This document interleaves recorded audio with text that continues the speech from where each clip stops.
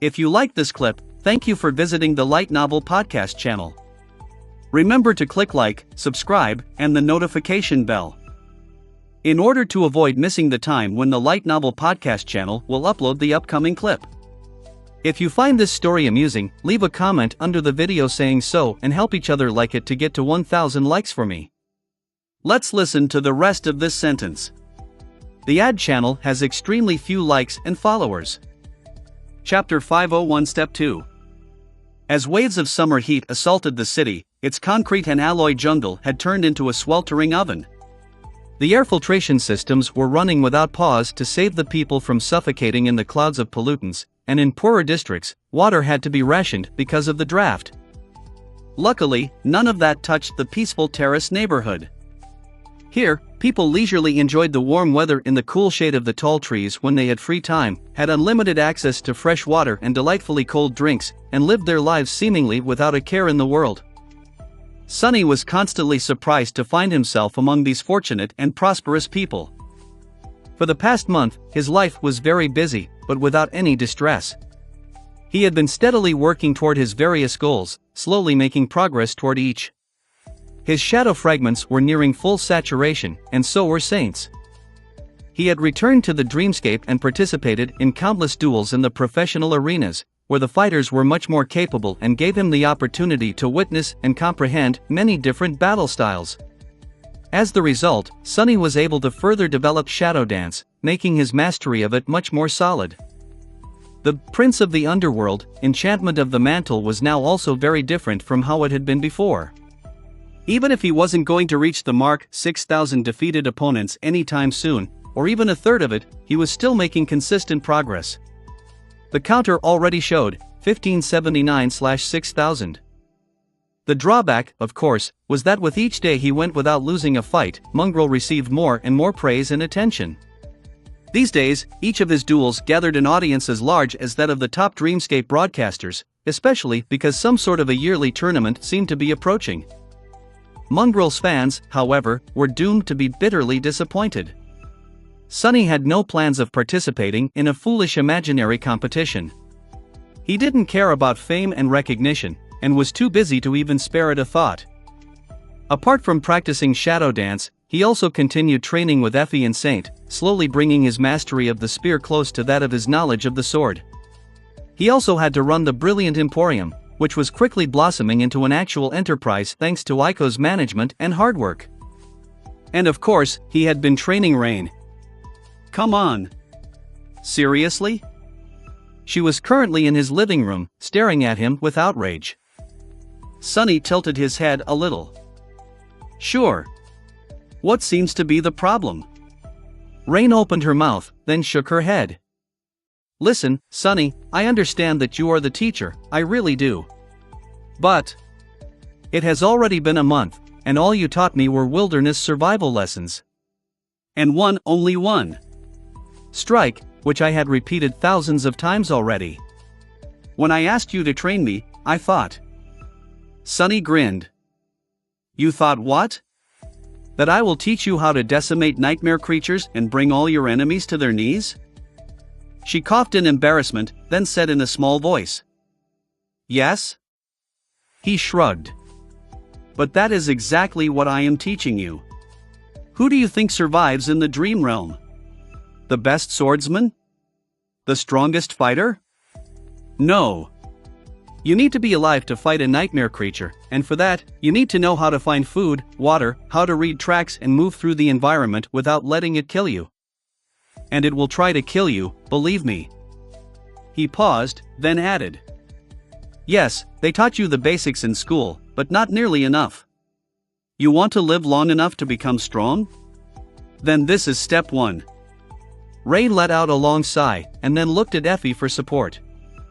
The huntress was currently balancing in her wheelchair with a bored expression on her face, waiting at the door for some snacks she had ordered to arrive. What? Listen to Sonny, kid. He might look like a wet weasel, but this guy knows his stuff. The things he lived through were simply beyond reason. Honestly, if he had any shame, he would be dead. Sonny spared her a dark glance, and said, Thanks. I guess. Rain frowned, accepting her defeat. A few moments later, she suddenly asked, "What's step 2? He raised an eyebrow. "What?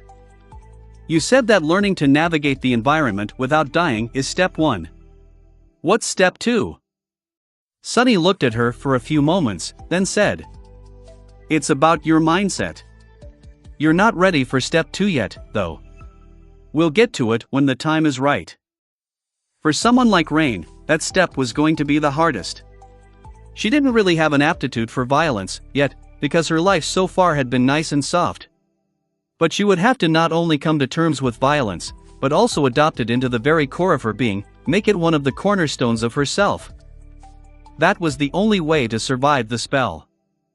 Ironically, for Sunny, that step had been the easiest. In fact, he had made it long before his first nightmare, long before the spell even knew of his existence. Rain stared at him with disappointment, then sighed. "I just want to be strong like her." He blinked a couple of times. Like who?" Rain suddenly smiled. "The awakened who saved me. She is so amazing. So strong, so beautiful. A true warrior, not someone like you." Suddenly, a mortified expression replaced her wistful smile. "Oh. I'm so sorry. I didn't mean it like that. You are great, too, Sunny. I'm sure. Just, not on her level." Sunny stared at her for a bit, then said in a strange tone, "Sure. No offense taken. Not everyone is made to be a true warrior, that's right." He wanted to say something else, but at that moment, his communicator suddenly rang, announcing an incoming call. Sunny frowned. Who might it be? Very few people ever called him. Looking at the screen, he suddenly felt a bit cold. It was the Sour Reaper herself, Ascended Jet. What? Why is she calling me? Sunny hesitated for a couple of moments, then answered the call. Yes? Master Jet? The familiar voice, as relaxed as ever, came out of the speaker. Oh, hey there, awakened Sunless. Are you free right now? What does she want? He glanced at Rain, thought for a bit, then said cautiously. Sort of. Why? For a few moments, there was nothing but static and the sound of a PTV moving coming out of the communicator. Then, Master Jet asked. Mind lending me a hand? Chapter 502 Sudden Request. A strange expression appeared on Sunny's face. Lend her a hand? Me? Why would a master need help from an awakened? Meanwhile, Master Jet added. You'll be generously rewarded, of course. Well, I can't guarantee the generous part, really, but there will definitely be a reward. His eyes gleamed. Really? What kind? She chuckled. A fair share of contribution points? Enough to exchange for a decent memory, at least. Plus, didn't you say that you owe me a favor? That did not sound bad at all. Saint was on the verge of reaching the coveted 200/200 status and was currently just a few shadow fragments away from it. However, Sunny couldn't really agree to the proposal without knowing what exactly she expected him to do. Or could he? Master Jet was one of the two Ascended he knew, and his only contact to the government. This was a relationship worth maintaining, which meant that it wasn't wise to refuse her request for assistance. Plus, Sunny quite liked her, and also owed her a lot, even before she had saved him during the gate battle. They were both from the outskirts, and had a rather good rapport. They had a connection. He lingered for a moment, and then said, Alright, no problem. I'll do it. Master Jet answered with satisfaction in her voice. Good. I'll come pick you up, then. Sunny glanced around, evaluating how presentable his living room was. He was suddenly a bit nervous. What the hell? What are you nervous for, fool? He cleared his throat, and then said. Sure, oh, wait. Let me give you an address. Master Jet laughed. Gee, Sonny. I work for the government, remember? I know your address. Before he could respond, the call was cut off. Sonny was left standing with a rather dumbfounded expression on his face. She knows, well, of course she knows. I wonder what else she knows. Noticing the strange look on his face, Rain asked. Did something bad happen? Sonny sighed, then slowly shook his head. No, nothing bad. Just some business I have to deal with. Sorry, we'll have to continue the lesson next time. She stared at him for a moment, then shrugged. Well, all right. I'll practice back home, then. With that, Rain picked up her training sword, said goodbye to Effie, and left. A couple of seconds after the door closed behind her, the former huntress gave him an amused look. That pupil of yours is a bit dense, isn't she? Sonny frowned, offended by her words. What do you mean? Effie giggled. Well, you've been tutoring her for a whole month, and she still has no idea who the two of us are. We're just two average, random awakened to her. I mean, it's not surprising that she didn't recognize you. But I am a very famous person, you know. Sonny smiled slightly. Yeah. Your pride must be really hurt, venerable raised by wolves. Please accept my sincere apologies. Not everyone, you see, is obsessed with the awakened. Rain, for example, is more interested in historical stuff, about or from before the spell. Plus, the government mostly uses your dream realm appearance to plaster all over the city, so... Effie waved a hand. I'm joking, you doofus. She's a good kid. She paused for a moment, and then added. That's why it hurts me to see her wasting money on a hack like you. At that moment, there was a sound of a PTV stopping nearby, and of light steps approaching their door. Effie's eyes shined. Turning her wheelchair, she opened the door and yelled. Finally! Master Jet stood on the porch in her usual deep blue uniform, with one hand raised to knock on the door. Her jacket, as always, was carelessly unbuttoned, revealing her slim waist and generous figure. Her short raven-black hair was a bit messy, and there was a look of slight surprise in her icy blue eyes. Effie stared at the older woman for a few moments, disappointment clearly written on her face. Then, she said dejectedly. Oh. You're not food delivery. A polite smile appeared on Master Jet's face. Ah. Awakened Athena. It's an honor to meet the famous raised by wolves. I am Ascended Jet. Effie glanced at her, then at Sonny, then back at Master Jet. Then, she smiled. Good job, doofus. I approve. Sonny gave her a murderous look, cursed inwardly, and turned to Master Jet. Do I need to prepare? She shook her head. Your usual memory should do. If everything goes well, you won't even need to use them. He hesitated, and then asked. What if it doesn't go well? Master Jet grinned, making Sonny suddenly feel very uneasy for some reason. Well, then it'll go badly, won't it? We'll know when we know. With that, she looked at Effie and said. Please excuse us. Time is of the essence, so we will have to leave immediately. It was very nice to meet you, Awakened Athena. Effie winked at her. Sure. It was nice to meet you, too. Bring snacks next time. Sonny felt his ears turning red and promised himself to have a word with her when he got back. Or better yet, kill her. Yes, that would be much better. What next time? There won't be a next time. He quickly put on shoes and followed Master Jet outside, then got into the familiar PTV. As soon as the doors closed, she sent the vehicle moving at full speed, the acceleration pressing Sonny into the seat. The streets of the Terrace district flew by in a blur. Master Jet glanced at him, then said wistfully. That's a nice home you have there. Feels strange, right? To own one. I did the same thing after becoming an awakened, actually. Granted, it took me a bit longer to earn enough. You could have afforded a much better district, though. You know that, right? Sunny shrugged. Yeah, I know. But I like it here. It's quiet. She looked into the window and smiled. Can't deny that.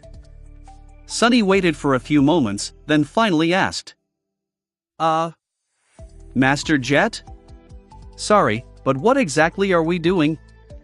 She briefly glanced at the control screen of the PTV, sent it into a sharp turn, and answered calmly. We are going to hunt down a dangerous beast. He frowned. Beast? What kind of a beast? Master Jet remained silent for a few moments. Then, she glanced at him and smiled darkly.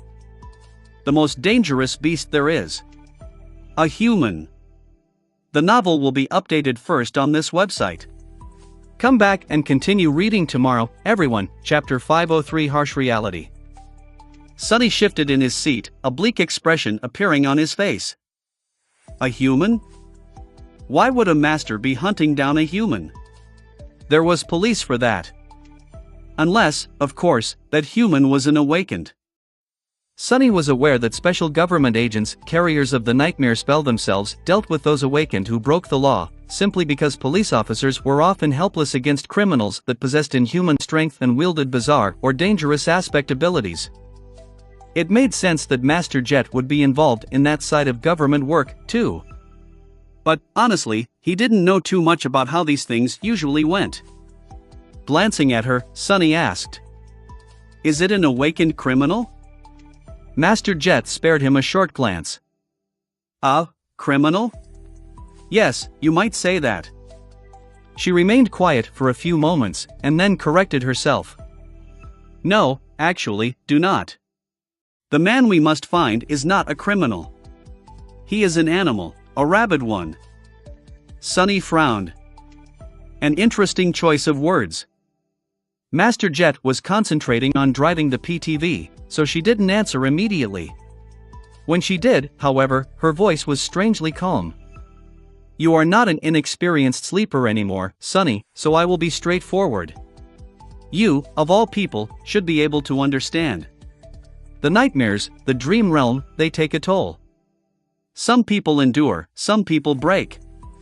Some people carry the nightmares back with them to the real world. A dark expression slowly appeared on her face. From what I heard about the Forgotten Shore, you witnessed the worst of what the spell does to us. Yes, we awakened are at the top of the world, those who return alive, that is. We have all the privileges, all the money, all the power. But the mark it leaves on us never goes away. After all the pain, blood, and horror, after all the crap we the lucky few are forced to survive, many crack. Master Jet looked at the road, her icy eyes full of unimaginable coldness. Some crack a little, and some crack a lot. The government portrays us awakened as powerful and noble, the saviors of the world, but really, most of us are walking on the edge, just one little step away from madness. All that trauma can mess one up really good, you know? It's all a big, big mess. So, when one of the awakened loses control up and makes that last step, what do you think happens? Sunny remained silent for a while, thinking about the damage a deranged awakened could do in the mundane world. His expression became dark and heavy. He didn't even want to imagine. When that happens, you receive a call. Master Jet glanced at him and smiled. Smart. Yes, when an awakened goes out of control, I, or someone like me, receives the call. Things like that usually don't get out, because the government doesn't want them to. For obvious reasons. Everything is dealt with quietly, and so, here we are. Sunny didn't speak for a bit. Then, he asked. So, what exactly is going to happen? We find this guy, talk him down or overpower him, and then put him in cuffs? Arrest him? What a funny thought that was. Him, making an arrest. Sunny had been on the other side of this equation a few times in the past, and never in his life had he imagined putting handcuffs on someone, and not the other way around. Master Jet gave him a complicated look. There was almost pity? No. We are not going to arrest him. Sunny blinked a couple of times. Will he be free to walk around as if nothing happened until the trial? Of course, there was another, much darker answer. As if reading his thoughts, Jet slowly shook her head. No. No, he won't be walking around. Sunny looked into the window. Ah. Master Jet sighed. If they summoned me, then things are already beyond that. Think about it, if a mundane human needs to be contained, you can put them in prison. But we are awakened. Realistically, there is no prison that can be built to hold us. Not with every aspect being unique, and demanding unique means of containment. So there will be no arrest, and there will be no trial. She accelerated the PTV even further, and then said evenly. There will only be an execution. Sunny looked out the window, not sure how he felt about that. Yes, what Master Jet said made sense. Awakened were too powerful, and too dangerous.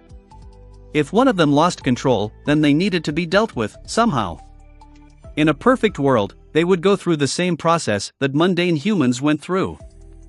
They would be arrested, tried, and either locked in a cell or receive proper help in a mental institution. But this was not a perfect world. So, instead, they would just be hunted down and executed, and the whole thing would be swept under the rug to preserve the spotless reputation the Awakened enjoyed. Although harsh, this was the somber reality. He wasn't against the idea itself. He just didn't know how to feel about the fact that this time, he was going to be the executioner. Finally turning to Master Jet, Sunny lingered for a few moments, and then asked. So why me, of all people? Why ask me for help? Master Jet glanced at him, then grinned. 3 reasons, really. She blew through an intersection, almost crashing into a heavy cargo vehicle, and then dodged it at the last second. First, I know you. There are many people who could have helped, but very few whom I would trust to have my back. Sunny nodded, strangely pleased to hear that. Second, from the initial information I received, the suspect might have an aspect that is somewhat similar to yours.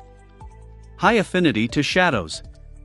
So, you'll be helpful when we're tracking him down, and if things go south, he won't be able to escape easily. Another shadow user, interesting. She gave him a calm look, and added. And lastly, there are a lot of people working for the government, but very few who are suited for this kind of work. Unlike you and I. Sunny considered her words. After a while, he asked. Because I am from the outskirts, just like you?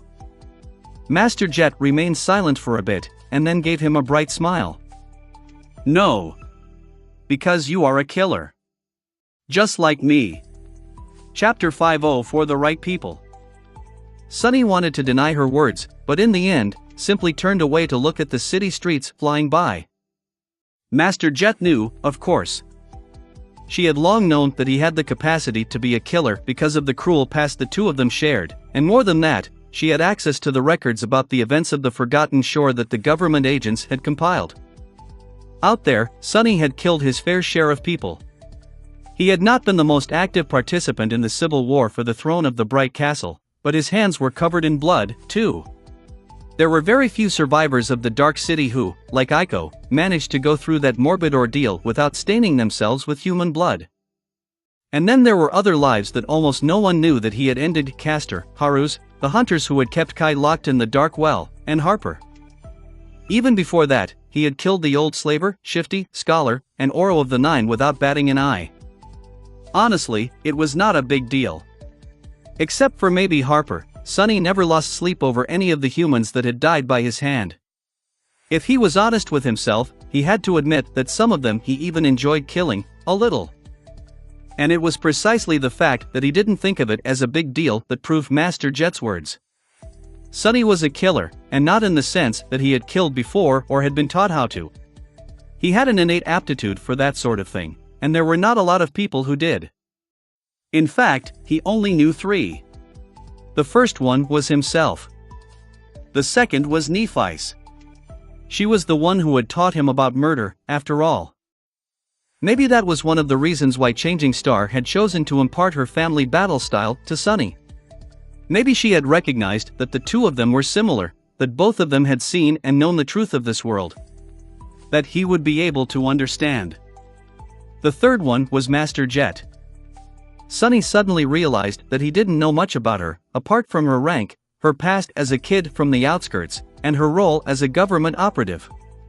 Everything that he thought he knew about Master Jet had come from what others told him about her, painting an intimidating and imposing picture of the fearsome Soul Reaper.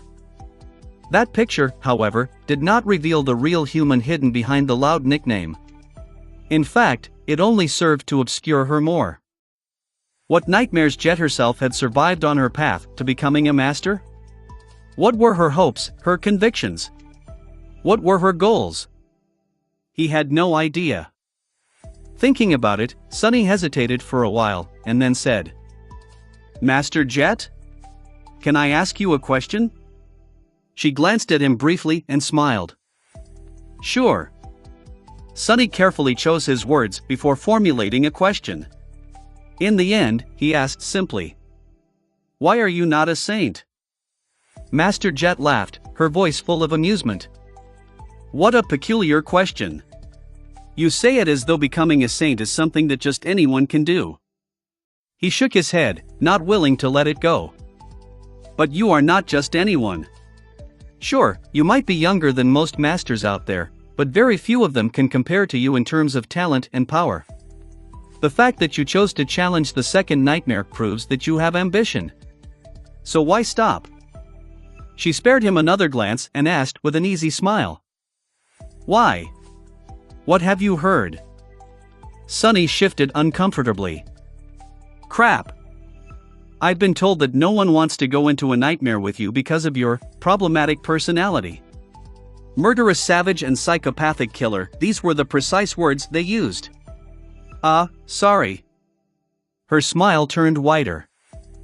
"Really? Haven't heard those before." "Huh? I like it. But what do you yourself think?" He remained silent for a bit, and then said with a bit of doubt, "I don't think I buy it.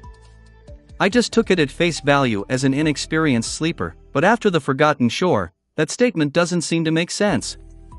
Sure, it is important to trust those who you enter the nightmare with, but at the end of the day, strength is strength. And you are very strong.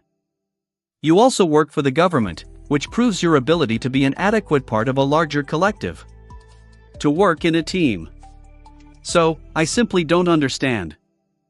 Master Jet did not speak for a while, concentrating on the road. Eventually, she answered, a hint of darkness finding its way into her voice. "That is because you don't know enough. You're young, and haven't had to deal with the awakened affairs a lot. Plus, some of these things people only learn after reaching a certain stage. You're not at that stage yet, but since you asked, I'll answer." She looked at him, the smile disappearing from her face. "It is very simple, really. Basically, you need the right people to help you become a master. But to become a saint, you need for the right people to not obstruct you. Take it as you will." She didn't say anything else, and Sunny did now ask, a deep frown appearing on his face. For the right people to not obstruct you.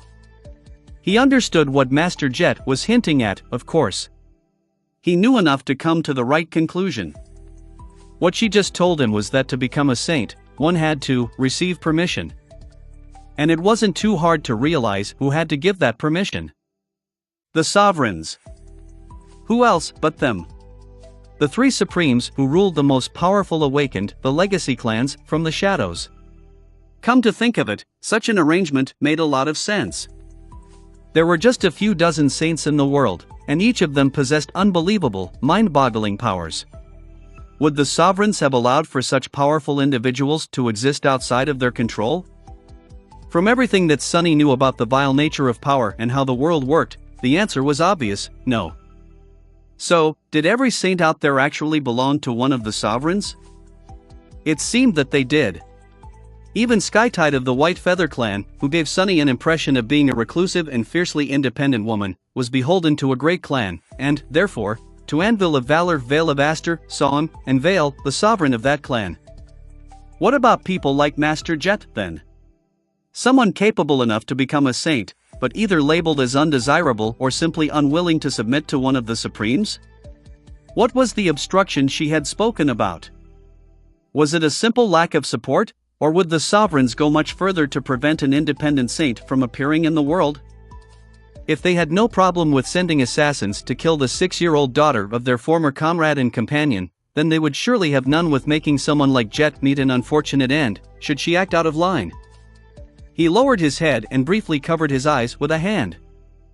It's absolutely the same crap as what Gunlog had done in the Bright Castle. Gods, how unoriginal. But that was the thing about vile things. People love to romanticize evil and those who committed it, creating countless alluring characters to act as compelling and brilliant villains. But in reality, human evil was almost always banal. It always followed the same disgusting, predictable paths, and led to the same hateful end. No wonder Nephites wanted to destroy them so much. Sonny's thoughts were suddenly interrupted by the PTV coming to an abrupt stop. Looking out the window, he saw that they had arrived at a dark and narrow alley, which was currently blocked off by a police cordon. Blinking lights of several armored police vehicles drowned it in an unsettling glow, and there were many officers on the scene, their faces pale and tense. Master Jet yawned, stretched, and gave him a crooked grin. Rise and shine, awaken sunless. We've arrived, Chapter 505 The Slaughterhouse. Sonny get out of the PTV, somewhat apprehensive of what he was about to see. The police officers present at the scene looked very relieved to see Master Jet and him appear, their tense faces cleared, and the darkness hiding in their eyes seemed to dissipate a little. This was not at all how these types of situations were usually portrayed in popular media. In the crime mystery shows, whenever a plucky mundane detective encountered a cold and by-the-book awakened agent, their relationship always started very confrontationally. With mutual disdain and debates over who was supposed to handle the case, only to end as an entertaining team-up, of course. Once again, reality turned out to be very different from how storytellers liked to portray it. There was no conflict over jurisdiction or negativity expressed by the police officers. Instead, they were genuinely happy to see the awakened specialists arrive. Well, of course they were. It was just as the old policeman had once told, right before Sonny faced the first nightmare: if he died there and no awaken was near, they would have to fight the nightmare creature his body had turned into themselves. And that was not something mundane humans ever wished to do. Master Jet walked over to one of the policemen and greeted him with a short nod. Despite the fact that he was much older than her, not to mention Sonny himself, the officer treated them with the utmost respect. "Nice to see you again, ma'am." "Greetings, sir. Let me show you the way." He led them deeper into the alley, toward a heavy metal door that hid in the deep shadows. It was wide open, and there were strange flashes of intense white light coming out of it, mixing with the red glow of the police sirens. The whole situation seemed a little surreal to Sonny, as though he was in the midst of a strange dream. I mean, where else would I be addressed as sir by a police officer? Life sure is funny sometimes. Slightly amused by this thought, he turned to Master Jet and asked, "What is this place?" She hesitated for a few moments, then said in an unexpectedly dark tone, "It's a club of sorts. Called the Slaughterhouse. One of the few such establishments in the city." Sonny stared at the door, which had no sign or any indication that there was a club on the other side of it. Was this a marketing ploy to create a feeling of mystique and exclusivity, or were there things going on inside that needed to be hidden? A peculiar name for a nightclub. Master Jet smiled with a corner of her mouth. "It is meant for a very specific clientele. The ground floor is your usual dance club, but beneath it, there is a VIP area with an underground arena. There is nothing illegal going on there, just things that are in poor taste." She paused, and then added somberly, "They send echoes, usually dormant beasts, to fight against mundane fighters there. The fighters are paid generously, of course, and the club profits from the rich assholes who enjoy watching this sort of thing enough to recoup losses if one of the echoes is accidentally destroyed. Everyone wins, I guess." Sonny frowned. He knew that wealthy people were big fans of wasteful forms of entertainment, and that there were arenas where precious echoes were made to fight each other just for the spectacle of it. Hiring mundane humans to battle them, though, wasn't it a bit too much? Did I suddenly become a child after the awakening? Of course, nothing was ever too much. Sonny knew all about how Vice worked, from his childhood in the outskirts. His current surprise was just because he lacked knowledge of what forms it took among the more affluent layers of society. So what happened in that slaughterhouse? Master Jet shrugged. That's what we have to find out. All I know is that everyone inside is dead. Kind of ironic, actually. The police officer guiding them spared her a glance, and then said hoarsely, "It's a proper mess there, ma'am. Not for people with weak stomachs. And also not something that a mundane human would have been able to do." Charming. Inside, the air was filled with the smell of blood. Sonny found himself in a vast hall flooded by flashing lights, blinding white mixing with short moments of absolute darkness to create a strange and invasive atmosphere. It was hard to perceive anything in this strobe light hell. Master Jet frowned. "What's with the light show?" The policeman looked down in embarrassment. "Sorry, ma'am. We figured out how to turn off the music, but the lights are giving us some trouble." She gave him an unamused look. "Well, get on with it." The officer turned around and walked away, shouting at his colleagues. A few moments later, the hall suddenly became enveloped in darkness, and then the regular illumination kicked in. Without the constantly flashing strobe lights, the club looked smaller and more worn down than Sonny had expected. He did not pay too much attention to the design of the interior, the raised stage, or the bar with hundreds of expensive-looking bottles standing on the shelves behind it. With a gloomy expression on his face, Sonny was looking at the bodies. There were more than a dozen of them, all broken and terribly disfigured, as if chewed and spewed out by a tornado. But of course, a natural disaster had nothing to do with what had happened in the seedy club. The result only looked like it. This was the work of an awakened. Suddenly, he remembered Master Jet's question, seeing it in a new light. When an awakened loses control, what do you think happens? The answer was right in front of him. Terribly battered human bodies were lying on the floor, drowning in pools of blood. Indeed, this was not a sight for those who had weak stomachs, but, for better or worse, Sonny had seen enough horrors to not be moved too much by such a scene. It left a deep impression even on him, though. Sonny didn't have to look too closely to realize what had transpired. The position of the bodies, the nature of their wounds, the murderer had not used some powerful memory or let an echo loose on these people. No, it was much simpler. They just did it with their hands. Back during the gate battle, Sonny had thrown a heavy vehicle at the advancing horde of nightmare creatures, carving a bloody path in their ranks. That was the strength of an awakened. Even if he had been augmented by a shadow, his own strength was still vastly superior to that of a mundane human. A frenzied awakened could tear through a dozen humans in a matter of seconds, and none of them would be able to do anything to stop it. In front of a spell carrier, mundane humans were like paper dolls. It only took a little effort to destroy them. That bastard. Sonny remembered how he had doubted whether or not he wanted to play the role of an executioner on the way to the crime scene. Rain could have been one of the victims. He could have been one, too, before becoming an awakened. As he was looking at the broken bodies, all his doubts disappeared. Chapter 506 Silent Witnesses. As Sonny studied the bodies, Master Jet went away to talk to the police officers, and then returned with one of them. There was a disappointed expression on her face.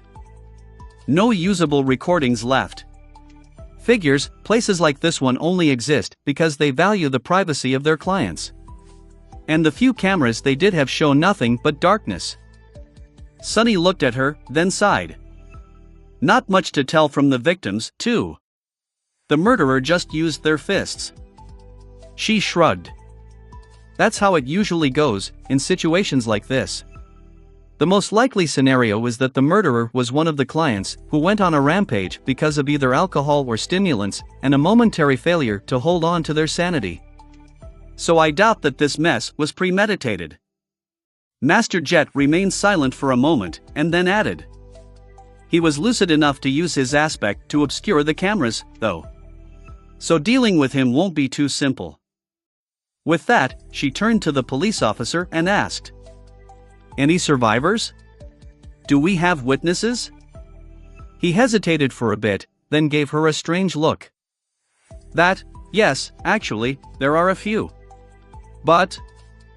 The officer didn't finish the sentence, and just stared at them with an uneasy expression.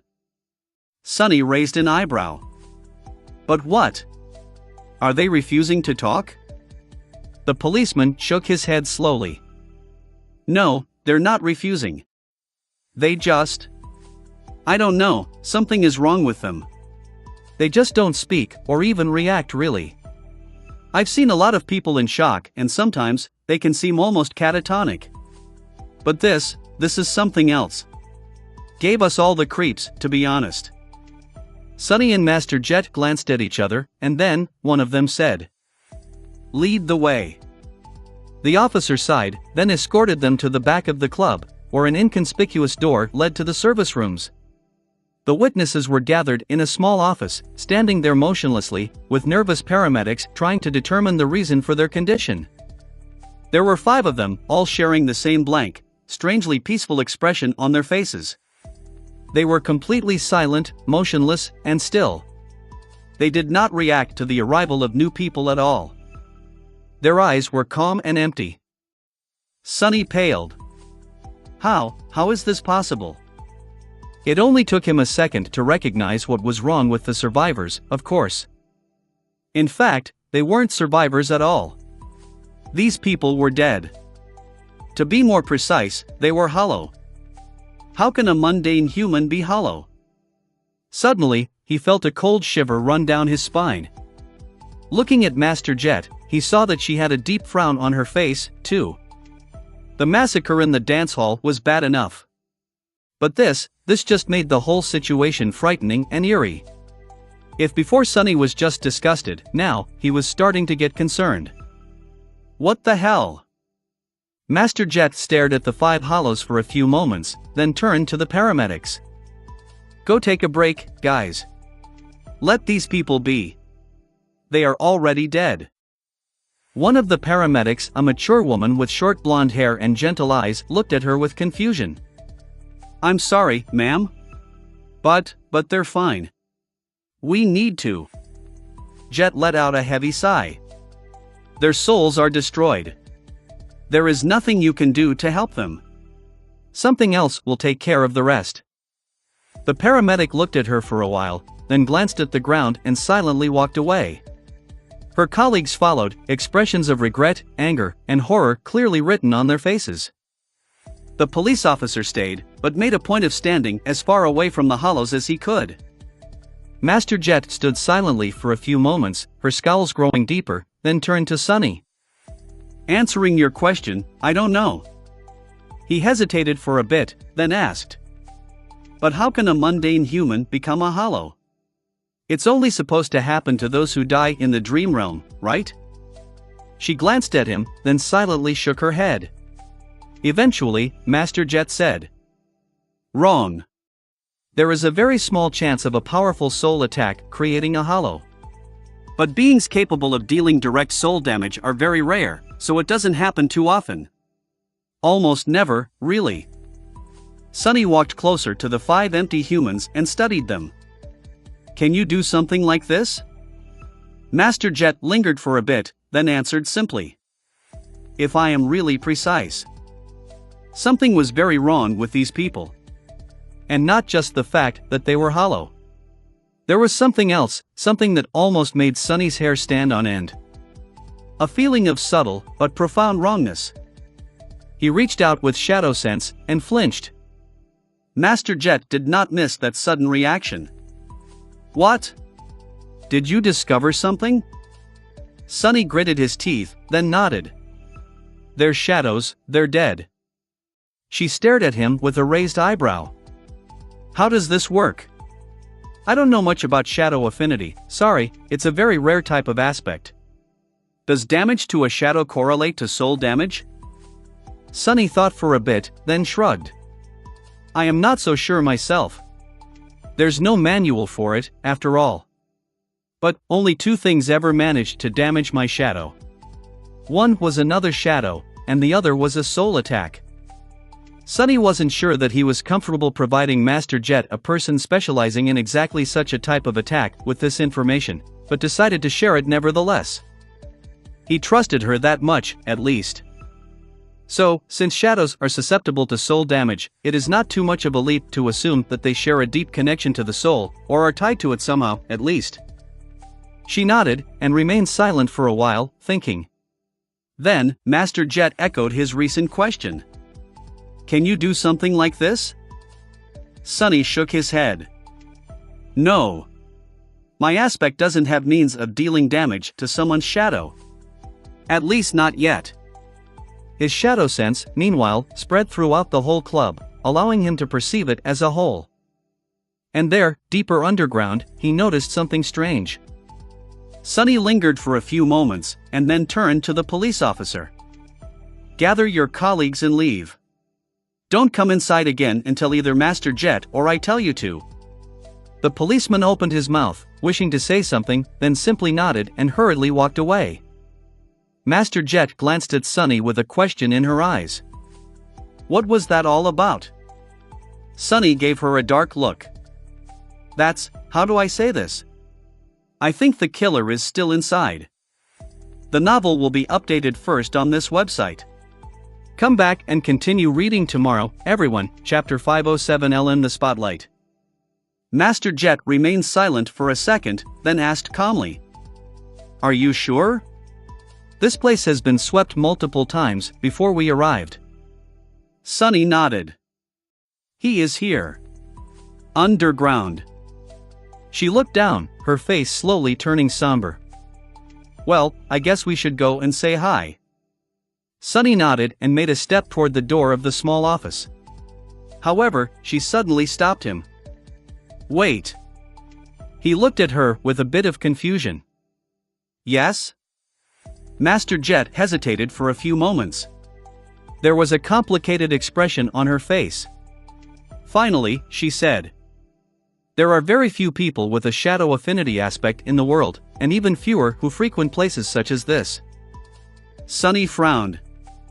What are you trying to say? She looked at him darkly. I'm saying that I might know this guy.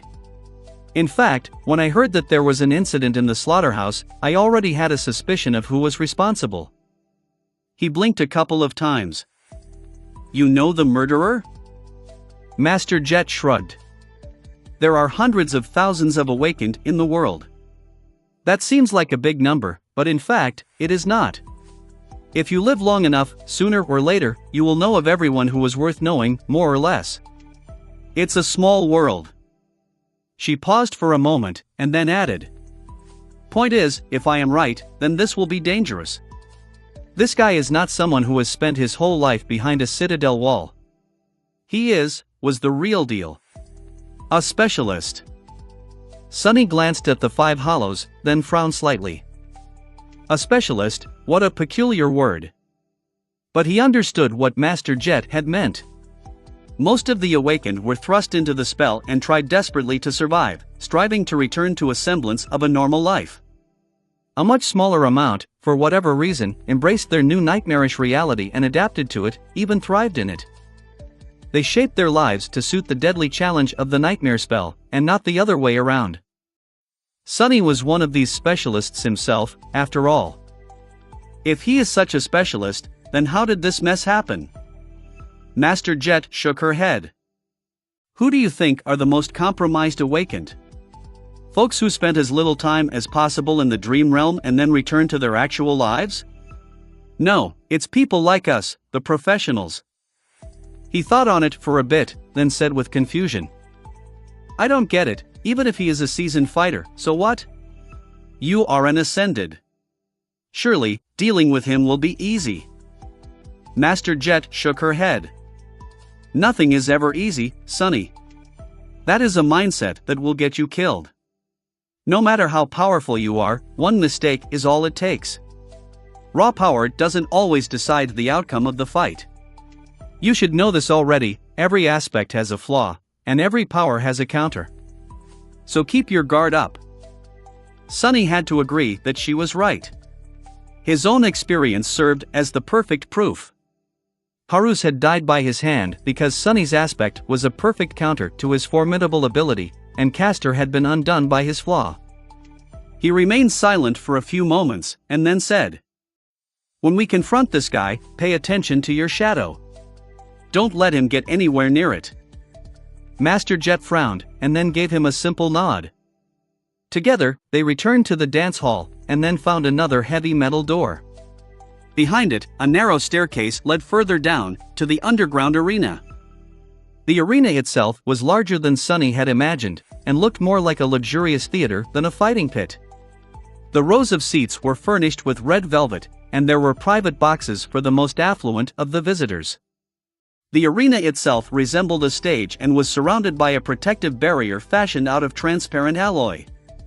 The whole space was sparsely illuminated, with deep shadows nesting between the areas of light.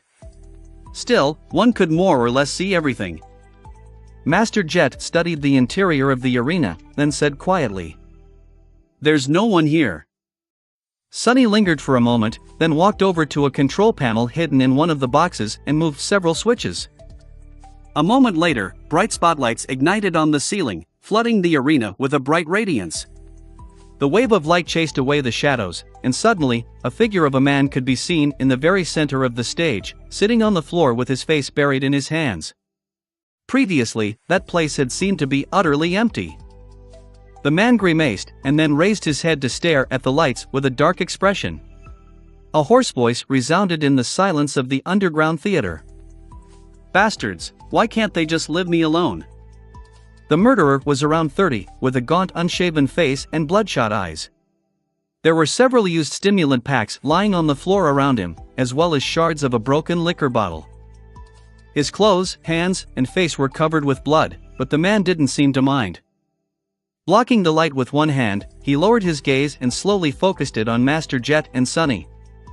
A hint of recognition slowly appeared in his eyes, which was then replaced with contempt. "Is that you, Soul Reaper? Hell, they sent the attack dog herself after me? Ha! What an honor." Sunny sighed inwardly. What was it with people and calling others dogs? He really didn't get it. Dogs were marvelous creatures, from what he knew. Of course, only the rich could afford to have one. Dogs were the rich man's best friend. Jet took a step forward, piercing the man with a cold, cold gaze. The murderer shivered. "Hi there, Kurt. Long time no see." After hearing her voice, the man called Kurt suddenly grinned. "Yeah, long time indeed. You got really full of yourself lately, haven't you, Jet? Funny that a government lapdog like you finds it beneath herself to associate with upstanding people like me. Back in the day, you at least knew how to show respect, bitch." Ignoring his insult, she smiled, too. "Do you even understand what you have done, Kurt?" The grin disappeared from his face. As Sunny and Jet slowly walked toward the arena, he furtively looked away. "What, that mess upstairs? Ah, shit, who cares? They were just cattle, anyway. Mundanes only exist to produce more of us, right? So what's the big deal?" Sunny's eye twitched. "He's a proper bastard, isn't he?" Master Jet, meanwhile, stopped smiling. "I care, Kurt. I care." He suddenly laughed. Wait, you're being serious? You're really going to do the whole thing? I'm getting the full parade? Fuck, that's hilarious." Suddenly, an ugly expression appeared on his face. "Have you forgotten who you are, Jet? Gods, did becoming a master give you that big of a head? Come on, we all know who you work for, and who I work for. You'll still be a master when I am a saint, wench." He glanced at Sunny, and then added in a mocking tone. "Look, you even had to bring a kid to help you out. I guess no adult is willing to get your stench on them." Then, Kurt got a bit serious and stared at Jet darkly, deep shadows slowly gathering around him. "Look. I get it. I fucked up. So let's have it. Give me a slap on the hand, and be on your merry way, alright? I'm having a really hard day as it is, we all know that you won't dare to do more, anyway. Master Jet tilted her head a little, and then said with amusement. Ah, but that's where you're wrong, Kurt. I do dare. Yeah, we both know who I work for, and who your sorry ass works for. But, the thing is, I don't give a damn. She chuckled and outstretched one hand, as if ready to summon her weapon. Kurt laughed again. This time, however, his laugh was a bit desperate. Then, he looked down and whispered. Ah, well. Not like it matters, anyway. You know about the obel scale, so why even bother? Nothing will change. He remained still for a moment, and then suddenly exploded with movement. After that, everything happened very fast. Chapter 508 Battle of the Shadows. Kurt moved with terrible speed, covering the distance between the center of the arena and the first row of the seats, where Sunny and Master Jet were, in a split second. Just from the way he moved, it was easy to tell that his soul core had been fully saturated a long time ago. He was indeed a powerful awakened. Still, it wasn't enough time to summon a memory. The white sparks that were supposed to form into a glaive were just starting to manifest themselves around Jet's hand, but he was already upon her. One of Kurt's hands shot forward, a knife forged out of a strange lusterless alloy appearing in it as if out of nowhere. There was no magic involved in its sudden appearance, though. The knife had just been hidden in a secret sheath on his forearm. Of course, Master Jet was much faster. She blocked the strike before it could ever reach her flesh. At the last moment, however, Kurt twisted his wrist and let go of the handle, sending the knife flying past her. Right at Sunny. He had barely any time to react. The cruel psyche was still in the process of being summoned, so Sunny used his other hand to try and swat the knife away. It jerked up, but then froze. No, wrong. A fraction of a second too late, Sunny realized that the knife was not aimed at his body. It was aimed at his shadow. And since he had wasted precious time being mistaken about the killer's intentions, it was too late to move his body away to make the shadow shift out of harm's way. Luckily, Sunny's shadow could move on its own. It suddenly went out of the sync with his movements and jumped away, letting the knife bury itself in the floor and send a net of cracks through the sturdy synthwood boards. Shaken, Sunny belatedly jumped back. What is this? Any other awakened would have been killed by that devious attack, most likely. To Kurt's misfortune, though, he had met a fighter well-versed in all things shadow. A few steps away, Master Jet was already turning her block into an attack. Her fist seemed to teleport forward, tearing through the air so fast that it sent a small shockwave rolling through the underground arena. Kurt had long disengaged, though. As soon as he threw the knife, he saturated his body with essence and lunged back, smashing through the velvet seats and momentarily appearing a dozen meters away. As soon as his feet touched the ground, he was already moving again, dashing sideways. At the same time, 3 more knives flew at terrible speed toward Master Jet and Sunny. Their purpose was not to kill or wound them, but just to slow them down. One was meant for the Ascended, one for Sunny, and the last one for his shadow. Sunny dodged the knife and summoned the shadow to wrap itself around his body, feeling his strength and speed become even more enhanced. He dashed forward, and finally felt the cool wooden surface of the cruel sight's hilt appear in his hand. Not too bad. Jet's voice tore this thought to shreds. Be careful. He's planning some tea. Before she could finish the thought, a dark smile appeared on Kurt's face. In the next moment, something massive broke through the floorboards and struck her, or at least tried to. Soul Reaper easily sidestepped the attack and jumped back, then suddenly twisted, making her shadow grow smaller. A fourth knife appeared out of nowhere and pierced the floor where it had been just a moment ago. Kurt clicked his tongue. So annoying. Sunny, meanwhile, was staring at the thing that crawled from under the floor.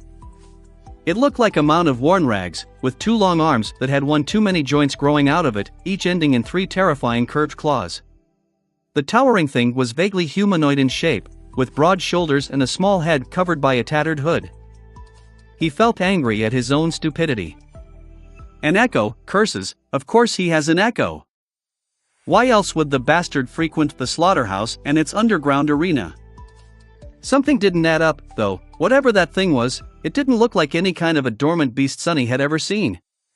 If he had to guess, he would be willing to bet that the creature was at least of the fallen rank, and had at least 3 soul cores hiding in its raggedy carcass. Maybe more. Weren't the arena meant for dormant echoes? As a vicious-looking curved sword appeared in Kurt's hands, Sonny got his answer. 3 more nightmare creatures suddenly appeared out of the shadows. These seemed not to be fallen, at least.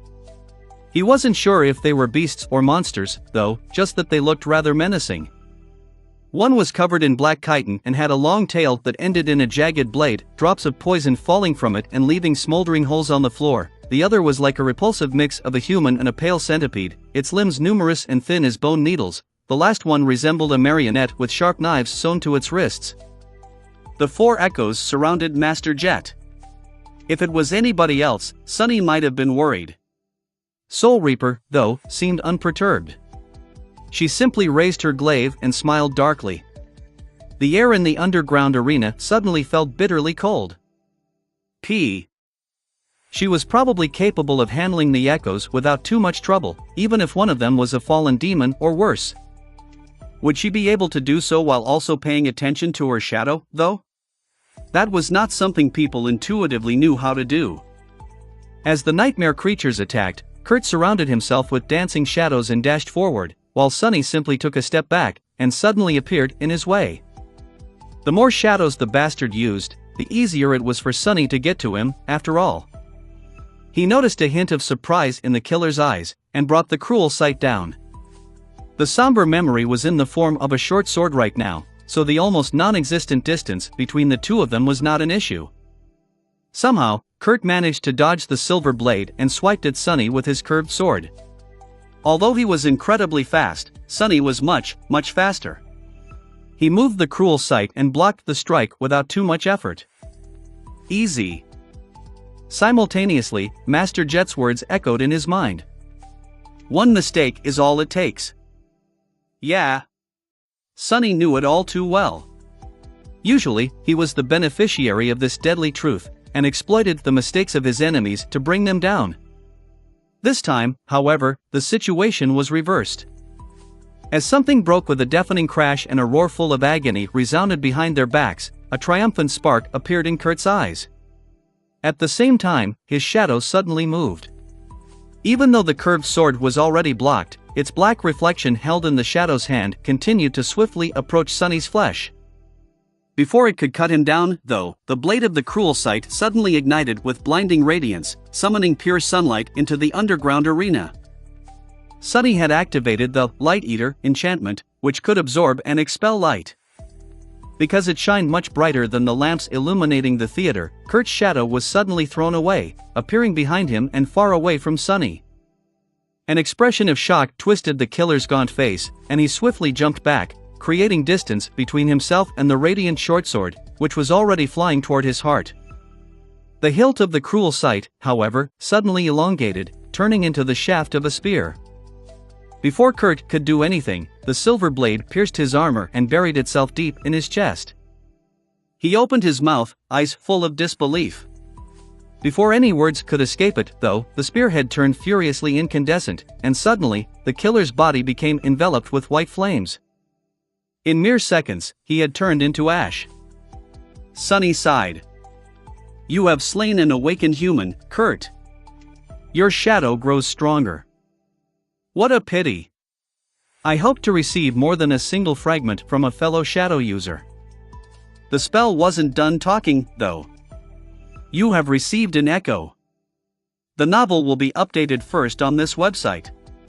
Come back and continue reading tomorrow, everyone. Chapter 509 Ghastly Reward. In the deadly silence that settled over the underground arena after the spell had spoken its last sentence, Sonny stared motionlessly at the flakes of ash swirling in the air. An echo? He was now in possession of a new echo. A human echo. Of course, it was only logical that an awakened could leave one behind. Sonny had received his first ever memory after killing a human, after all, and those were not too different. However, somehow, he had never considered commanding an echo left behind by a dead man. One that he had killed with his own 2 hands, no less. Wasn't it a little bit too ghastly? He imagined the soulless, empty copy of Kurt staring at him with lifeless eyes, and shivered a little. The situation was only made more morbid by the fact that a softly glowing soul shard was left in the pile of ash that the killer had turned into. Just like with nightmare creatures, the strange nature of Sonny's aspect left the crystal intact despite absorbing the shadow fragment. If an ordinary awakened was in his place, the shard would have formed empty and cracked. Sonny had never dug into the corpses of his human victims to retrieve one, so this was his first time seeing a soul shard left behind by one of his own kind. Before Master Jet could see it, too, Sonny bent down, picked up the luminescent crystal, and hid it in his sleeve. His face twitched slightly. Just as he did, an amused voice resounded from behind him.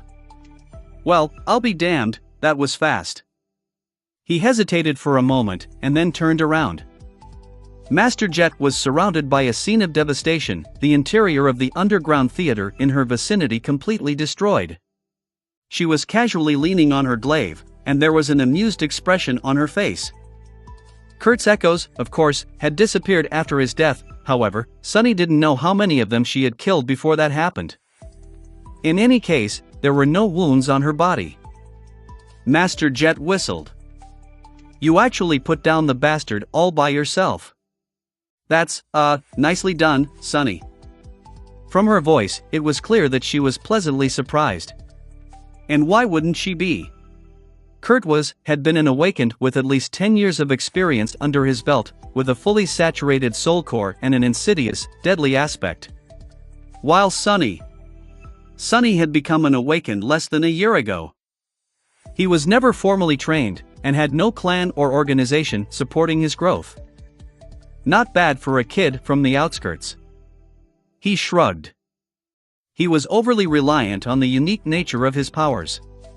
A little knowledge of the shadows was all it took, really. She slowly shook her head. "Maybe you're right. Still, Kurt had quite a reputation back in the day. But hey, why am I surprised? They gave you the SS designation for a reason." With that, Master Jet sighed and looked at the pile of ash with a complicated expression. After a few moments of silence, she added, "You know, he was a promising young awakened too, once. One of the few who didn't treat me like a walking corpse back in the academy." Sonny glanced at the ashes, trying to imagine Kurt as young and promising. It wasn't too hard, however. Thinking about a person he had killed this way made him uncomfortable. It was better to remember him as he had been at the end, a depraved, demented murderer. More of a rabid beast, really, than an actual human. Sonny scratched the back of his head. "So then what happened to him?" Master Jet lingered for a bit and then shrugged. "Life, I guess. Not everyone is cut out for the kind of life we live. In fact, very few are." Sonny dismissed the cruel sight, thought for a few moments, and then asked the question he really wanted to ask. "So, that stuff he told about having a powerful protector. What was that all about? Are you going to be in trouble?" "Wait, am I?" Jet smiled. "What, did you believe that fool? Don't worry, he was just being delusional. Sure, he had rather powerful masters. But these people, they're not going to make a fuss about someone like him. Kurt became of no use to them the moment he lost control. What's more, he turned into a liability. So, if anything, we did them a favor by taking care of the mess ourselves." Her smile suddenly grew wider, but also darker. "And if they decide otherwise? I'm not so easy to deal with, Sonny. And they would have to go through me first to get to you." He frowned a little, then nodded, accepting her reasoning. It all made sense, after all. Powerful people were also practical sort. They wouldn't hesitate to discard a broken tool, and that was what people like Kurt were, tools to be used and discarded once they couldn't be used anymore. Good thing I didn't join a legacy clan. I guess that is what I would have become if I did. Master Jet warned me against it for a reason. Then, something else came to his mind. The strange words Kurt had said right before launching his suicidal attack. Not like it matters, anyway. You know about the Abel scale, so why even bother? Nothing will change. What did he mean? It almost seemed as though the knowledge of this mysterious Abel scale was the real reason for why he allowed himself to lose control. Of why he had lost hope. Sonny lingered for a few moments, then asked cautiously.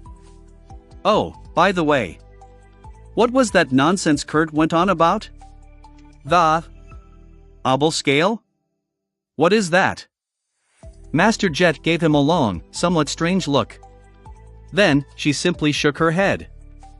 Don't worry about it. It's not some secret, anyway. You can find the information on the network. Abel was the name of a scientist who developed the spelltech system the government uses to detect signs of a manifesting gate. The infrastructure of that thing is getting old, though, so the readings have become less reliable lately. Nothing that some thorough calibrations can't fix. Sonny tilted his head a little. Why was he so fixated on it, though? She looked at him with amusement. How would I know what went on in that crazy head of his? The bastard massacred 20 people, and thought that I would let him go after a stern reprimand. He was obviously not all there at the end. He frowned, and decided to let it go. Either Jet knew, or she didn't. Either way, it didn't seem like she was going to tell him. Instead, Sonny asked. So, what now? Master Jet dismissed her glaive and massaged her shoulders. Now. Nothing much, give me 20 minutes to settle things down with the police, and then we'll go get you your reward. She looked at him and added with a smile. By the way, thanks. This would have been much messier without your help. With that, Master Jet walked toward the exit from the arena, leaving Sonny alone. He stood silently for a while, and then sighed heavily. It was time to see about his new Echo, and decide whether he was going to keep the ghastly thing or not. The novel will be updated first on this website. Come back and continue reading tomorrow, everyone. Chapter 510 Human Echo. Chapter 510 Human Echo. Sonny looked around the destroyed theater, then found an intact seat and sat down. Relaxing on the soft velvet cushions, he crossed his legs and looked at the broken stage with a complicated expression. The shards of glass and empty stimulant packs attracted his attention for a moment. Sonny had expected the stimulants to be of the pleasure-inducing variety, but to his surprise, they were more or less the same as the ones he had used to stay awake for an entire week after returning from the forgotten shore. A slight frown appeared on his. Don't tell me, was this guy afraid of going to the dream realm? Kurt might have been even more broken than he had suspected. From how Master Jet had described her former acquaintance, the man had once been a dedicated combatant, a specialist, but what kind of a specialist was scared of his specialty? With a sign, Sonny stared into the distance and summoned the runes. And there it was, written in the ancient symbols in the air in front of him. Echo, Shadow Blade Kurt. Echo type, Beast. All humans were considered to be beasts by the spell, since they only had one soul core, so this was not surprising. Well, all humans except for Sonny and Nephi's. As the thought of becoming a demon drifted into his mind, Sonny read further. Echo rank, awakened. Echo attributes, Swift Hand, Shadow Sworn, Mark of Death. Swift Hand, attribute description, your blade strikes fast and true. Shadow Sworn, attribute description, you are known to shadows. Mark of Death, attribute description, you bear a mark of death, as just like death, you were created to be a weapon. Sonny tilted his head a little. So, an attribute that increased perception and agility, an attribute that gifted Kurt affinity to shadows, although to a much lesser extent than his own, and a third attribute that, actually, Sonny had no idea what the third attribute did. Its description, though, was very interesting. He knew that death had been created by Shadow God, and now, he learned that it had been created as a weapon, but against whom?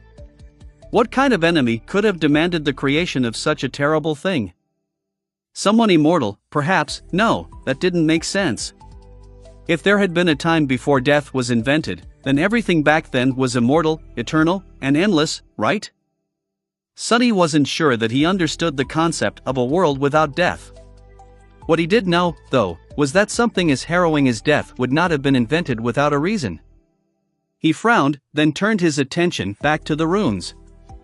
Echo abilities: Shadow Manipulation, Shadow Strike, Awakened. Shadow Manipulation, ability description: you can affect the movement of shadows and walk through them unseen. Shadow Strike, ability description: you can strike at the shadows, and your shadow can strike at the living things. As expected, Sunny had more or less surmised what Kurt's aspect abilities had been. They were different, but at the same time similar to his own. Both were much less versatile and powerful than what he was capable of himself, though, even if the ability to deal direct damage to and through his shadows was something Sunny would have loved to have access to. Shadow Manipulation, especially, was almost no more than a slightly different version of his passive attribute, Child of Shadows. Still, having a shadow like Kurt could add a new layer to his battle prowess. There was also the last ability. Awakened, ability description: this echo has the innate abilities of a carrier of the spell. So, using memories? That was a nice ability to have. Even Saint herself was limited to only using weapons and charms. Full of thought, Sunny looked at the last string of runes. Echo description: I have entrusted you with a beautiful blade, but all you created was a hideous nightmare. He blinked a couple of times. What's up with that description? Oh my, am I imagining things, or does the spell sound bitter? What a funny thought that was. Sunny reclined in the chair and waited for a bit, then grimaced and dove into the soul sea. Let's take a look. He walked past the rows of silent shadows, noticing the dark figure of Shadowblade Kurt standing among them motionlessly. Sparing him a glance, Sunny approached the spot between the black suns of his shadow cores, found a large sphere of light that orbited one of them, and summoned the echo down. The sphere floated to the surface of still waters and slowly dimmed, revealing a gaunt, naked man standing inside. Sunny felt his skin crawling. In front of him was a human, or rather, a soulless copy of a human. Echo Kurt looked almost like a person, but the lifeless emptiness in his eyes screamed of a profound, abhorrent wrongness. It was incredibly unnerving. The echo was very much like the hollow victims of its original, only even more vacant and devoid of the undefinable spark that all living things possessed. It was an artificial copy of a man that lacked the very thing that made him human. A ghastly effigy. The thing was incredibly creepy. Sunny hesitated, then tried to think about things logically. The echo was more or less useless to him in its current state, but thanks to its awakened ability, it would possess the innate capacity to use memories, which meant that Sunny could provide Echo Kurt with an armor and a weapon.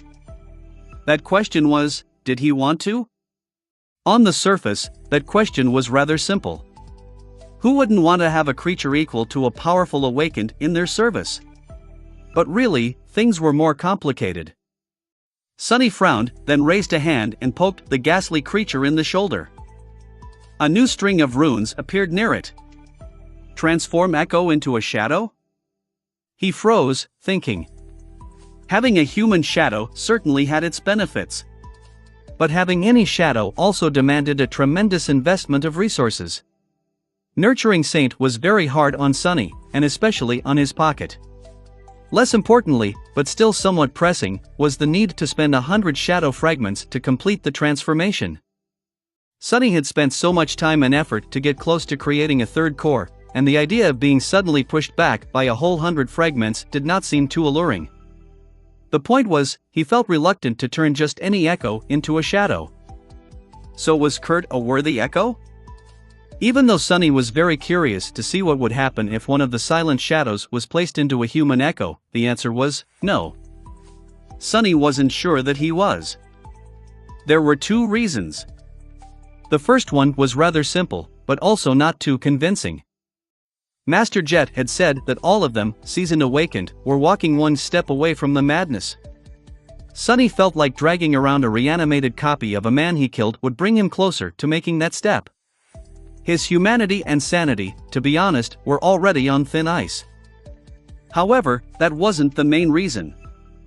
The second reason, and the most important one, was the nature of the shadows. shadows weren't soulless, empty copies of their originals. They possessed a semblance of a consciousness and a distinct personality. Saint was living proof. Yes, she was created from a powerful nightmare creature, but her attributes and abilities were not what made her strong. Saint was strong because she was Saint. Her will, intellect, and unbreakable resolve were what made her such a deadly presence on the battlefield, and a valued companion for Sunny. And that was why he didn't want to create a shadow of Kurt. Yes, Kurt possessed powerful abilities that shared the affinity with Sunny's aspect. But Kurt himself was weak. His weakness was the cause of why he had drowned himself in alcohol and distasteful hobbies, and why he had eventually surrendered to the burden of the nightmare spell and massacred defenseless humans in a fit of demented frenzy. No matter how powerful, Sunny didn't want to possess a shadow of an unstable butcher, but more than anything, he didn't want to possess a shadow of someone who was weak. How could he rely on someone like that? On the path he was taking, there was no place for weakness, at least not for the weakness of that kind. With a sigh, he summoned Saint and watched her appear near the naked figure of Kurt in a whirlpool of black flames. The taciturn demon stared at him with her indifferent ruby eyes, not paying any attention to the human echo. Seeing them side by side only made Sunny more sure of his decision. He remained silent for a few moments, and then gestured at Kurt. "Do you, maybe, want to eat him?" Saint remained motionless for a few moments, then silently turned to the echo and raised one hand. Her gauntlet easily pierced the chest of the dead killer, and a few moments later, his body disintegrated into a flood of white sparks. Those sparks formed into 3 brilliant streams and entered into the darkness that hid inside the shadow, then flowed into her 3 core remnants. "Your echo has been destroyed." Sunny felt a wave of bitterness wash over his heart, but very soon, it disappeared. He was watching the shadow fragment counter in the runes describing Saint. Apparently, feeding on echoes was much more nourishing for a shadow. She received much more fragments than she would have from an awakened memory of the first tier. Right now, the counter was showing a simple number.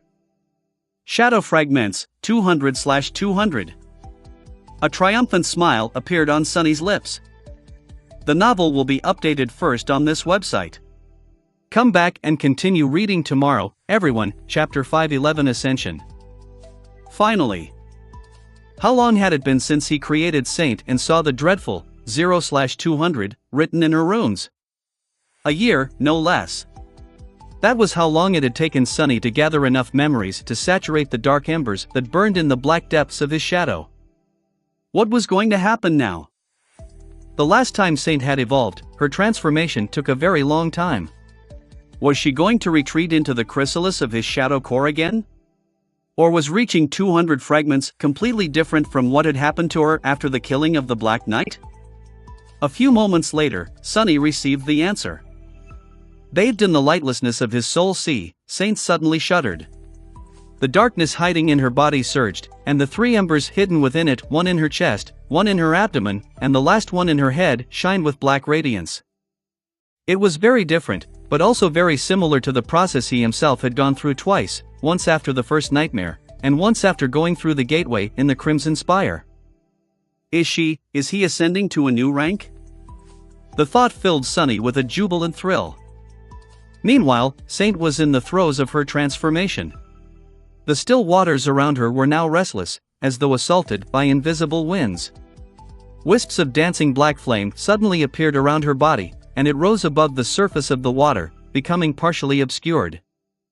Sunny took a step back and silently watched the strange and beautiful process, his heart beating wildly. After a few minutes, it was over. The invisible winds disappeared, and so did the black flames. The water turned tranquil and still once again. Saint landed on her feet and straightened, her graceful figure brimming with new power. The glow of her ruby eyes seemed to have become brighter. Unlike the previous time, the taciturn demon had not changed outwardly. Her onyx armor was still composed of polished, stone-like metal. Sunny knew that beneath it, her skin was still smooth and white as alabaster. On the inside, though, the changes were nothing short of profound. The darkness hiding in the body of the living statue now seemed much, much deeper, and the 3 embers seemed to have become substantially larger. More than that, they appeared to be more complete, somehow. Not yet whole, but also not as broken and fragmented as they had been before. Sunny hesitated, then summoned the runes. Shadow, Marble Saint. Her name didn't change. The next string of runes, however, was vastly different.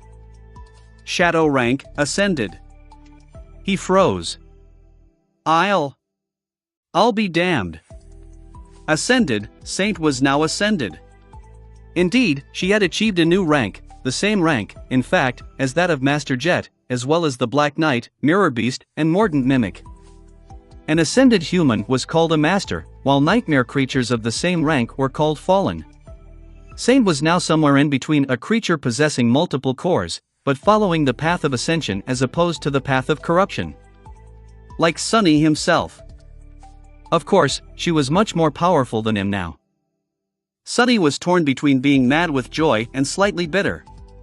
Back when he had created Saint, she was stronger than him for a long, long time. After becoming an awakened, he had finally caught up to her, but now, she was the stronger one once more. He sighed, then looked at his demon with a wide smile. Good job, Saint. Who's going to stop us now, huh? The taciturn demon did not answer, and just tilted her head a little. Then, however, she silently raised her hand, made a fist, and lightly struck the left side of her breastplate twice. Sunny stared, not accustomed to his shadow being so chatty. Yeah. Exactly. Feeling a little awkward, he lingered for a moment, and then looked back to the runes. Saint's class, attributes, and abilities did not change. At the very end of the plane of runes, however, he was met with an unexpected surprise. What? The last string of runes read. Shadow Fragments, 39/200. He stared at the number for a few moments, then rubbed his eyes. No, he wasn't mistaken. It was indeed 39 out of 200.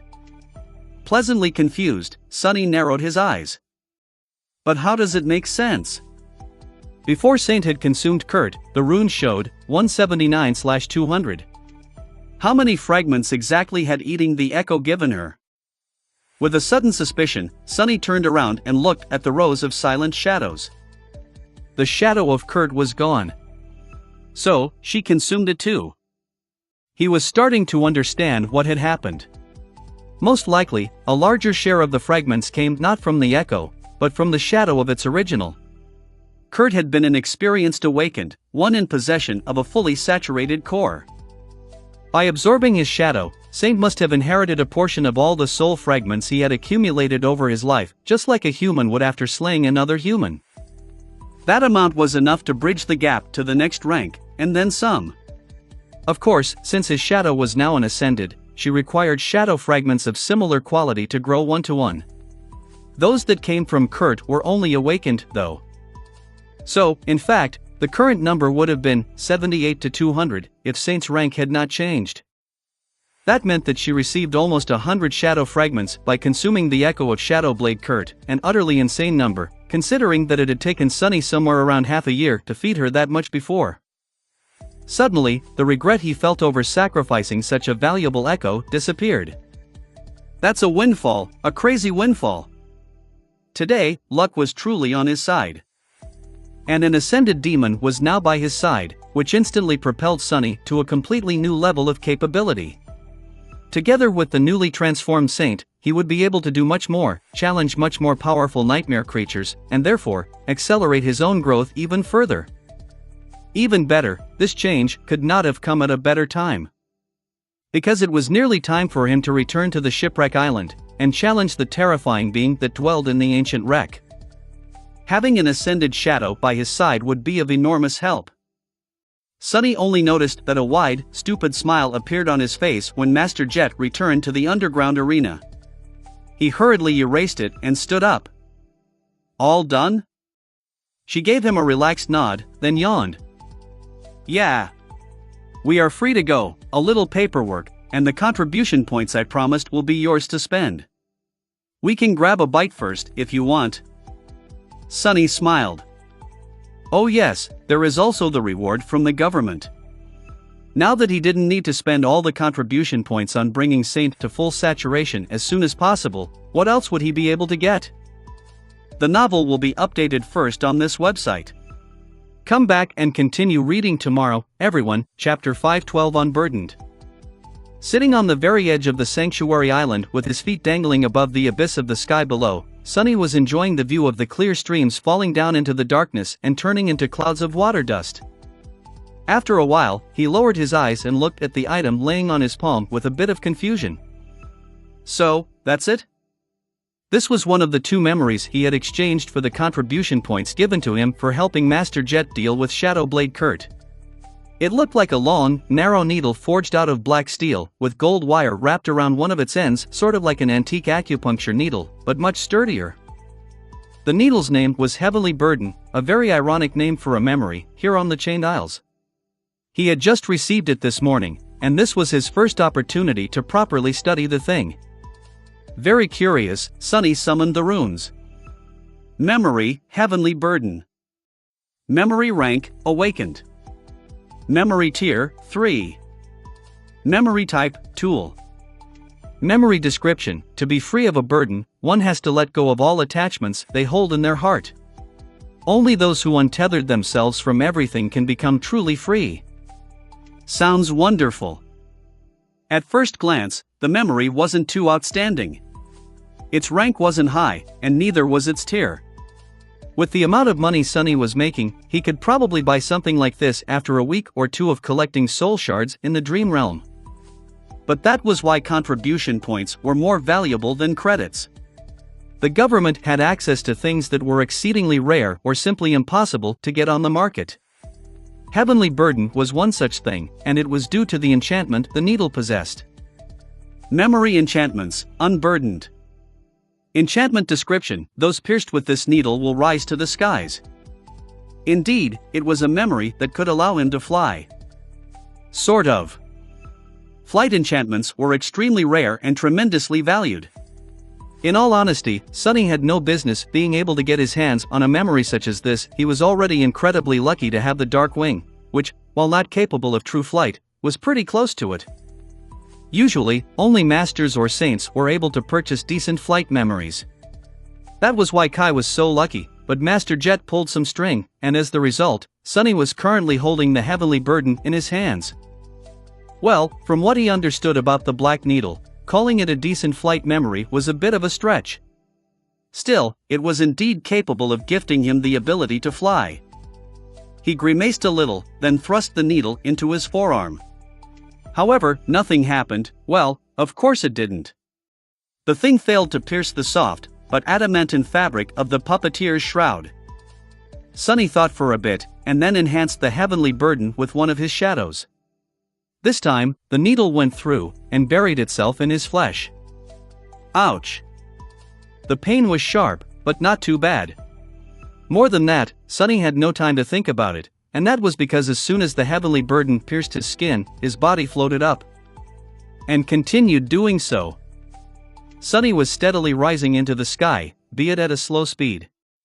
It was as though he had suddenly turned into a balloon. The feeling would have been rather funny, if it wasn't so terrifying, mostly because a sudden gust of wind threw him slightly to the side, and now, there was nothing but the darkness of the sky below beneath him. Both amused and slightly tense, Sunny summoned the Dark Wing. He also summoned the Prowling Thorn, just to be on the safer side. After both memories manifested themselves, he hesitated for a moment, and then wrapped the Black Needle in his second shadow, too. Immediately, the speed with which he was rising into the air increased. Sunny allowed himself to float upward for a few moments, and then commanded the Dark Wing to activate. With its help, he changed the direction of his flight, and slowly moved back toward the island. Making sure that there was solid ground under him, he then dismissed the Heavenly Burden and smoothly glided down. Not bad. Now, he had 2 memories to deal with what Cassie had seen in the vision of their supposed death. One memory could only move him upward, while the other allowed him to glide in any direction except up.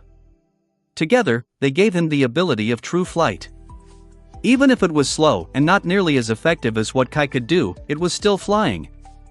The point was, he was not going to fall endlessly into the sky below again, not unless he wanted to.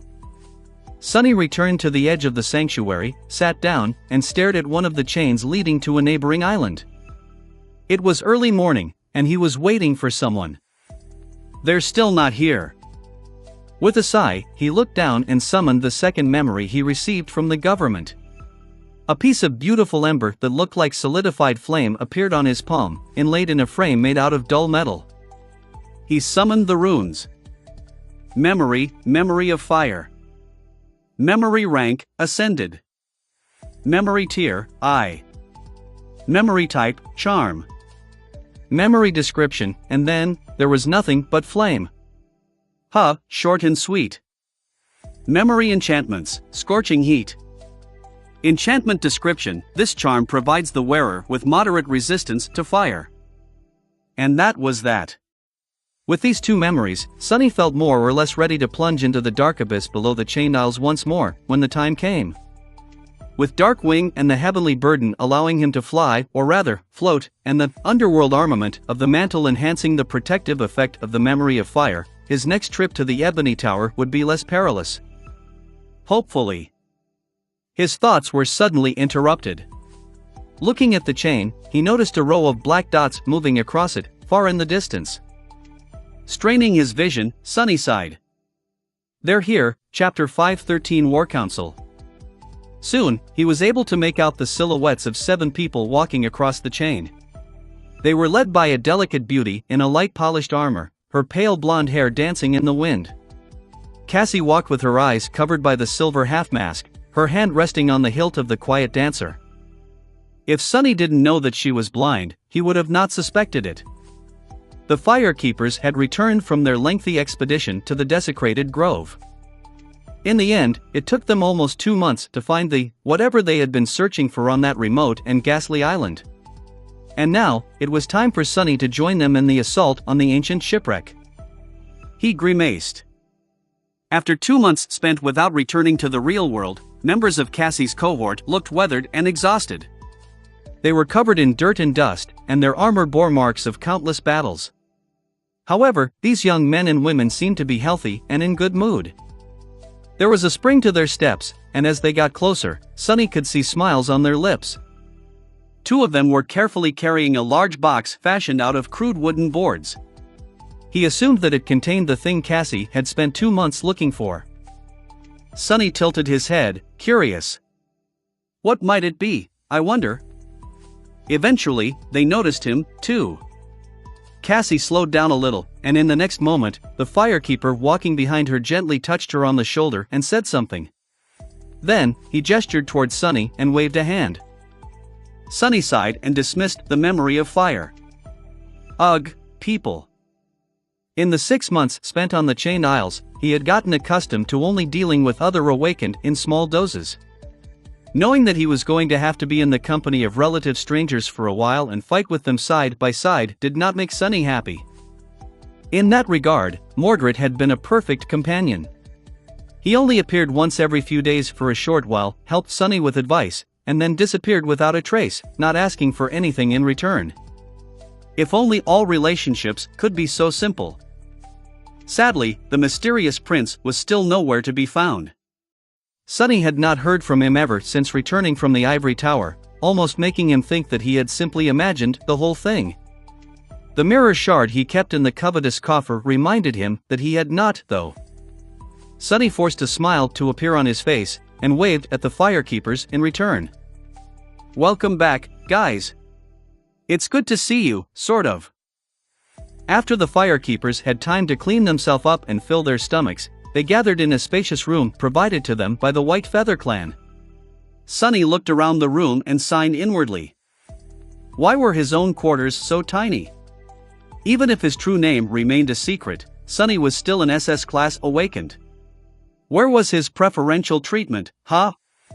The large wooden box was placed in a corner, and the 7 awakened gathered around a table. He hesitated a little, then joined them. Hey, Sunny. How have you been? Sunny remained silent for a few moments, then said in a neutral tone. Busy. Really busy. The young man who had asked him the question smiled. Really? What's keeping you busy? Sonny summoned his runes and glanced at a particular string. It read, Shadow Fragments, 1936/2000. He sighed. All kinds of things. Haven't you heard? I am the most indispensable shopkeeper on the chained isles. By the way, if any of you want to purchase something, just let me know. Toothpaste, spices, underpants, we have it all. The firekeepers gave him strange looks, then laughed. What's so funny? That's a legitimate business, you fools. Shaking his head, he glanced at the table, where a map of the chained isles was placed, with possible routes to the shipwreck island marked on it. From the look of it, they were well thought out and as safe as could be. A somber expression appeared on his face. So you were really serious? We are actually planning to attack a corrupted monster in its lair. Cassie gave him a nod. Indeed. He sighed. Let me ask you this. Are you CR? However, then, Sonny fell silent without finishing the question and suddenly cleared his throat in embarrassment. The blind girl frowned. Are you all right? Sonny waved a hand. Yes. Don't mind me. Alright, you haven't been back to the real world in a couple of months. One of the firekeepers raised an eyebrow and asked with confusion. Sure. Why is that important? Sonny looked at him with an unreadable expression. It's not. Don't worry about it. No, really, anyway, let's get back to the corrupted monster. How much do you guys know about that thing? Cassie lingered for a few moments, then said. We know its rank and class, the general characteristics, and a few details that the White Feather clan had shared with us. Master Roan had fought the thing in the past, but only briefly. Sonny looked at her, then shook his head. Well, I don't know what he told you, but I've seen that monstrosity in action with my own two eyes. So let me paint you the picture. He pointed to the shipwreck island on the map and said in a dark tone. The wreck is situated in the center of the island, and the creature itself made a nest in its main cargo hold. Don't think that you'll be safe before we reach the ship, though. Actually, its vines stretched beneath the ground throughout the whole island. He paused, and then added. Since it's a corrupted monster, most of you won't even be able to cut the vines, let alone sever them. You don't have the Dawn Shard augmenting your memories anymore, after all. However, if you do manage to cut the vines, each cut will produce a cloud of poisonous mist. There will be poison in the air whether you cut them or not, though, especially inside the wreck. There, breathing is almost impossible. With each word he said, the firekeepers grew more and more serious. However, they were still in too good of a mood. What is wrong with these idiots? Sonny cleared his throat. Oh, and by the way, there are other nightmare creatures on the island, too. Big nasty fallen beasts called sailor dolls. He hesitated, and then said. Well, if there is one good about the whole situation, it's that the creature in the wreck usually slumbers until one of its vines is disturbed. Cassie told me that it is weak to fire. So my suggestion would be to just burn the whole ship down, and the scary bastard with it. The firekeepers glanced at each other with strange expressions. Cassie remained silent for a bit, and then said awkwardly. No, we can't burn the ship. Sonny blinked a couple of times. And why, pray tell, is that? She turned her head to the large wooden box in the corner, lingered for a moment, and then answered. Because we are going to repair it. Chapter 514 Hidden Blade. Sonny was at a loss for words. Had he even heard it right? You are going to repair the ancient, broken, monster-infected ship? Well, it made a lot of sense, actually. Cassie nodded. Yes. We are going to cleanse, repair, and make it fly again. Oh, so it was a flying ship, too. Perfect. Honestly, Sonny shouldn't have been surprised. All the clues had been there for a long time.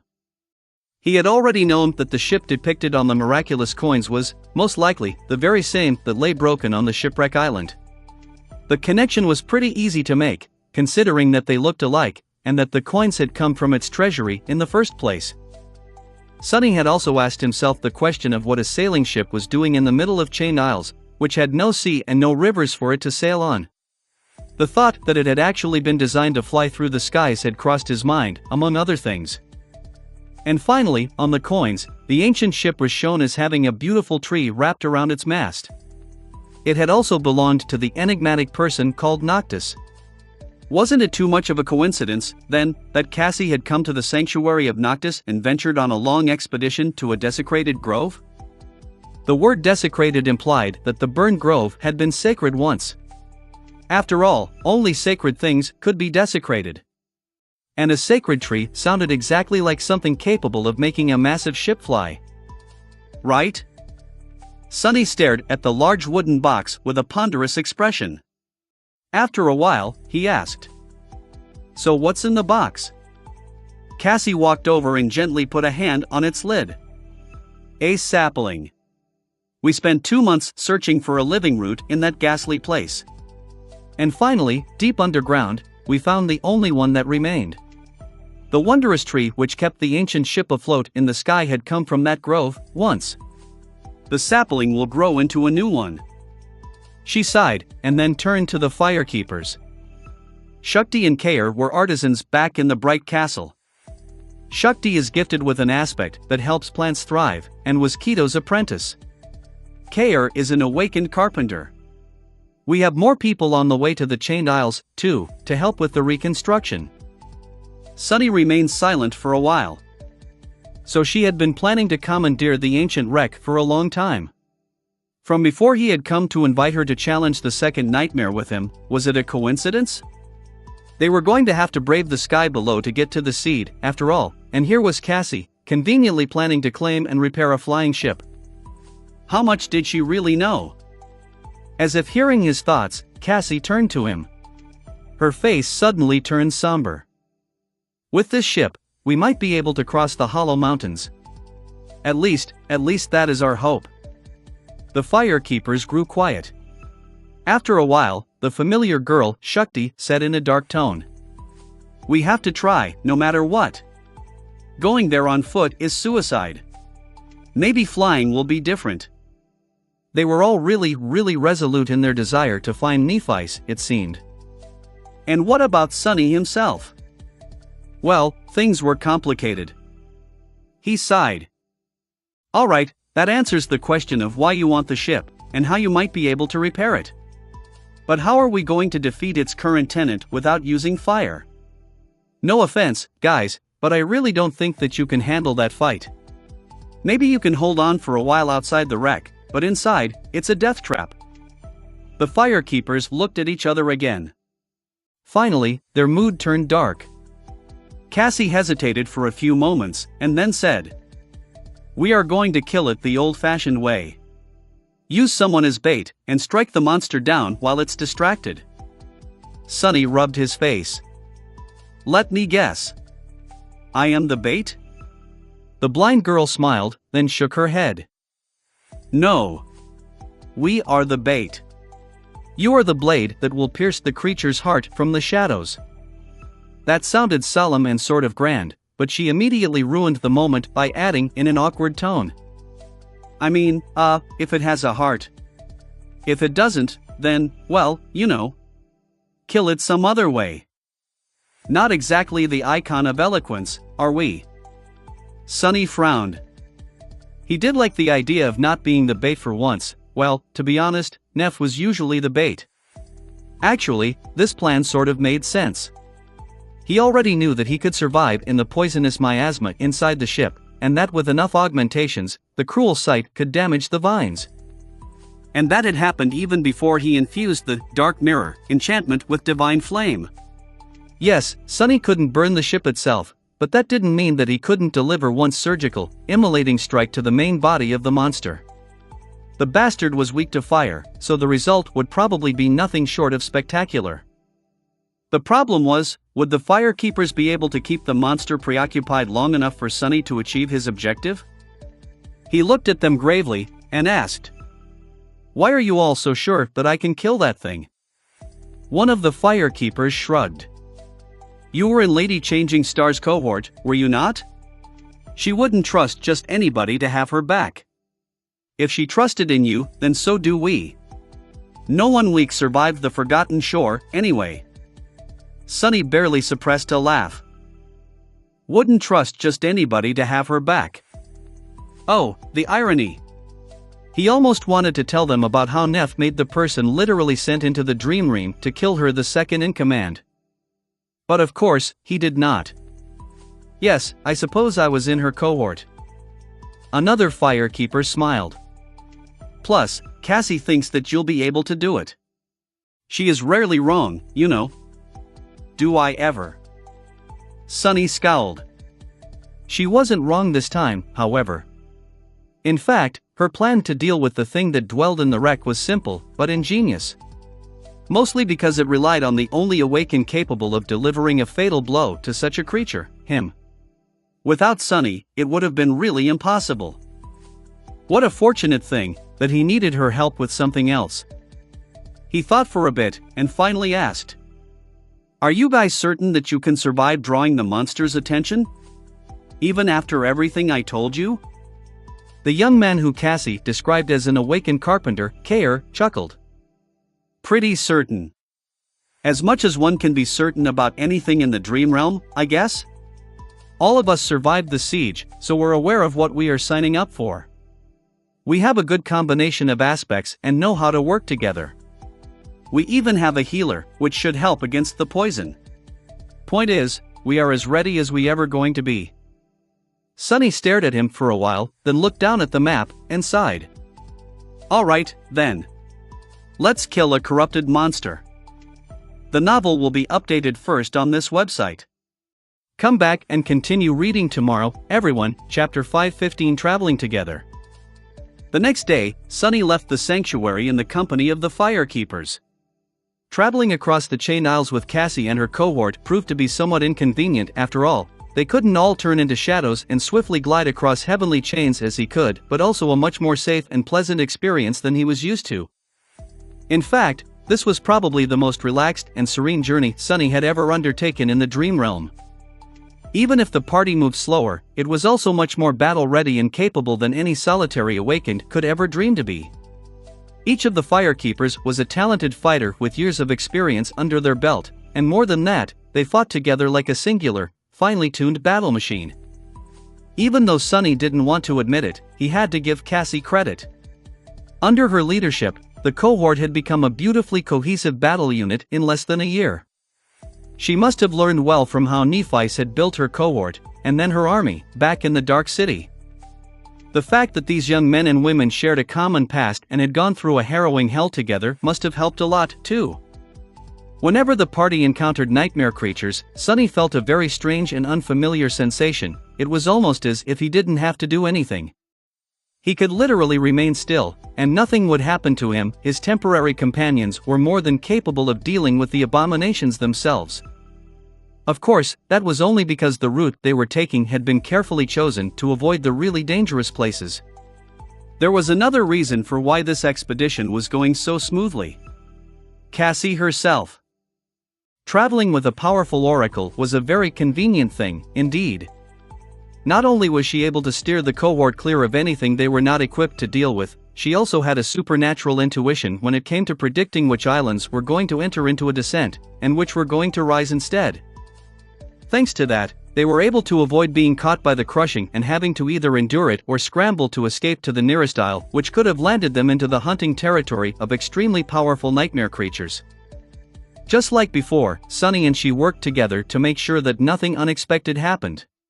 With Cassie's intuition and his shadow scouting ahead, the cohort always had plenty of time to avoid a confrontation with dangerous abominations or thoroughly prepare for it.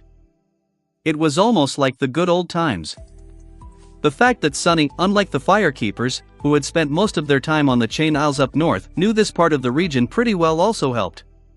On the way, they had passed through many islands that he had explored and hunted on before. Plus, he had the covetous coffer now, which made their rest stops and meals much more enjoyable. So, as far as traversing the dream realm went, this journey was almost enjoyable. After a calm and comparatively uneventful week, they finally reached the shipwreck island. This close to the tier, the nightmare creatures were much more dangerous and vile. Sonny and the firekeepers were currently on the island he had visited before, the one with dozens of stone towers laying in ruins, overgrown by moss, and monstrous worms hiding underground. They had just fought off a swarm of them, and were now approaching the edge of the isle. Soon, the sight of the gargantuan chain stretching into the distance opened to them, and they heard the sound of rusty metal scraping against ancient iron on the wind.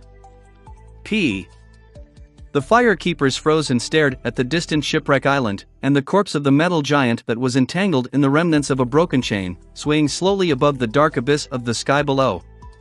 They were as stunned by this forlorn visage as Sonny had been when he first saw the mangled remains of the steel colossus. After a while, one of them said, "That wound in his chest, what kind of force could have shattered such a creature? And his arm, we saw it already, didn't we?" Sonny didn't respond, since the question wasn't directed at him, and thus his flaw remained silent. Another firekeeper lingered, then asked in a curious tone, "Maybe we should climb down and investigate, after taking control of the island?" Sonny glanced at her, then shook her head. "I wouldn't recommend that." The young woman raised an eyebrow. "Why?" A dark smile found its way onto his face. "You think the monster in the wreck is bad? The being that dwells on the dark side of the island is much, much worse. Believe me. And that giant is well within its reach. In fact, I think that it uses him as bait to feed on the chainworms. Those are fallen demons, by the way, and of a very nasty variety. They're just candy to that thing, though." The firekeepers turned their attention to the underside of the shipwreck island, which was shrouded in darkness. Their faces turned solemn, and after a while, one of them asked, "But what is it?" Sonny shrugged. "I have no idea. I only saw the tip of its root. That is why I am still alive. Most likely, if I saw the whole thing, we wouldn't be having this conversation right now." After that, everyone remained silent. Sonny used that time to take another look at the two tall pillars that rose into the sky from the ancient stone structure on the other end of the chain. Now that he knew that the ancient ship had been a flying one, the purpose of these pillars became clear, too. They were wharves, or rather, mooring masts. The flying ship had to dock to something, after all, when it was not braving the vast expanse of the sky. That made him think. There were several such pillars on the island, which suggested that Noctis had not been the only one in possession of a sky vessel in the ancient past. Maybe flying ships were how all the inhabitants of the Chain Isles traveled across the chasms of the sky below. That made sense, really. The chains themselves were not exactly convenient roads, it's just that the awakened used them for that purpose. But how had the captains of the flying ships dealt with the crushing? Or had there been no such curse on the Chained Isles before Hope escaped from its bonds? His thoughts were interrupted by the loud rattling of the heavenly chain. The shipwreck island was descending. The firekeepers looked at each other. Their faces turned grim. Cassie gripped the hilt of the quiet dancer and then said, her voice calm and steady, "Get ready. You all know the plan, so I won't waste time repeating it. Stay strong, stay together, and stay alive. Today, we will be victorious." Sonny stretched his neck, then summoned the cruel sight. Let's hope your intuition is right this time. 2, Chapter 516 Legacy of Ruin. Returning to the shipwreck island felt strange. It was almost exactly the same, but also different. They followed the remains of the ancient road and crested the hill to see the desolate valley below. The wreck of the once graceful ship was at its center, the dead tree wrapped around its mast. Thick vines were growing out of the breaches in its hull and spreading outward, some laying on the ground, some buried beneath it. Here and there, piles of wooden debris could be seen. Those were the sailor dolls, which had yet to assume their humanoid form after shapeshifting to withstand the crushing. What had changed, however, was that there was no chain on the other side of the valley anymore. The twisted rock had been destroyed and crumbled into the sky below, and now, the shipwreck island directly bordered the tier. Sonny felt as if the air itself was slightly different as the result. He gestured at the wooden debris and said, "Those are the sailor dolls." In a few minutes, they will assume their usual form, and after one notices us, the others will know of our presence, too. They'll swarm you pretty fast." The firekeepers had already summoned their weapons and were prepared for a fight. The faces were calm, cold concentration burning in their eyes. Cassie nodded. "This is it, then. We will see you on the other side." Sunny hesitated for a moment, then glanced at the members of the cohort. Out of habit, he had wanted to tell her to be careful, but then remembered who she was, and who he was, what they had been through together, and how it all ended. The corner of his mouth twitched. "Give them hell." The firekeepers smiled. One of them laughed.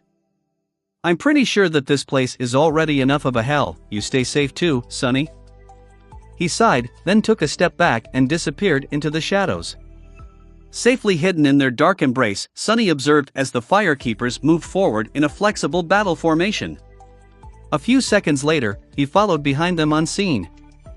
Soon, the piles of debris shuddered and started assembling into tall, menacing wooden humanoids, their arms ending with jagged blades. The firekeepers did not wait for the first one to lunge at them, and launched an attack themselves. Shakti, the former artisan with an aspect revolving around plants, drew a heavy bow, and sent an arrow flying. It hit the nearest abomination in the head and suddenly exploded into shards, creating a cloud of icy mist. The creature swayed, then turned to face them, one side of its body shambled. As it moved toward the humans, a thin crust of ice formed on its limbs, slowing the doll down. Before it could strike with its blades, another firekeeper dashed forward and brought the blade of a heavy axe on its shoulder, severing one of the abomination's arms completely. Another appeared by his side, receiving a retaliatory strike on his shield. The young man grunted, but held his ground. A moment later, the sailor doll was dead, hacked into pieces by the rest of the cohort. Not a bad start. But that was just the beginning. Soon, the 8 humans were surrounded by a dozen more fallen beasts, all towering above them with menacing, bloodthirsty determination. Things were about to turn bad for the firekeepers, but at that moment, Kair, the artisan specializing in carpentry, froze for a moment and narrowed his eyes. Immediately, a subtle change happened to the wooden creatures. While not really rendered weak, they did, however, become a bit sluggish and slow. That made it possible for the members of the cohort to hold against the onslaught of the nightmare creatures a whole rank above their own. It was not easy, though. The firekeepers held their formation, but only just barely. The young man armed with the heavy axe was now using his aspect ability, which made the blade of his weapon shine with an angry red glow. It bit into the wooden flesh of the abomination he was fighting, penetrating much deeper than it should have been able to. His partner was like a wall, refusing to take even a step back. He blocked strike after strike with his heavy shield, lashing out from behind it with a short spear from time to time to keep the enemies from simply overwhelming him with their size and mass. This was the healer of the cohort, so his fortitude and grit came from his physical prowess alone, not from any kind of ability. There was another firekeeper that used a shield, a young woman with dirty blonde hair and an aspect that allowed her to exert vicious strength with each strike of her sword. She fought in tandem with a young man who wielded 2 great swords in his forehands. The second pair appeared when he activated his own aspect ability. These two were quite devastating together. Shakti continued to fire her bow, switching between memory arrows and mundane ones, which were crafted by Kair. Her bow was powerful enough, and her aim precise enough, to deal heavy damage to the advancing sailor dolls. The carpenter himself was sustaining the strange hex he put on the abominations and covering her with a wooden staff in his hands, his face grim and full of resolve. Another firekeeper possessed an aspect that allowed him to gift his companions with an augmentation to stamina and endurance, as well as making one of them much more resilient. He wielded a curved sword and covering Cassie's back. And then, there was Cassie herself, who had turned out to be perhaps the most deadly of them all. She wielded the quiet dancer in one hand and a long dagger in the other, using it to deflect blows and launch an unexpected, quick attack from time to time. The delicate girl wasn't the strongest, nor was she the fastest of the firekeepers. However, she fought with confident grace and deadly insight resembling that of a true master. If it was anybody else, Sunny would have assumed that they had long reached the pinnacle of skill and were now able to not only flawlessly follow, but also control the flow of battle. It reminded him of how Nephi fought, of how deeply attuned she was to the underlying laws that governed combat. Of course, the difference was that while Changing Star was able to predict and manipulate the cadence of battle due to her knowledge, talent, and skill, Cassie could actually perceive a few moments into the future, which made her a frightening presence on the battlefield. As Sunny watched, a towering sailor doll raised one of its blades and brought it down on the blind girl, aiming to cut her body in half. However, Cassie simply moved slightly to the side a split second before the blade would have sliced her apart, and lashed out with her dagger. At the same time, the quiet dancer suddenly flew out of her hand and shot through the air. The dagger pierced the creature's chest, while the rapier threw its second blade a few centimeters of course, then continued forward and tore through another abomination's neck. In the span of a second, 2 fallen beasts were heavily wounded, and soon fell dead to the ground. Still, Sunny recognized the truth of it behind the superficial appearance. Yes, Cassie had an incredible advantage due to her unique and powerful aspect. But not just anyone would have been able to make use of it.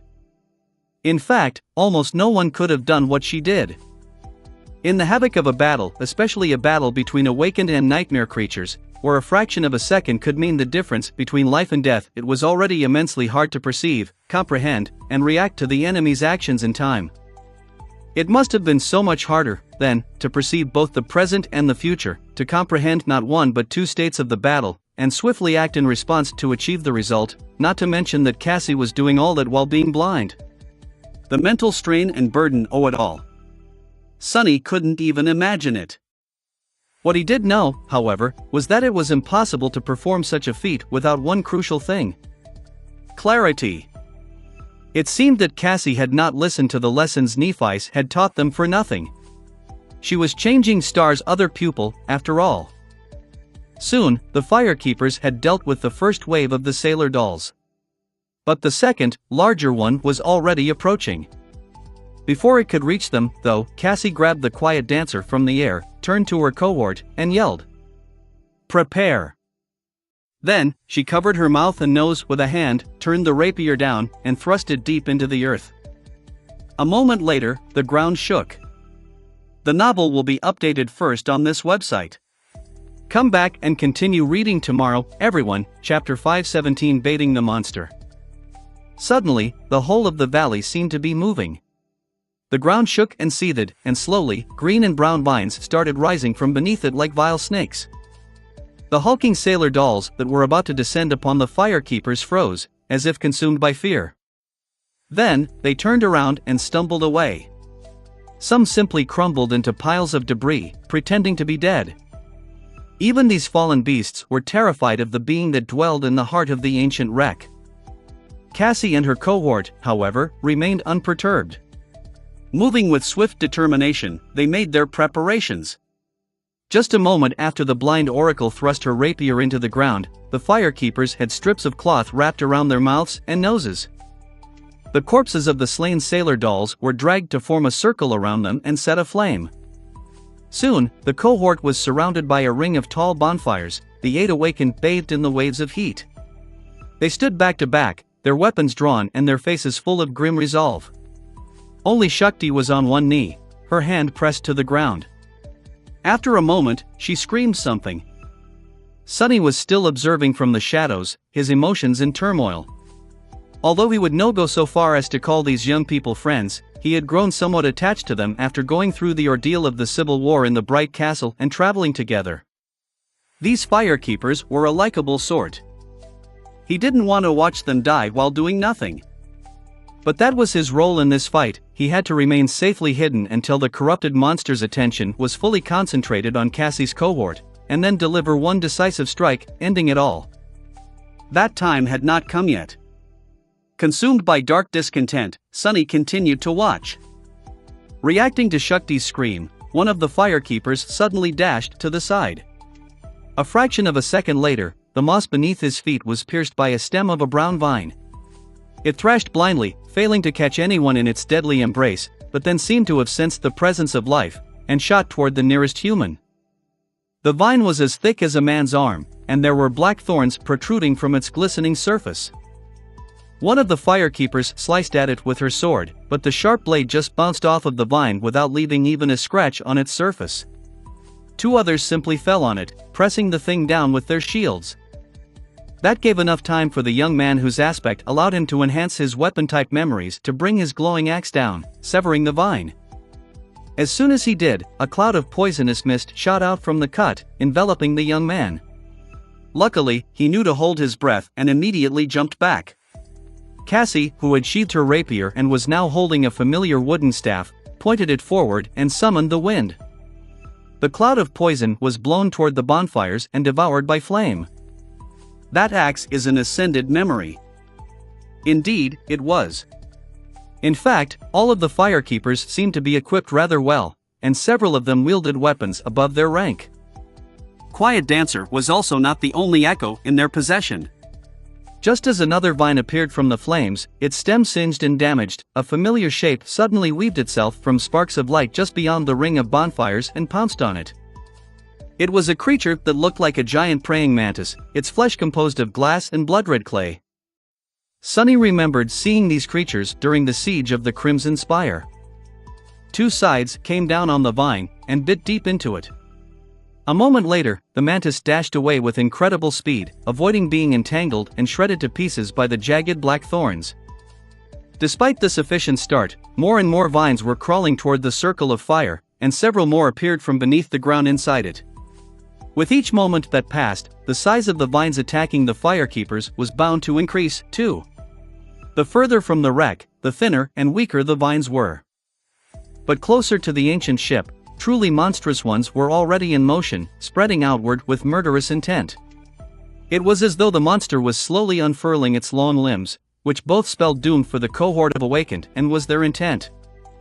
Only when the primary vines were too far away from the main body of the creature to return at once could Sunny make his move. After that, he was either going to succeed and end the whole battle, preventing the firekeepers from perishing in the flood of vines, or they were all going to die together. That moment of truth was swiftly approaching. Faced with more and more vines, Cassie and her cohort did their best to resist. They cut apart those that were damaged by the fire enough for their weapons to become effective, and concentrated the efforts of several members on those which did not. But no matter how hard they fought, soon, the scales started to tilt in the favor of the corrupted monster. Their formation was on the verge of being broken, and their actions, perfectly coordinated at first, were slowly turning desperate and hectic. Despite its terrifying speed, the echo of the blood-red mantis was finally caught by the vines.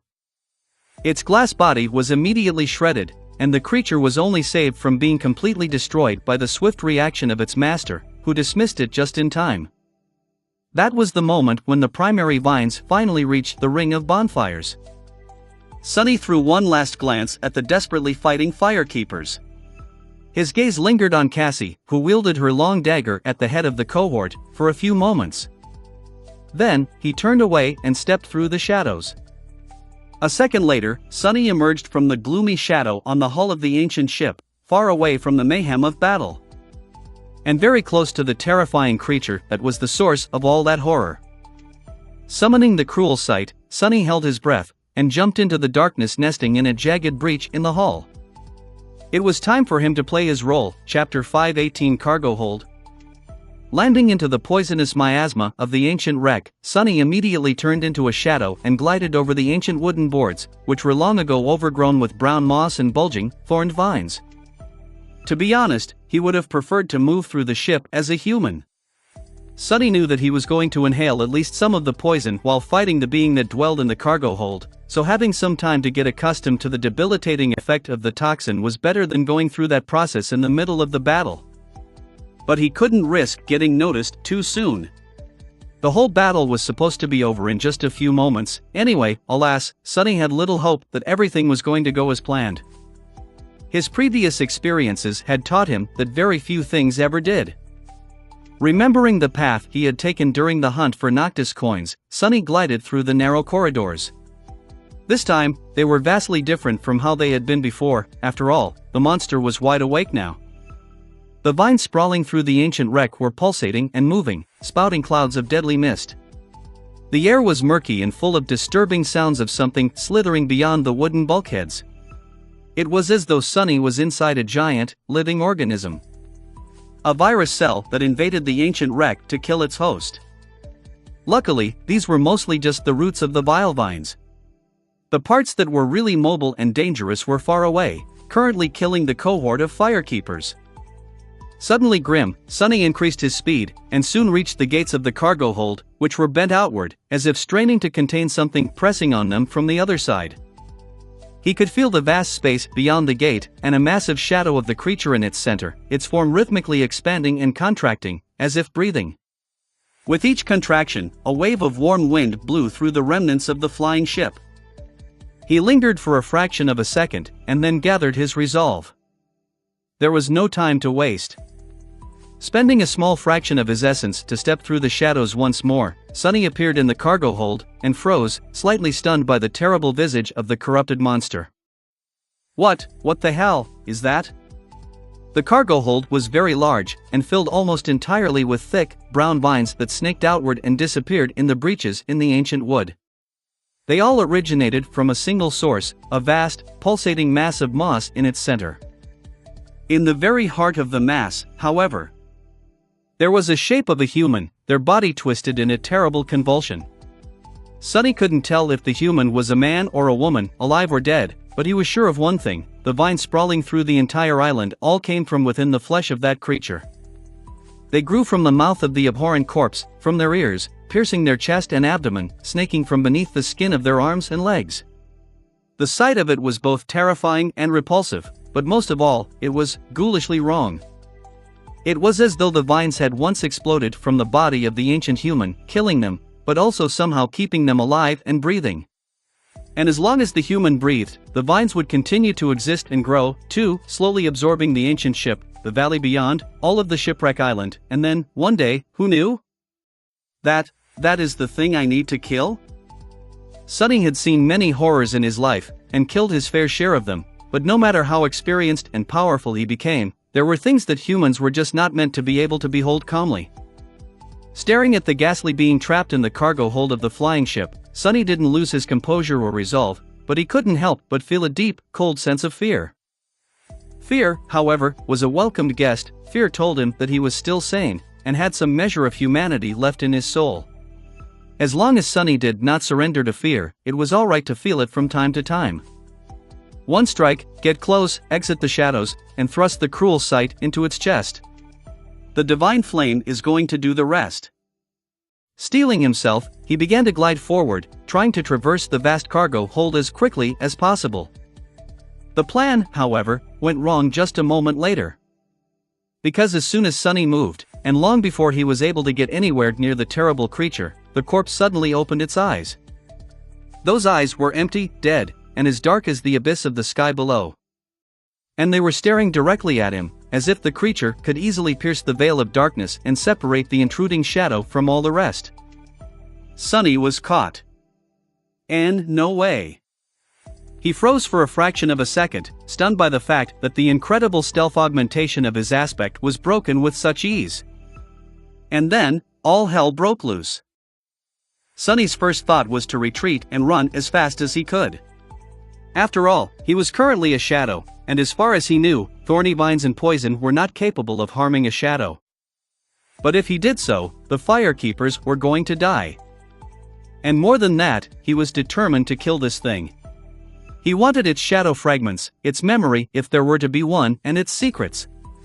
The terrible creature had to die for his plans to go smoothly, for his challenge of the second nightmare to have as high a chance of success as possible. So, he didn't run. Instead, Sonny dashed forward, flying toward the pulsating mass of brown moss and vines with as much speed as he could muster. It was only going to take him a second to reach the ghastly corpse, as long as simply stepping through the shadows would. However, the host of the ancient wreck did not remain idle. Countless vines sprawling on the floor and the walls of the cargo hold suddenly surged, spewing clouds of poison, and more emerged from the mangled flesh of the ancient being. These vines, however, did not shoot at Sonny in a futile attempt to catch a shadow. Instead, they flew upward, tearing the hull of the ship apart. Bright sunlight flooded through the wide breach, and as it banished the shadows populating the cargo hold, Sonny was suddenly expelled from their safe embrace, rolling on the floor while the sharp thorns of the vines bit into his flesh through the fabric of the puppeteer's shroud. His thoughts were in a state of momentary panic. Not good. The novel will be updated first on this website. Come back and continue reading tomorrow, everyone. Chapter 519 Trapped. Sonny rolled over his shoulder and jumped to his feet, the blade of the cruel sight slicing through a vine that was flying through the air to ensnare him. Blood was streaming down his back, and poison was entering his lungs. What's worse, a concentrated dose of it must have been infused into his bloodstream by the black thorns. Sonny suddenly felt feverish and weak, and a sense of cold paralysis was spreading through the left side of his body, which took the most damage. He was still able to move, and Bloodweave was already working to contain and devour the toxin. But before it prevailed, Sonny was in a dire situation. Gritting his teeth, he dashed to the side, hoping to escape the sunlight and use Shadow Step to reach the abominable creature in the center of the cargo hold. Before he could dive into the saving darkness of the shadows, however, a massive vine crushed into the floorboards, shattering them and barring his way. Sonny froze for a fraction of a second, realizing that there was nowhere to escape. Dozens of vines were already moving in his direction, glistening in the sunlight as clouds of murky mist escaped from the pores on their surface. Even though the root section of the vines was not very mobile, the sheer amount of them made it almost impossible to survive the onslaught. What's worse, the vines were contracting, pulling more and more of their length into the cargo hold. He cursed. At least the pressure on the firekeepers should have diminished. Sonny, however. Sonny was one moment away from being killed. He was not going to be able to reach the monster without the help of the shadows, but bathed in the merciless sunlight, he also had no chance of diving into their embrace. All he could do was use his own. Commanding one of the shadows to unwrap itself from his body, Sonny sent it toward the ghastly corpse and staggered as the strength and resilience provided by it disappeared. The second shadow slid from the cruel sight and attached itself to his feet, meant to serve as a threshold through which he was going to step. Now, all he had to do was to survive the short second it was going to take the first shadow to reach its goal. That was easier said than done. Straining the flexibility of his body to its limit, Sonny felt his joint groan and his tendons tremble on the verge of tearing apart. Twisting at an almost impossible angle, he dodged one of the vines, placed his hand on the spongy carpet of the brown moss, and performed a bizarre spin, narrowly sliding between two more. If not for the torturous training he had put himself through to accommodate the inhuman demands of shadow dance, this would have been impossible. Feeling the skin of his palm burn, as though submerged in stomach acid, he retrieved his hand from the brown moss and immediately jumped backward to save himself from being entangled in the slithering vines. He was swift enough to avoid being caught, but not swift enough to escape unscathed. The black thorns tore into his right side, and more blood flowed down his body, while more poison entered his bloodstream. Arg! Sonny ducked, dashed desperately to the side, then rolled and threw himself upward from an impossible position, feeling his ligaments rip. Dodging the swarm of vines was like being a fly surrounded by a contracting mass of spiderwebs. Luckily, he only had to survive in their lethal, moving maze for a second. Before the vines could turn into an impenetrable barrier all around him, Sonny dove into his shadow and emerged right in front of the vile mass of brown moss, and the remains of the human encased within it. The cruel sight flashed with pure light, and in one fluid motion, he thrust its incandescent blade into the chest of the monster. Got you. And then nothing happened. The corpse didn't react to receiving a mortal wound at all. Its ghastly face remained unmoving, its eyes full of terrifying emptiness, its body a harrowing mess of torn flesh and slithering brown vines. The mass of moss continued to contract and expand, and the vines themselves continued to pursue the invader. Even the divine flame seemed to have no effect on the corrupted monster. Sonny paled. Crap! He twisted the cruel sight, hoping that it would have some effect, but all was in vain. The corrupted monster simply refused to die, for whatever reason, and the ancient remains that were its source appeared to be immune to flame, even if the vines themselves were susceptible to it.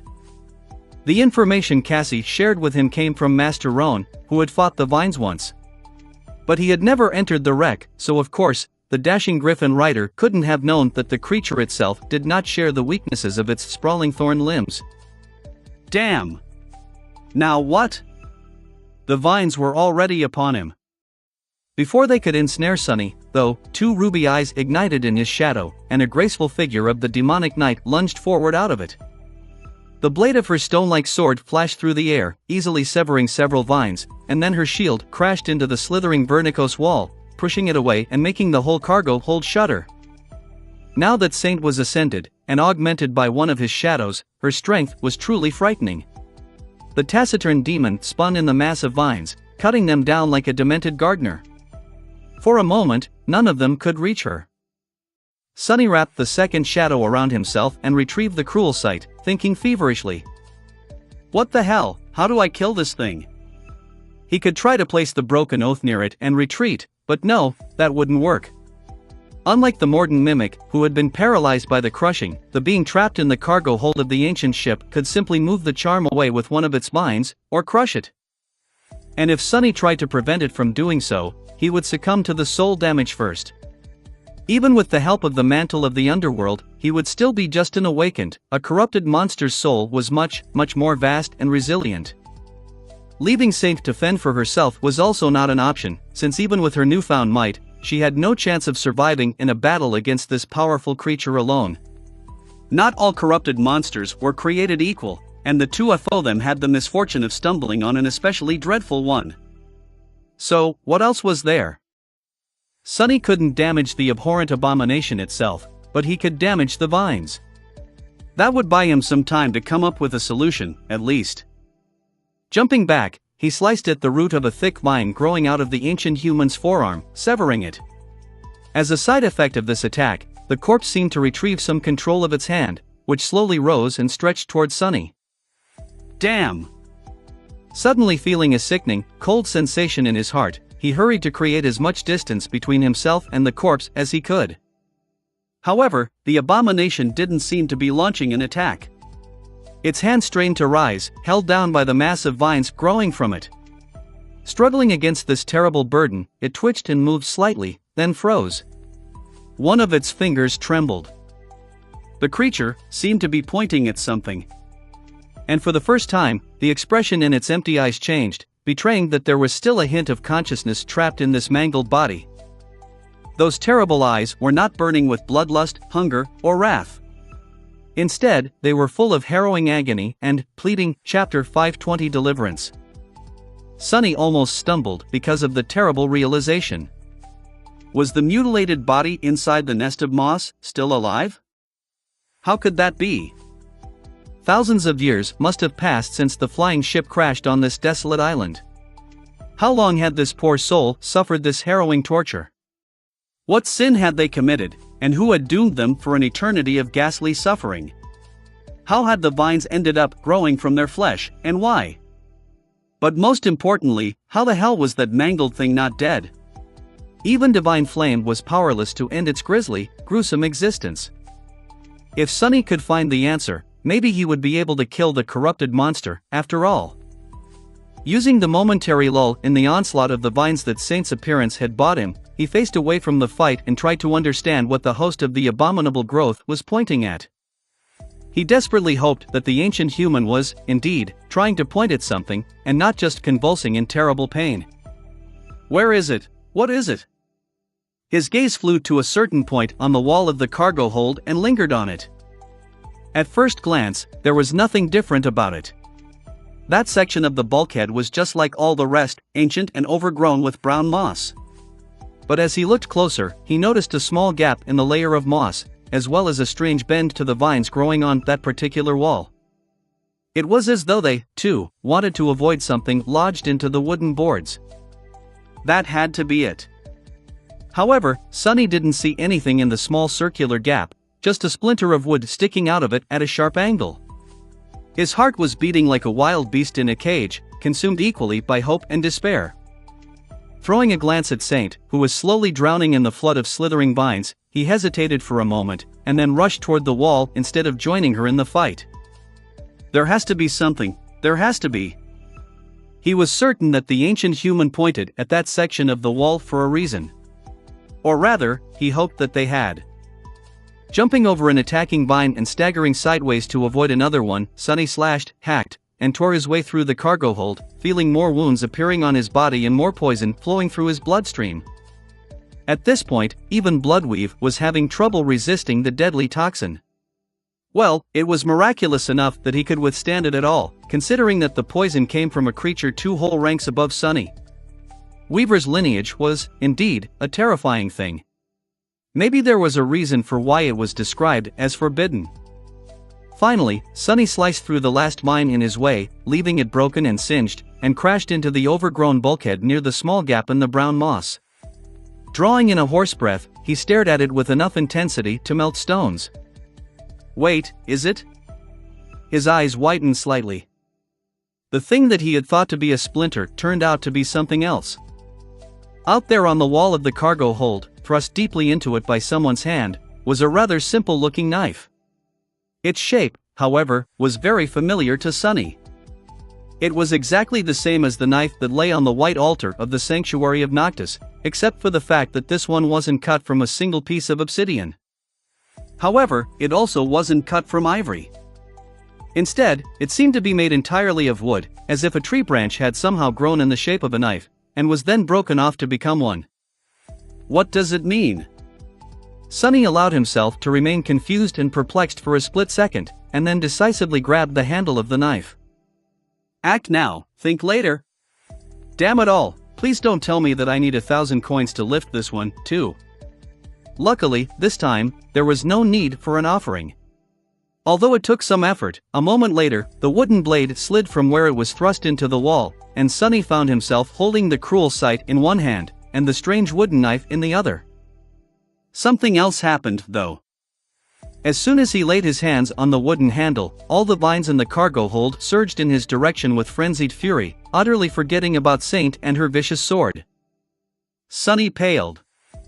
Crap! Before the mass of slithering vines could crush him, he abandoned all attempts to escape and thrust his hand forward instead. The wooden knife slipped from his grip, cut a sharp arc in the air, and was nimbly caught by Saint. Without wasting the opportunity that the sudden shift in the corrupted monster's behavior gave her, the taciturn demon immediately dashed toward the pulsating mass of brown moss, and thrust the wooden knife right into one of the ancient human's empty eyes. In the next moment, the whole wreck shuddered. The mass of moss violently contracted, throwing Saint away. The vine suddenly lost any semblance of cohesion and thrashed violently, forcing Sonny to retreat as close to the wall as he could. Still, the sea of black thorns was mere centimeters away from his face, raging in a storm of chaotic movements. Even the brown moss he was pressed against seemed to be convulsing, as if overwhelmed by unbearable pain. Despite all that, the only thing Sonny saw was the one remaining eyes of the terribly malformed ancient human. It stared at him for a few moments, the emptiness and darkness slowly giving way to something else. A feeling of relief so vast that it was almost beyond the concept of emotion. Then, that look of deliverance was gone, too. The terrible eye was empty once again, now truly and forever. The head of the ancient human lifelessly rolled back.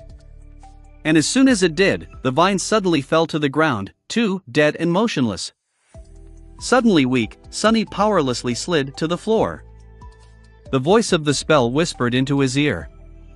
You have slain a corrupted monster, Wormvine. You have slain a transcendent human, Solvane. Your shadow grows stronger. The novel will be updated first on this website. Come back and continue reading tomorrow, everyone. Chapter 521 Undying Chain.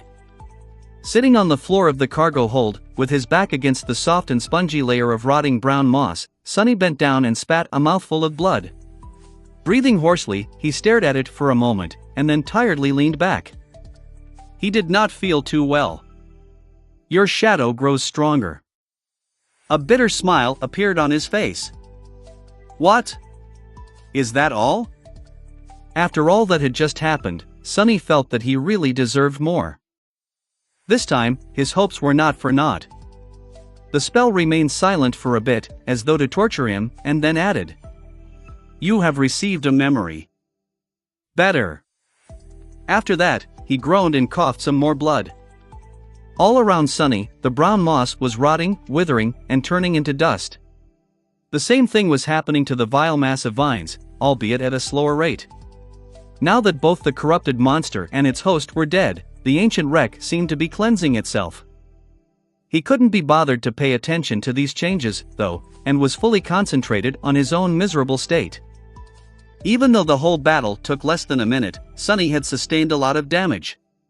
His body was pierced and torn by the black thorns, and he had too much poison running through his veins. One of his ligaments seemed to be seriously torn, too, which brought him a lot of pain now that the adrenaline was starting to dissipate. The puppeteer's shroud was a wonderful armor and accompanied him on his misadventures from almost the very start of it all, but Sonny had to reluctantly admit that with the caliber of enemies he was facing these days, its protective qualities left a lot to be desired. Sadly, even such a powerful memory could not keep up with the progress of its master. If there was one good thing about his condition, though, it was that the effects of the poison did not seem to be growing stronger. Bloodweave had the situation under control, and he was bound to feel better soon. In any case, the battle was over. The plan worked, in the end, even if killing the wormvine had turned out to be much more complicated than anyone would have thought. Still, somehow, Sonny had managed to achieve his goal. The firekeepers, if they were still alive, were going to have to clean up the remaining sailor dolls should the beasts regain their courage after the corrupted monster's death, but he couldn't muster enough energy to care, at the moment. Saint stared at the quickly disintegrating corpse of the person who had once been called Sylvain for a bit, then walked over and stood above him silently, looking away in her usual indifferent manner. Sonny rested for a while, not even summoning the runes to take a look at his new memory. Slowly, his exhaustion diminished, and he could think clearly once again. As that happened, numerous questions inevitably assaulted his mind. What had happened in the cargo hold of the ancient ship was just too peculiar. Who was Sylvain, and how had they ended up as the host of the wormvine? How had they survived for thousands of years? Why was Sylvain immune to divine flame and couldn't be harmed by the cruel sight, but succumbed to one strike of the wooden knife? Where had that knife come from, in the first place? And why was it so similar to the obsidian one that lay on the altar in the sanctuary of Noctis? As Sonny considered all these questions and found no answers, one thought gradually encompassed all the others. A saint. I killed a saint? The spell had described Sylvain as a transcendent human, which was what saints were really called. Sonny knew it to be true, but still couldn't quite believe it. He was not someone to sell himself short, but not even in his wildest dreams had Sonny ever considered being able to kill a saint, at least not at his current rank. Saints were simply creatures of another plane, unrivaled demigods with enough power to level entire cities. Technically, a corrupted monster was of the same rank as a saint, and even possessed one more soul core, but there was no comparison. Due to their aspects and nature, transcendent humans were much more of a force to be reckoned with than any beast or monster could ever hope to be. Only a devil of the same rank, or maybe a powerful demon, could stand a chance in a battle against them. And yet, Sonny had killed one. He had also killed a corrupted monster, with the same strike. Well, technically, it was Saint who had delivered the strike, but it didn't matter. The result was the same. Now that is definitely something that no one is going to believe, huh? Sonny chuckled, then grimaced from pain, and finally summoned the runes. The first thing he did was check his fragments. The number was just as he expected. Shadow Fragments, 1958/2000. He had managed to kill a few nightmare creatures on the way to the shipwreck island, and killing a human and a monster 2 ranks above him gave 12 more fragments, 4 from the saint, and 8 from the wormvine. Sonny sighed, lamenting the unfairness of his aspect for the 1000th time, and looked at the list of his memories. New runes appeared at the end of the list. He held his breath and read. Memory, Undying Chain. Memory rank, Transcendent. His heart started to beat faster. At long last. This was the first transcendent memory he had acquired, which was a very pleasant milestone. Granted, an awakened like him was not even supposed to have ascended memories, let alone something one whole rank higher. But then, an average awakened rarely had to fight things above their rank, too. Pleased, Sunny continued to read. Memory Tier 3. How was this possible? The memory could have either come from the Wormvine, in which case it was supposed to be of the second tier, or from Solvane, in which case it was supposed to be of the first. However, it seemed as though the Undying Chain had actually come from both of his kills, maybe because Solvane and the parasitic Wormvine were irrevocably connected. As such, it ended up being of the third tier. Sunny had not even known that something like that was possible. Even more pleased, he grinned in satisfaction and returned his attention to the runes. Memory type, armor. His eyes glistened. Now that's what I'm talking about. Chapter 522 Invincible. Sunny was really beyond himself. A good armor was exactly what he needed, and what could be better than a transcendent one? Most of the enemies he fought would not even be able to scratch it, let alone pierce it. His smile turned a little bitter when he remembered receiving the puppeteer's shroud and imagining how he would be nearly invincible to all the dormant creatures trying to attack him come winter solstice. Who knew that he would end up in a place where there was not even a single dormant bastard around? Not counting Sunny himself and all the other misfortunate sleepers on the forgotten shore, of course. Still, he would have died 100 times if it hadn't been for the puppeteer's shroud. The Undying Chain was an undeniable improvement, so he had high hopes for it. Moving his gaze lower, he read the armor's description. Memory description: in a beautiful tower at the end of the world, Desire was bound by 7 brilliant shackles. She was meant to be chained there forever, and so her shackles were made eternal. Yet in the end, Desire was unleashed upon the world. Her shackles were destroyed, and the will of the gods was broken. Sunny stared at the shimmering runes, wondering. He knew that the spell, for whatever reason, behaved strangely when speaking about demons. In fact, he had never seen or heard it use that term, as though the word itself was somehow forbidden. Sunny only learned it from the writings left behind by the prisoner of the hidden cell beneath the ruined cathedral in the Dark City. The closest the spell had ever come to mentioning the word demon was calling the prince of the underworld a prideful demon. Yet, there was no doubt that the Desire it spoke about here was a demon, the demon of hope, who had been once chained in the ivory tower. Sunny had seen the place where she had been imprisoned himself, as well as the seed of nightmare growing from her broken shackles. At first glance, the meaning of the description was rather obvious.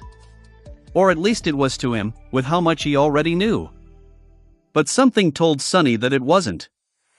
The thing that didn't seem to add up was the fact that he had received the Undying Chain for killing Solvane or the Wormvine, both of whom had seemingly nothing to do with the description.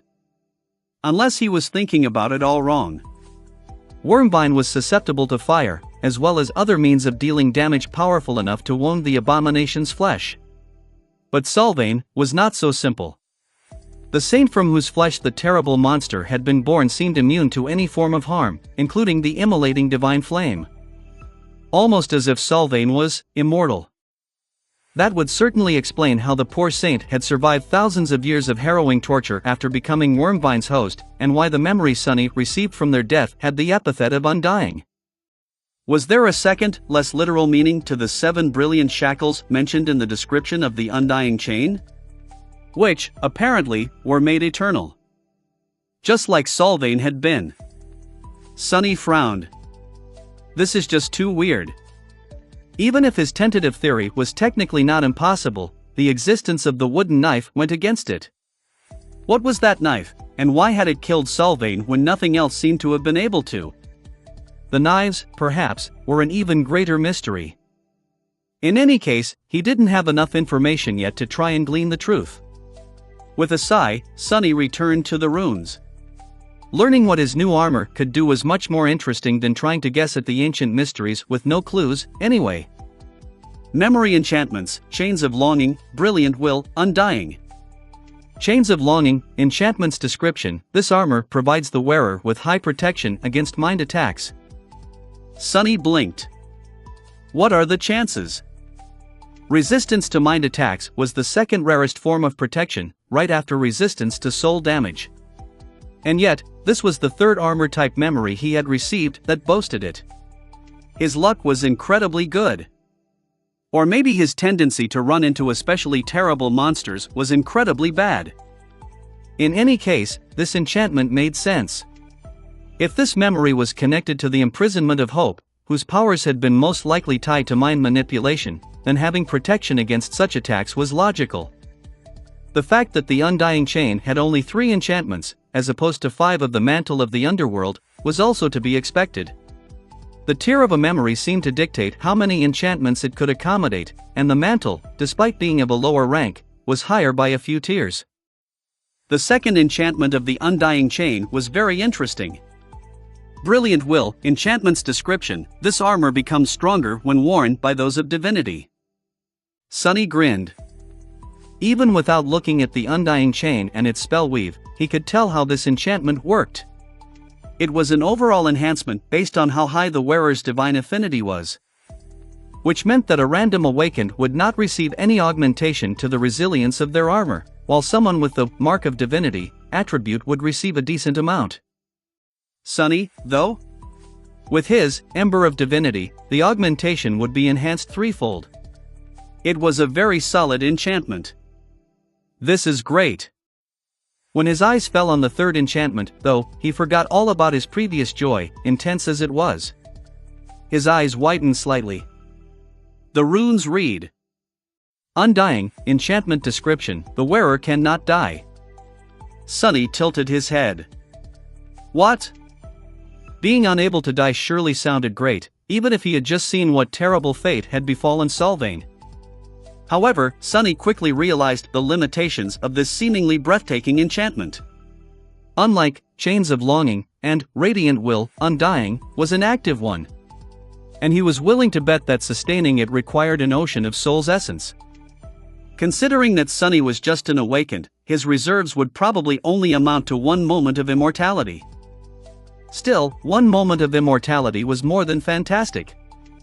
If used wisely. Sunny could imagine a lot of situations where this enchantment could save his life, but even more where using it would only amount to postponing his death by a fraction of a second. It was an amazing, but very dangerous tool. Full of thought, but extremely satisfied, Sunny stood up. Gumlog, too, had possessed a transcendent armor, however, his golden echo now felt inferior to the Undying Chain. The Bright Lord seemed so invincible and terrifying once, but Sunny had long surpassed him. And now, his arsenal did, as well. It was a strange feeling. With a sigh, Sunny dismissed the torn and bloodied puppeteer's shroud, then summoned the Undying Chain. Immediately, a slender metal armor weaved itself from nothingness around his body. It was forged out of lusterless, bleak steel, which looked very similar to the iron from which the heavenly chains themselves were made. The armor covered his body almost entirely, and the few gaps left between the fitted plates of steel showed a layer of thin, but incredibly strong chain mail underneath. His face became hidden behind a helmet that looked like a featureless mask, with only several vertical lines cut into it to provide a decent level of visibility. Shadow nested in the slits of the visor, creating a dark and ominous visage. There was a piece of black cloth wrapped around his waist, held in place by a wide belt fashioned out of dark leather, as well as a hood that provided additional protection to his head and neck. Surprisingly, the armor didn't seem very heavy, and neither did it restrict his mobility by much. The design was so intricate, and the steel plates fitted so perfectly to his body and to each other that it felt like a second layer of skin, if that skin was cast of impenetrable steel.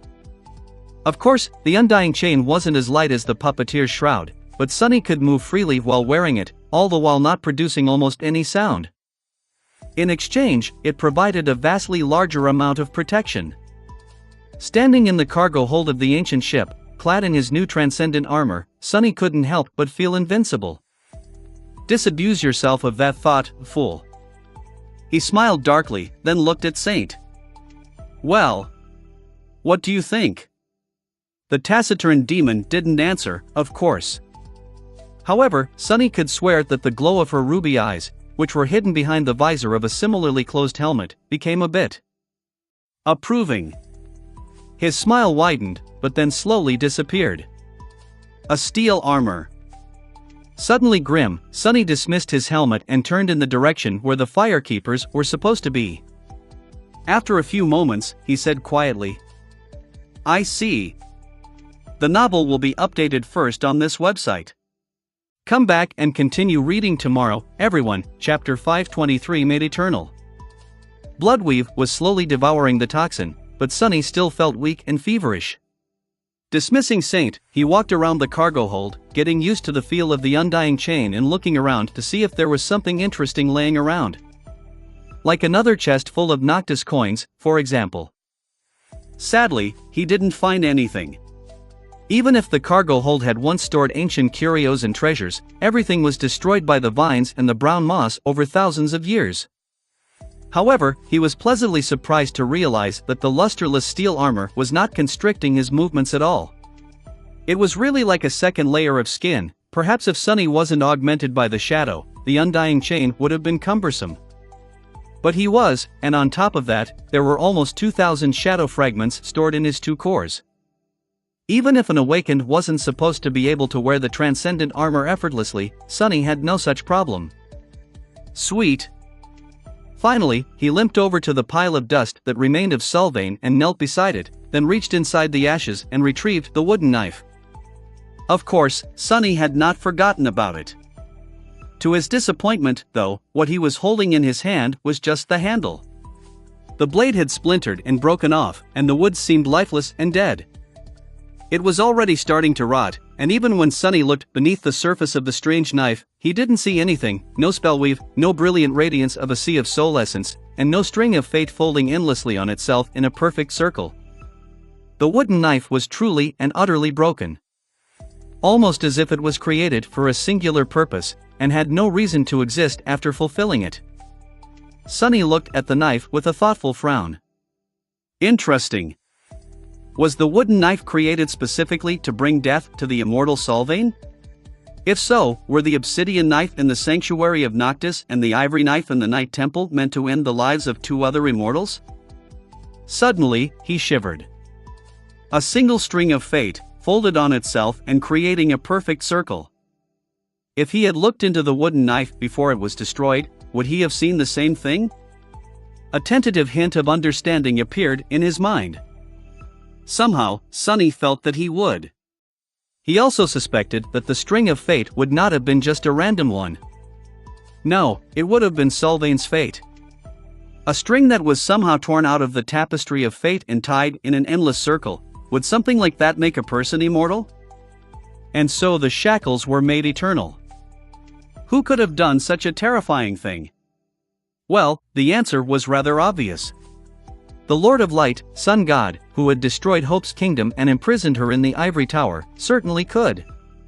After all, he was not only the deity of flame and light, but also of passion, creation, and destruction. Looking at the remains of the wooden knife that were rotting and turning to dust in his hand, Sunny couldn't help but shudder.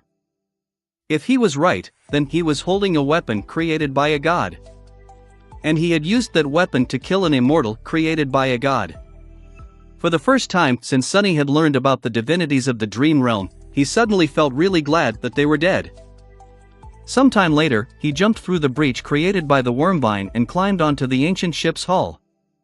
Hissing from pain, Sunny staggered a little, then limped toward where the wreck ended. Since the ship was laying on its side, the wooden surface beneath his feet was inclined down and uneven. Almost inevitably, he lost his balance and rolled the last stretch of the way, landing on the ground in a graceless heap. Ouch! Sunny remained motionless for a while, then sighed and picked himself off the ground. Standing up, he studied the desolate valley, and then headed to where he had seen the firekeepers last. The landscape of the shipwreck island was changed. The ground was overturned and scarred by deep trenches, looking like a battlefield of an ancient war. Some of the trenches were empty, some were filled with massive stems of dead vines that protruded from the soil like rotting serpents. The air was filled with dust, ash, and smoke. Using the cruel sight as a staff to support his weight, Sunny limped forward and soon found the ring of bonfires. A pale smile appeared on his face. Well, what would you know, they actually survived. Indeed, the firekeepers seemed to be all there. Granted, they looked incredibly exhausted, battered, and injured all over. All of them were covered in blood, dirt, and soot, their armor torn. Some were sitting with tired expressions on their faces, others lay on the ground, with only the movement of their chests betraying that they were alive. Only the steadfast young man who had wielded a short spear and a heavy shield in battle, the healer of the cohort, was up and about, tending to his companions. Sonny walked between two of the bonfires and stopped, leaning on the cruel sight. His eyes darted around, lingered on the delicate figure of a young woman with pale blonde hair for a moment, and then turned away. "Sonny?" He glanced at Shakti, the artisan girl, who was resting on the ground a few steps away from him. The young woman looked more or less like a corpse. Her armor was almost destroyed, revealing deep lacerations on her tan skin, and her face was dirty and pale from blood loss. What's worse, her right arm was torn away, ending in a bloodied bandage near the elbow. Such a wound was not permanent, since it was dealt to her spirit body and not the actual one, but still quite severe. Nevertheless, there was a wide grin on the artisan's face. Looking him over, she whistled and said, "New armor? Looking good." She tried to laugh, but then bent over in a fit of violent coughing. It seemed that all of them were still suffering from the effects of the wormvine's poison, even if the healer had used his aspect to make it less lethal. The others looked in their direction, alerted to his arrival by Shakti's voice. Their eyes brightened. "Thank the gods. Sonny, you're alive. Good work out there. Crazy bastard, you actually did it?" Sonny couldn't help but smile. "Obviously. Why wouldn't I? It was just a corrupted monster." His smile widened. "Actually, I also went and killed an immortal saint that happened to be nearby." One strike for the both of them, to not waste any time. All it took was a minute. The firekeepers stared at him for a bit, then rolled their eyes. Shakti shook her head. "Sure, Sonny. If you say so. But really, I just don't get you. Killing a corrupted monster is already an incredible thing. Why do you even have to invent some ridiculous story?"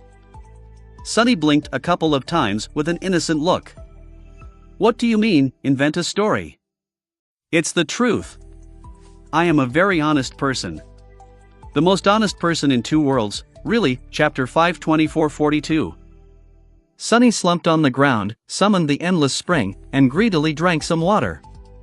Since his injuries were light, well, at least compared to those received by the firekeepers, it was some time before the healer got to them. But, eventually, it was his turn to receive treatment. The healer, a young man named Shim, was pale and exhausted, his soul essence clearly almost entirely depleted. Still, he managed to repair the ligaments Sonny had torn while dodging the vines to a large extent. It hurt like hell, though. Of course, this healing ability couldn't compare to Nef's purifying white flames. But then, it was hard for anyone to compare to Nef. Sonny knew it better than anyone. With a dark expression, he summoned the runes and glanced at the painfully familiar string of them. Shadow Fragments, 1958/2000. He was only 42 fragments away from evolving into a demon. This transformation was not only going to allow him to reinforce his body and reserves of shadow essence even further, but also reward Sonny with a third shadow. Having another invaluable helper would increase his power tremendously, making him capable of stacking 3 augmentations on top of each other, or spreading them over between his body, his memories, and Saint. He was almost to 2,000 fragments. To accumulate so many in only 7 months, that was an achievement worth celebrating. Very few awakened ever fully saturated their cores, and those who did usually spent long years slowly collecting soul shards of the nightmare creatures they killed. Decades, even, and that was for only one core. Sonny could be proud of himself. And yet, he didn't feel happy. Looking lower, he concentrated on another, much shorter cluster of runes. Master, Changing Star. As soon as he did, new runes ignited in the air. Rank, Dreamer. Class, Devil. Soul Cores, 4/7. Soul Fragments, 399/4000. 7 months ago, the gap between them had nearly reached 5,000 fragments. Today, it was much smaller, but that was only thanks to the Noctis coins he had sacrificed to the altar. The truth of the matter was that Sunny had been slowly shortening the gap for a long time, but now, it had started growing once more. Not too long ago, something had happened to Neff in the dream realm, and as the result, the speed with which she gained soul fragments began increasing with each day. Sunny didn't know what Changing Star was doing, why she had suddenly become so much stronger, and even how she was still alive, but he knew that he was being slowly left in the dust once again. Dismissing the runes, he gritted his teeth and looked darkly at the desolate, hellish landscape of the shipwreck island. I have to get to that seed, that is the only way. Compared to all other awakened and their rate of growth, Sunny might have been a monster. But Neff was not even human. She was the devil himself. He didn't know what else to do to surpass her. To become stronger. His heavy thoughts were interrupted by the light sound of approaching steps. Looking up, Sunny saw Cassie walking over to him. Great! Just what I need. She stopped a couple of steps away and lowered her head slightly. Are you all right? Sunny grimaced, then looked away. What do you care? I'll live. He scowled, and then added in a slightly acrid tone. Your information was wrong, by the way. That thing was not weak to fire. She tilted her head slightly. How did you kill it then? Sunny smiled crookedly. With a piece of wood. Cassie remained silent for a while, prompting him to speak. So, now what? She sighed and turned toward the distant wreck. All of us are tired and wounded, and there is a crushing approaching. We will return to the sanctuary to rest and regroup, and then come back to establish 2 camps, one here, and another one on a neighboring island. Then, we will start repairing the ship. He nodded. Good plan, I guess. Do you really think that you can make that thing fly again, though? The blind girl hesitated. Eventually, she said without too much emotion. We have to try, at least. Sunny studied the silhouette of the ancient ship, its hull full of breaches, its bow shattered and broken, the tree growing around its mast dead and resembling a black, twisted skeleton. Then, he shook his head. How long do you think it will take you? Cassie hesitated. 2, maybe 3 months. We will be done before autumn is over, if that is what you want to know. He chuckled. You remember our deal, then? Good. She frowned. Of course, I remember. Sunny looked at the ground, then asked her coldly. When are we leaving for the Night Temple, then? Cassie lingered for a few moments, a troubled expression suddenly finding its way onto her face. Finally, she said. When do you want to go? Sunny thought about it. There were several things he still needed to do. After a while, he shrugged. End of September. Everything should be ready by then. The journey to the northern edge of the Chained Isles and back shouldn't take us longer than a month. We'll be back just in time to see your flying ship rise into the air. And use it to reach the Nightmare Seed. He lingered for a second, and then asked. Why do you look so uneasy, though? Cassie slowly shook her head. It's nothing. Just, the Night Temple, it's a very strange place. Sunny frowned. What is that supposed to mean? How so? She shivered. I'll explain it to you later. Right now, we need to move. This island is about to enter the ascent phase. Which meant that the crushing was not too far ahead, as well. Sunny sighed, then stood up. He didn't have to limp anymore, at least. As for why Cassie had said that the second human citadel on the Chained Isles was a weird place, he could wait for the answer. He had no need for this information right now, anyway. Sunny was a very patient man, at least when he needed to be. Besides, he had something else on his mind. 42 shadow fragments, it's not that much. Looking south and slightly to the east, he gripped the shaft of the cruel sight and stared toward the horizon with a dark expression. I'll be a demon before we're back to the sanctuary. The novel will be updated first on this website. Come back and continue reading tomorrow, everyone. Chapter 525 Vengeful Ghosts. 6 days later, the cohort had almost reached the safe haven of the citadel. The speed with which they traveled reduced significantly due to the heavy wounds the firekeepers had sustained, so all things considered, it was a very good result. As days went by, their healer had continued tending to his companions, so by now, most had already recovered except for those like Shakti with especially grave injuries, of course. Those would only be healed after they had returned to the real world and then came back. Even then, their physical bodies were going to sustain serious internal damage and require a prolonged period of treatment. As the sun disappeared in the sky below, the cohort reluctantly made camp. From where they were now, only a handful of islands separated them from the sanctuary. However, some of those islands were populated by nightmare creatures too dangerous to attempt traversing their hunting grounds, so the firekeepers were going to have to make a big detour. Since traveling in the darkness was a big risk, they had no choice but to spend another night in the wilderness and continue their journey tomorrow. Sunny didn't mind. When everyone fell asleep, he quietly turned into a shadow and slid unseen between the lookouts. The darkness of the night might have been a threat to them, but to him, it was an ally. For Sunny, it was time to hunt. He had been venturing alone into the deadly expanse of the Chained Isles for the past 5 nights, and this one was not an exception. During that time, Sunny had taken more risks than he usually would, challenging nightmare creatures that he had studied before, and those that he knew almost nothing about. Hunting the latter ones was a deadly endeavor, but with Saint's help, he managed to emerge victorious from each battle without sustaining too many wounds. The undying chain had also played a big part in his success, since even when Sunny received damage, it blocked most of it. Nothing had been able to pierce the bleak steel of his new armor yet. Gliding across the heavenly chain, Sunny approached a neighboring island and soared into the sky, then crushed heavily to the ground. The silver blade of the cruel sight gleamed, reflecting starlight as it manifested in his hand. Sunny rose to his feet and grunted, then walked forward with a dark expression.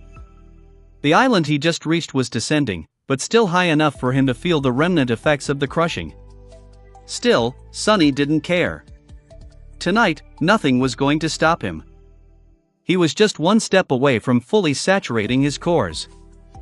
Sunny walked between tall, jagged stones, approaching a large ruin that stood forlornly near the center of the island. He had been to this place and explored it before, so he knew what kind of abominations made their nest in the ancient structure. The ruin might have been beautiful once, but now, it was warped and misshapen, its walls full of cracks and on the verge of collapsing. Sunny didn't know what purpose it had once served, and how it was destroyed, but had concluded many months ago that a terrible battle must have taken place inside the ruin once. The clues were in the central hall of the shattered building, where the stones were damaged and looked like melted wax. Its walls had collapsed outward, which told him that whatever force had devastated the structure had come from within, as opposed to from the outside. Regardless of any of that, he had fought the dwellers of the ruin before. There were 2 types of nightmare creatures inhabiting the island of jagged rocks. The first ones were of the awakened rank, and resembled stone gargoyles. They had lived near the edges of the island, and Sunny had already killed most of them, if not all, during his first months on the Chained Isles. The gargoyles never went near the ruin itself, because there were much more powerful creatures dwelling inside the ancient building. Those were of the fallen rank, and looked like beautiful specters. Beneath their eerie beauty, though, hid an ocean of madness, evil, and bloodlust. The first time Sunny had encountered these wraiths, he barely escaped alive. Luckily, the wraiths only appeared at night. And now that he was much stronger and had the cruel sight, which had the ability to harm incorporeal enemies, this night was going to be their last. Summoning his helmet, Sunny looked at the ruin through the narrow slits of his visor, and walked into the darkness that reigned between the ancient stone walls. "Your shadow grows stronger," Sunny growled, jumping back from the ghostly form of a beautiful young woman he had just pierced with the incandescent blade of his spear. Or rather, she had seemed beautiful before showing her true face, a twisted, terrifying max of inhuman hatred and corruption, ancient madness burning in the dark, bottomless pits of her eyes. Fighting phantoms had turned out to be much harder than he had anticipated, even if the ghost blade, enchantment of the cruel sight, allowed him to strike them down. Not only because their movements were fast and unpredictable, defying the logic of combat he was familiar with, but also because their attacks seemed to be able to deal soul damage as well. In fact, the claws of the wraiths of the ruin were able to bypass armor completely. The undying chain mitigated some damage due to its higher rank, but not enough to make the battle even remotely easy. Currently, Sunny felt weakened and in the throes of terrible pain, as if he had spent too much time in the vicinity of the broken oath. Curses. This just went to show that one could never feel safe in the dream realm. After receiving a transcendent armor, Sunny had allowed himself to become too complacent. He should have known better than to forget that, no matter how powerful a person was, all it took to die was one mistake. Every power had a flaw, after all. But still, he wasn't going to retreat now. As an ear-piercing scream echoed from the stone walls, growing closer and closer, Sunny gritted his teeth and summoned the runes. Shadow Fragments, 1994/2000. He raised the cruel sight and faced the direction of the eerie shriek with a grim smile. One more to go, Chapter 526 Demon. Before the wrathful specter had time to appear, Sunny attacked first. Stepping through the shadows, he passed through the stone wall in front of him and entered a vast ruined hall. It was illuminated by the pale rays of moonlight that fell through the broken roof, but also full of deep darkness. That darkness was cut by the bright radiance emanated by the incandescent blade of the cruel sight. Jumping under a pile of rubble, Sunny brought his spear down on the howling wraith and then spun, sending an unexpected thrust in the direction where any enemy would have retreated. Sadly, the apparition was suddenly somewhere else. Curses! The wraiths moved through space as if they were suspended between two worlds, as well as between the ground and the night sky. Their feet, if they had any, never touched the stone floor, and as such, Sunny couldn't observe their footwork to judge their next move. What's worse, sometimes they simply disappeared and then appeared some distance away, as if phasing between different states of existence. It was a bit like fighting Sunny himself, when he used Shadow Step to zip around the battlefield. So annoying. Dashing forward, he barely avoided the ghostly claws and rolled over his shoulder on the floor. The steel of the undying chain scraped against the shattered stones, producing a dull sound. Considering how narrow the slits of the featureless mask that served as the visor of his helmet were, Sunny had a surprisingly wide and unobstructed field of view, almost as if he wasn't wearing any at all. Jumping back to his feet, he was finally able to take a good look at the hall he had entered. Ah, so that's where she was coming from. It was the central chamber of the ruin, where, as he suspected, a fierce confrontation had taken place in the ancient past. The stone slabs of the floor were cracked and misshapen, the pattern of destruction suggesting that something had detonated with tremendous force in the center of the hall once. The pillars supporting the roof were long toppled, and the walls themselves had mostly collapsed. In the center of the room lay the remains of something resembling a massive stone chalice, now broken and almost unrecognizable. And there were human bones littering the floor. Some skeletons were scattered entirely, and some were still whole. A few even wore the rotten remains of red silken garments that strongly resembled those of the deadly specters. Sunny had no doubt that these were the remains of people from whose souls the ghastly wraiths had been born. He had no idea how they had died, why their souls had turned into vengeful specters instead of dissipating into the void, and what drove them to madly attack anyone who approached the ruins. All he knew was that the wraiths were very hard to destroy and full of seething hatred toward the living. Or maybe they just really hated him in particular, for whatever reason. He grinned, and then brought his armored boot on one of the skulls, crushing it into dust. That caused the damnable specter to let out another chilling shriek and lunge at him with murderous fury, as if she had lost all reason, if the creature had any reason, that is, to begin with. Which was precisely what Sunny was hoping for. His body, conditioned by the endless hours of practice with Effie and Saint, reacted almost on its own. Shifting his weight to his right foot, Sunny burst with motion and threw his hand up. The polished shaft of the cruel sight slid between his fingers, suddenly extending forward to its full length. He only caught it near the very end. The reach of this strike was truly incredible, compared to how far Itachi like the Midnight Shard could effectively cut. The incandescent blade caught the wraith in the chest, sending tongues of white flame dancing on her spectral figure. Divine flames could burn even souls, after all. However, even engulfed in flames, the creature continued its attack.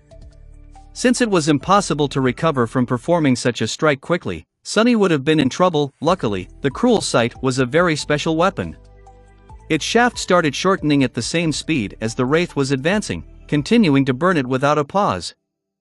In the end, Sunny found himself face to face with the hateful apparition, gripping the hilt of a short sword. Without wasting any time, he pulled it upward, slicing through the incorporeal body of the enemy and reaching her neck. White flames suddenly tore through the darkness of the creature's eyes, and before her ghostly claw could reach his flesh. Just like that, the wraith was destroyed. As her figure shimmered and started to disappear, Sunny let out a shaky breath, then summoned Saint from the shadows and threw the cruel sight to her. "Guard me. You have slain a fallen demon, Chalice Maiden." The taciturn demon calmly caught the sword, weighted it in her hand, and then assumed her usual indifferent pose. "Your shadow grows stronger." Sunny gritted his teeth. "Ah, this is going to suck." The voice of the spell resounded once more, echoing in the darkness of the ruined hall. "Your shadow is overflowing with power." He screamed and fell to his knees, feeling as though his very soul was on fire, as though something was rising from its dark depths, ripping it apart. "Your shadow is taking shape." Damn it all. Why does it have to hurt so much?" Sunny groaned and clawed at the floor, tears streaming from his eyes. The fingers of his armored gauntlet left deep grooves in the stone. The pain he was experiencing was not the worst he had ever felt, but really up there. Arg! He slammed his fist down, sending cracks through the slab of ancient stone, then did it again and again, pulverizing it into tiny shards. Eventually, those shards turned into dust, and only then did his agony finally begin receding. The spell whispered into his ear. "Your shadow is complete." Released from the paralyzing pain, Sunny fell down and sprawled on the floor. Breathing raggedly, he remained motionless for a few minutes, and then summoned the runes. Familiar symbols shimmered in the air. Name, Sunless. True name, Lost from Light. Rank, Awakened. Class, Demon. Shadow Cores, 3-7. Shadow Fragments, 0/3000. Sunny smiled weakly. After a while, he said. "Back to 0, I guess. The novel will be updated first on this website. Come back and continue reading tomorrow, everyone." Chapter 527 The New Guy. Now that Sunny had experienced moving up a class without simultaneously rising to a new rank, he understood the difference between the two more clearly. Ascending to a new rank was a much more profound change. It elevated the quality of his shadow cores in essence, gifted him with new abilities, and allowed for a deeper access to his aspect. The resulting jump in power was nothing short of tremendous. Reaching a new class, on the contrary, primarily affected the quantity of his shadow essence, and as such, the increase in power was much more gradual. Sunny didn't feel much stronger than he had a few hours ago, but that was because he had already been enjoying the extra strength and essence capacity for a long time. In fact, the main benefit of having several cores had been aiding him ever since Sunny passed the 1000 mark on the counter of shadow fragments. Unlike all other awakened excluding Nephites, there was no limit to his capacity to store essence and reinforce his body. Or rather, that limit was so high that it might have as well not been there. However, that was not to say that Sunny didn't get other, incredibly potent benefits from manifesting a third shadow core. Standing up with a groan, he allowed the moonlight to bathe his slender figure and looked down at the three dark silhouettes sprawled on the ancient stones in front of him. One shadow looked like it was suffering from a toothache, the other was beyond itself and jubilant, and the third one. The third shadow was just standing there motionlessly and staring at him, its dark figure not betraying any hint of emotion. Under its silent and unnerving gaze, he suddenly felt a bit uncomfortable. For some reason, Sunny shivered slightly. Is it just me, or is this guy a bit, creepy? The creepy shadow didn't react at all to his thoughts and just continued staring at him without moving. Sunny hesitated, then cleared his throat. Well, welcome to the team. Meet the other two, your elder siblings. The new shadow lingered for a few moments, and then slowly turned its head to look at his other ones. Immediately, the happy shadow made an energetic move to welcome it, but then stumbled mid-step, shivered a little, and slowly backed away, somehow ending up hiding behind the gloomy one. The gloomy shadow sighed with contempt, then faced the new guy and glared at him, clearly unimpressed. Amused, Sunny watched the two stare at each for several minutes straight. In the end, the creepy shadow glanced at him, then silently walked over to one of the ancient skeletons and studied the skull with disturbing fascination. It was trying to act cool, but Sunny could tell that the new guy was a bit flustered. He smiled. "That's right, that gloomy one is a real menace. Even I am afraid of him, a little." The gloomy shadow looked at both of them with disdain, shook its head, and indifferently turned away. Sunny chuckled. "All right, time to experiment a little." After that, he summoned all three shadows and wrapped them around his body. Immediately, he felt explosive might course through his veins, his skin turning hard as stone, his speed increasing tremendously. It was as though he grew 4 times more powerful than he had been a couple of seconds ago. A dark grin found its way onto his face. "So that is how it feels to be a demon." Sunny dashed to the wall of the vast chamber, then ran back, raising a gale of wind in his wake. Then, he brought his fist down on a piece of rubble, making it explode into a cloud of shards. Finally, he saturated his muscles with essence and jumped up, easily flying a dozen meters into the air and climbing onto the roof of the ruin through the breach in the dome of its central hall. His heart was beating fast in triumphant exhilaration. "Incredible! This is amazing!" Sitting down, he glanced at Saint, who was far below him now, and laughed. Sunny was more powerful now than any awakened was supposed to be. In fact, in terms of pure physical ability, he was much closer to masters, perhaps even at the same level as those of them who had just reached their rank and had no time to reinforce their cores yet. That was not to say that he had a good chance of prevailing in a fight against an ascended. Physical ability was not what made them so deadly, after all. Remembering the ease with which Master Jet had severed the arm of a fallen tyrant, Sunny sighed wistfully. What's more, he now had the ability to augment 3 things at the same time.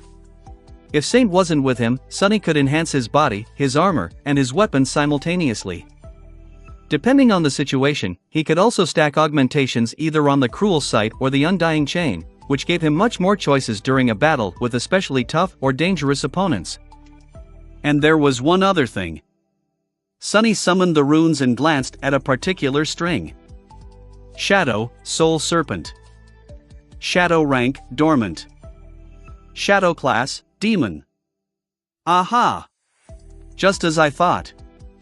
Before, the Soul Serpent was a mere monster. Sunny had long thought that the Shadow's rank depended on the level of Shadow Dance comprehension he was able to achieve, while its class depended on his own. Now, he had proof. Looking down, Sunny noticed new runes shimmering in the darkness. Shadow attributes, Shadow Guide, Soul Weapon. Shadow abilities, Serpentine Steel. The ability was new. Excited, he read its description. Serpentine Steel, ability description, Shadow Serpent's soul weapon form can assume the shape of any weapon. A crooked smile appeared on his face. Commanding the serpent to slither forth and assume the shape of the Dark Odachi, he studied the great sword for a few moments, and then gave another command. The lustreless blade suddenly flowed like black mercury, and a few moments later, he was holding a long spear in his hand.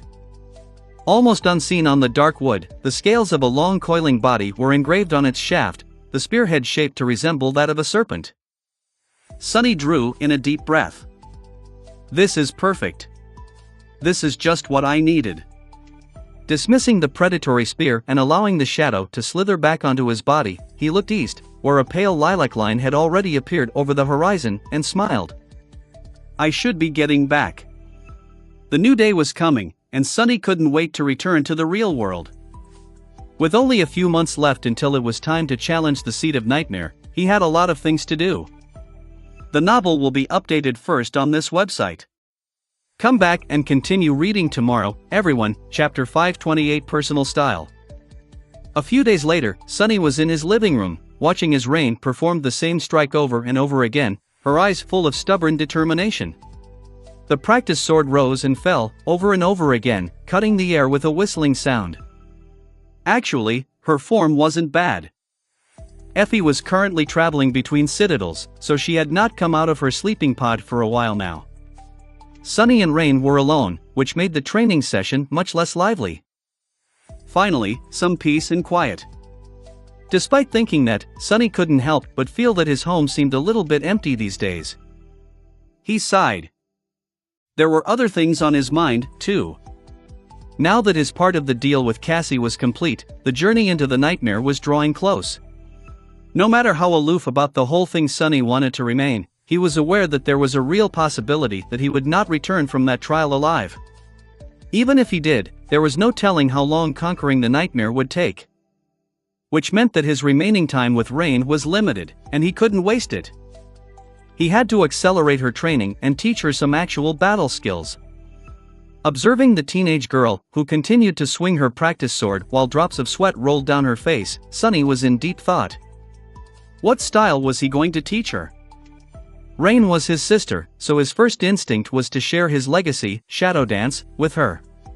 Almost as if they were members of an actual clan. However, that wasn't a very good idea. Not only was her mentality poorly suited for his shapeless and insidious battle art, but she was also physically incapable of learning it. Since everyone received extensive combat training in school, there weren't really a lot of weak people in the waking world. But Shadow Dance was simply not meant to be practiced by mundane humans.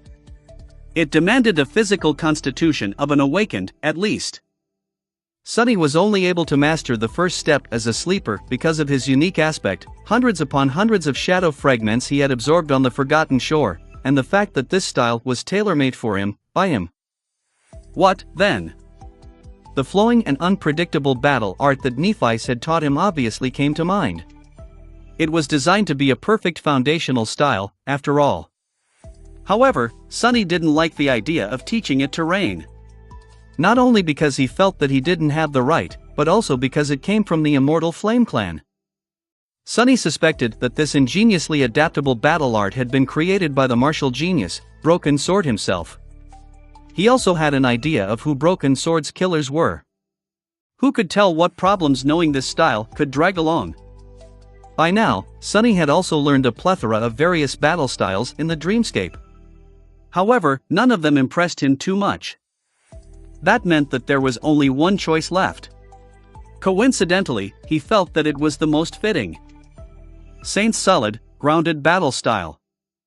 It seemed to suit Rain's quiet, thoughtful, and meticulous personality very well.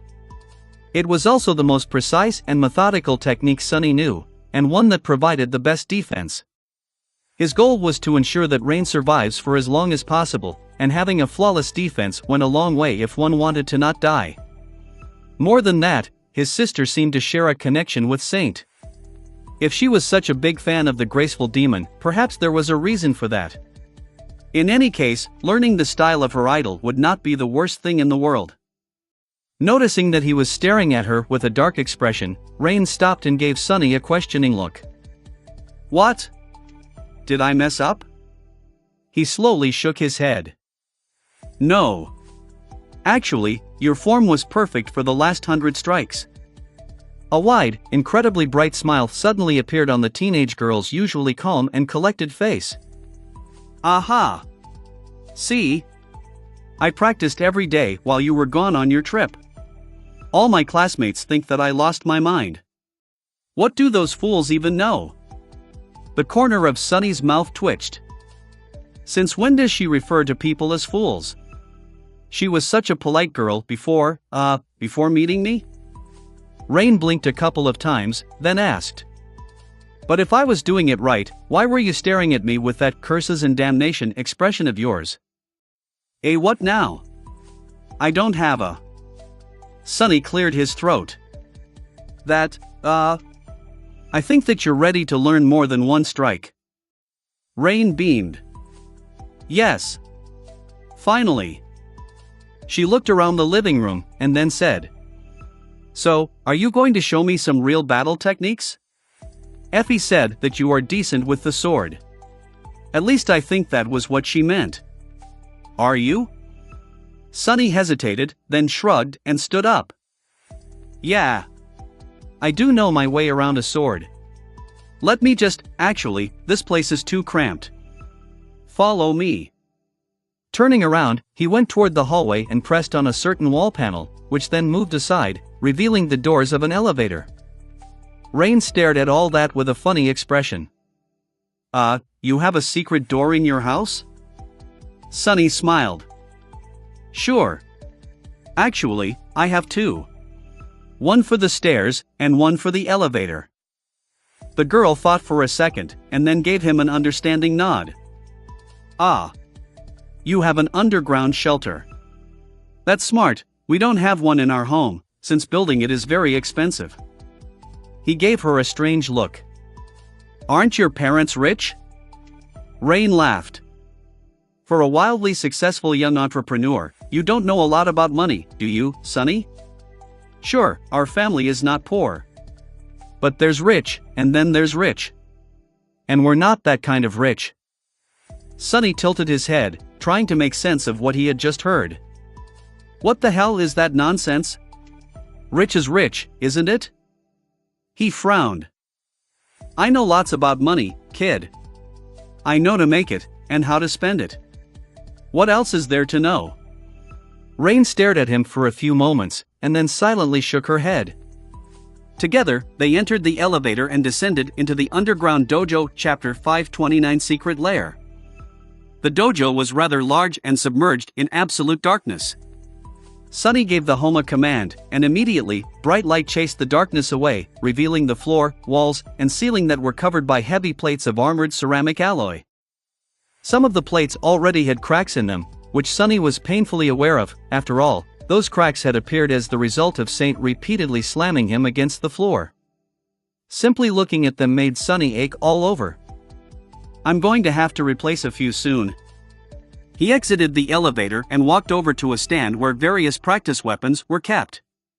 These weapons were made out of reinforced synthetic materials to withstand the intensity of awakened training, and had cost him a fortune. Sadly, Sunny had never even touched them, since training with the real deal was far more effective. Behind him, Rain walked into the dojo and looked around with curiosity. This space looked dark and mysterious, like a lair of a mythical monster. Do you come here a lot? Sunny gave her a short look. Of course, I do. This is where I sleep. She was slightly surprised, but then seemed to understand the meaning of his answer. For mundane humans, such a shelter would only be useful if a gate opened nearby. But awakened were more or less defenseless while in the dream realm. They needed the protection an underground bunker could provide much more, since their empty bodies could be easily destroyed when the spirit wandered away. Her gaze traveled to the steel sarcophagus of the sleeping pod and then moved past it. Suddenly, Rain's eyes brightened. Wow! Is that a dreamscape pod? Sunny hesitated, surprised by her strong reaction. Sure. Why? My super expensive sleeping pod is much more impressive. Why is she so fascinated by that silly thing? The teenage girl walked over to the alcove with the two machines and studied one of them with excited curiosity. The luxurious, state-of-the-art sarcophagus received zero attention. Do you play often? He rolled his eyes, then shrugged. From time to time, I guess? When I have time. Dueling other awakened helps with my own training. Rain sighed with envy. That's cool. Some of my classmates have personal dreamscape pods, too. They play the version for mundane humans, of course, but it still sounds amazing. Sunny smiled. What, do you want to play? Rain looked at the pod for a few moments, then slowly shook her head. When she spoke, her voice sounded too mature for her age. No, not really. It's only fun with friends. He frowned a little, then asked in a neutral tone. Why, don't you have any friends? The teenage girl sighed, then turned away from the capsule. No. I used to have a lot in my previous school, but after Dad got me a spot in this one, I just study and go home. People there are not very friendly. That's one way to put it. Sunny looked at her, then smiled widely. Well, friends are overrated anyway. I never had any growing up, and look at me. Have I not turned out just fine? She did look at him, doubt clearly written on her face. Yeah, but... Sunny raised an eyebrow. But what? Rain lingered for a few moments, then asked curiously. Don't you have a girlfriend? Sunny blinked. Huh? Wait, what? What girlfriend? Don't tell me that you think that Effie and I... Rain giggled. Actually, I did think that at the start. So I asked Effie, and she told me that you already have a girlfriend. Sunny's eye twitched. Damn Effie. I'm really going to kill her. Better yet, I'll make Sane kill her. How many times will she repeat that stupid joke about us before realizing that it isn't funny? It wasn't funny the first time, and it's certainly not funny the 100th. He opened his mouth to retort angrily. However, Rain's next word made him fall silent. She said that you bring her flowers every week, and even visit her mom from time to time. I think it's very sweet. Sunny froze, staring at the teenage girl with a heavy expression. Feeling that his reaction was a bit strange, Rain frowned. Did I say something wrong? He lingered for a few moments, then turned away. No. Effie just likes to run her mouth sometimes. She shouldn't have told you that. Not quite understanding what was happening, but feeling dark undertones in his voice, the teenage girl awkwardly smiled. Oh, did I just get Effie in trouble? Staring at the practice weapons, Sunny sighed. No. It's just that, there is indeed a girl I bring flowers to when I can. But she isn't my girlfriend. Rain glanced at him in confusion. But, why do you bring her flowers, then? Sunny turned around and looked at her darkly. Rain suddenly shivered, realizing that she had never seen Sunny acting this cold. A few moments later, he said evenly. It's because I made it out of the dream realm, and she did not. Do you understand? The teenage girl thought for a few moments, then paled a little, and nodded. Sunny shook his head. I don't think you do. And hopefully, you never will. With that, he took a round shield and a straight practice sword off the wall, closed his eye for a moment, and then forced an easygoing smile to appear on his face. Anyway, here's what you'll be training with from now on.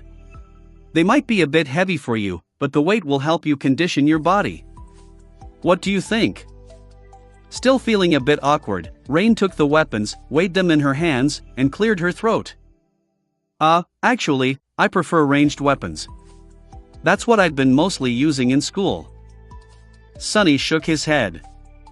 Ranged weapons are wonderful, and you should definitely know how to use them. But they stop being wonderful as soon as a nightmare creature gets close to you, and believe me, they will.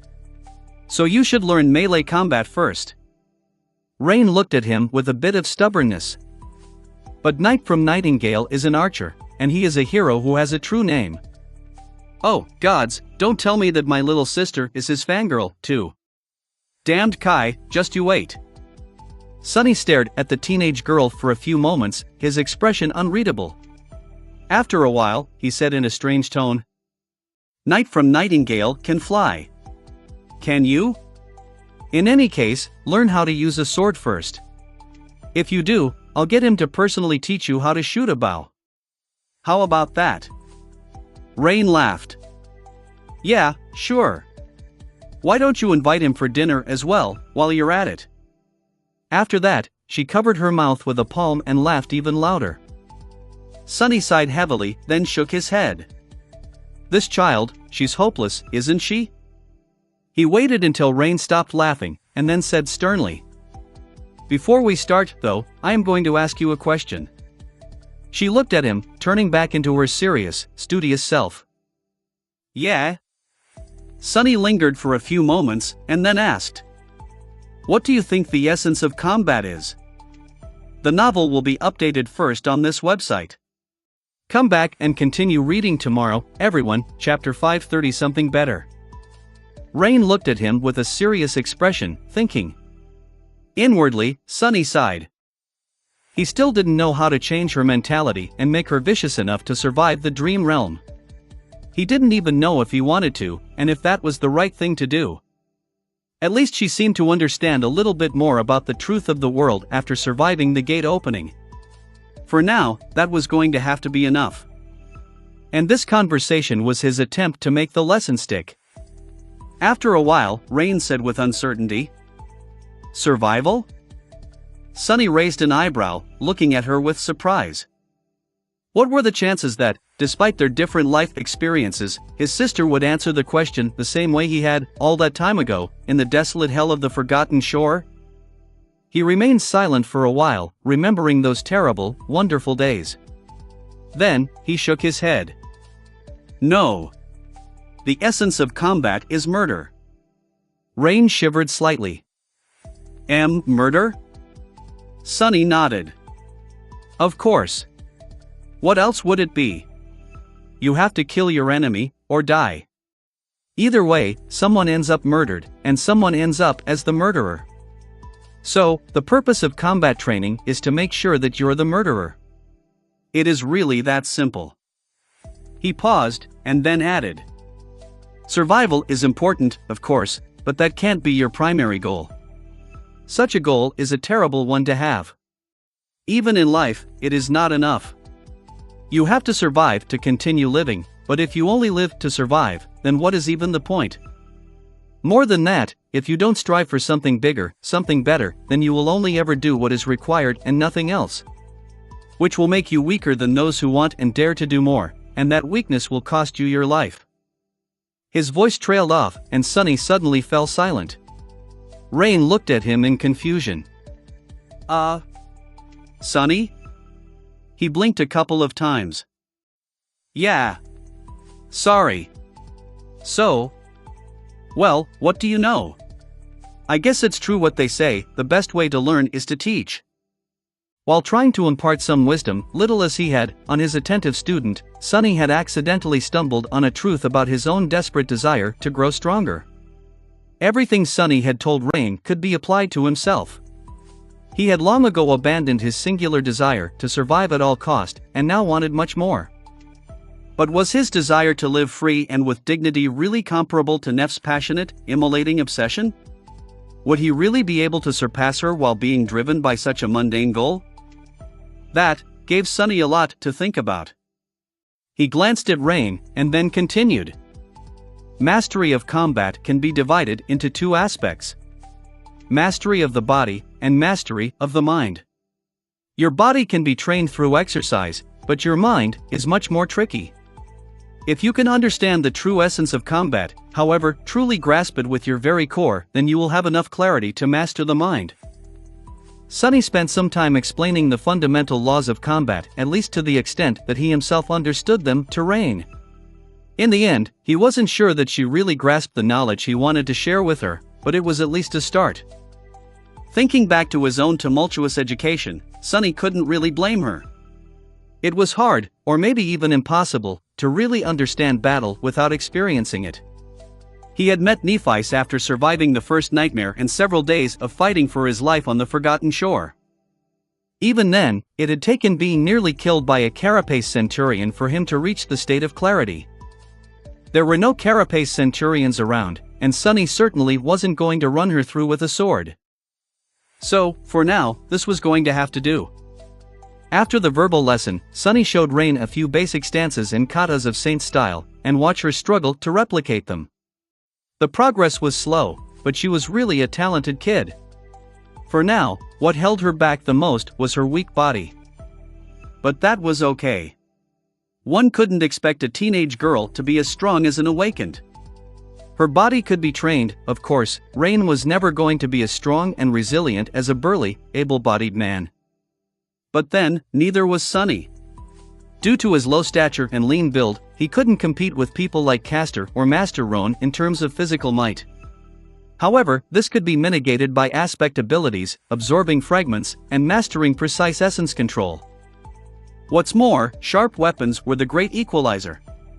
The purpose of a weapon was to reduce the amount of force one needed to apply to deliver a lethal blow. Unless one planned to beat their enemy to death with their fists, technique and skill were much more important than pure strength. And Saint's battle style could make that inherent disadvantage even slimmer. After a while, Sunny judged that Rain had enough. The girl seemed to be sufficiently exhausted, and pushing further would not do her any good. He gestured for her to stop and placed the practice weapons back on the stand, then summoned the endless spring and offered it to the tired girl. Rain was breathing heavily, her pale face glistening with sweat. Noticing the beautiful glass bottle, she smiled with excitement. Wow! Is that a memory? Sunny tilted his head a little. Sure, why are you asking? The girl grabbed the endless spring and studied it from all sides, then cautiously took a few sips. You don't get it. I've never seen a real memory up close before. It feels so real. He stared at her in bewilderment. It is real. What are you talking about? Rain glanced at him with scorn, drank the water greedily, and then handed the endless spring back with a bit of reluctance. Did you get it after defeating some terrible monster? Or bought it? Sunny frowned, hesitated for a moment, and then said darkly. It was a gift, actually.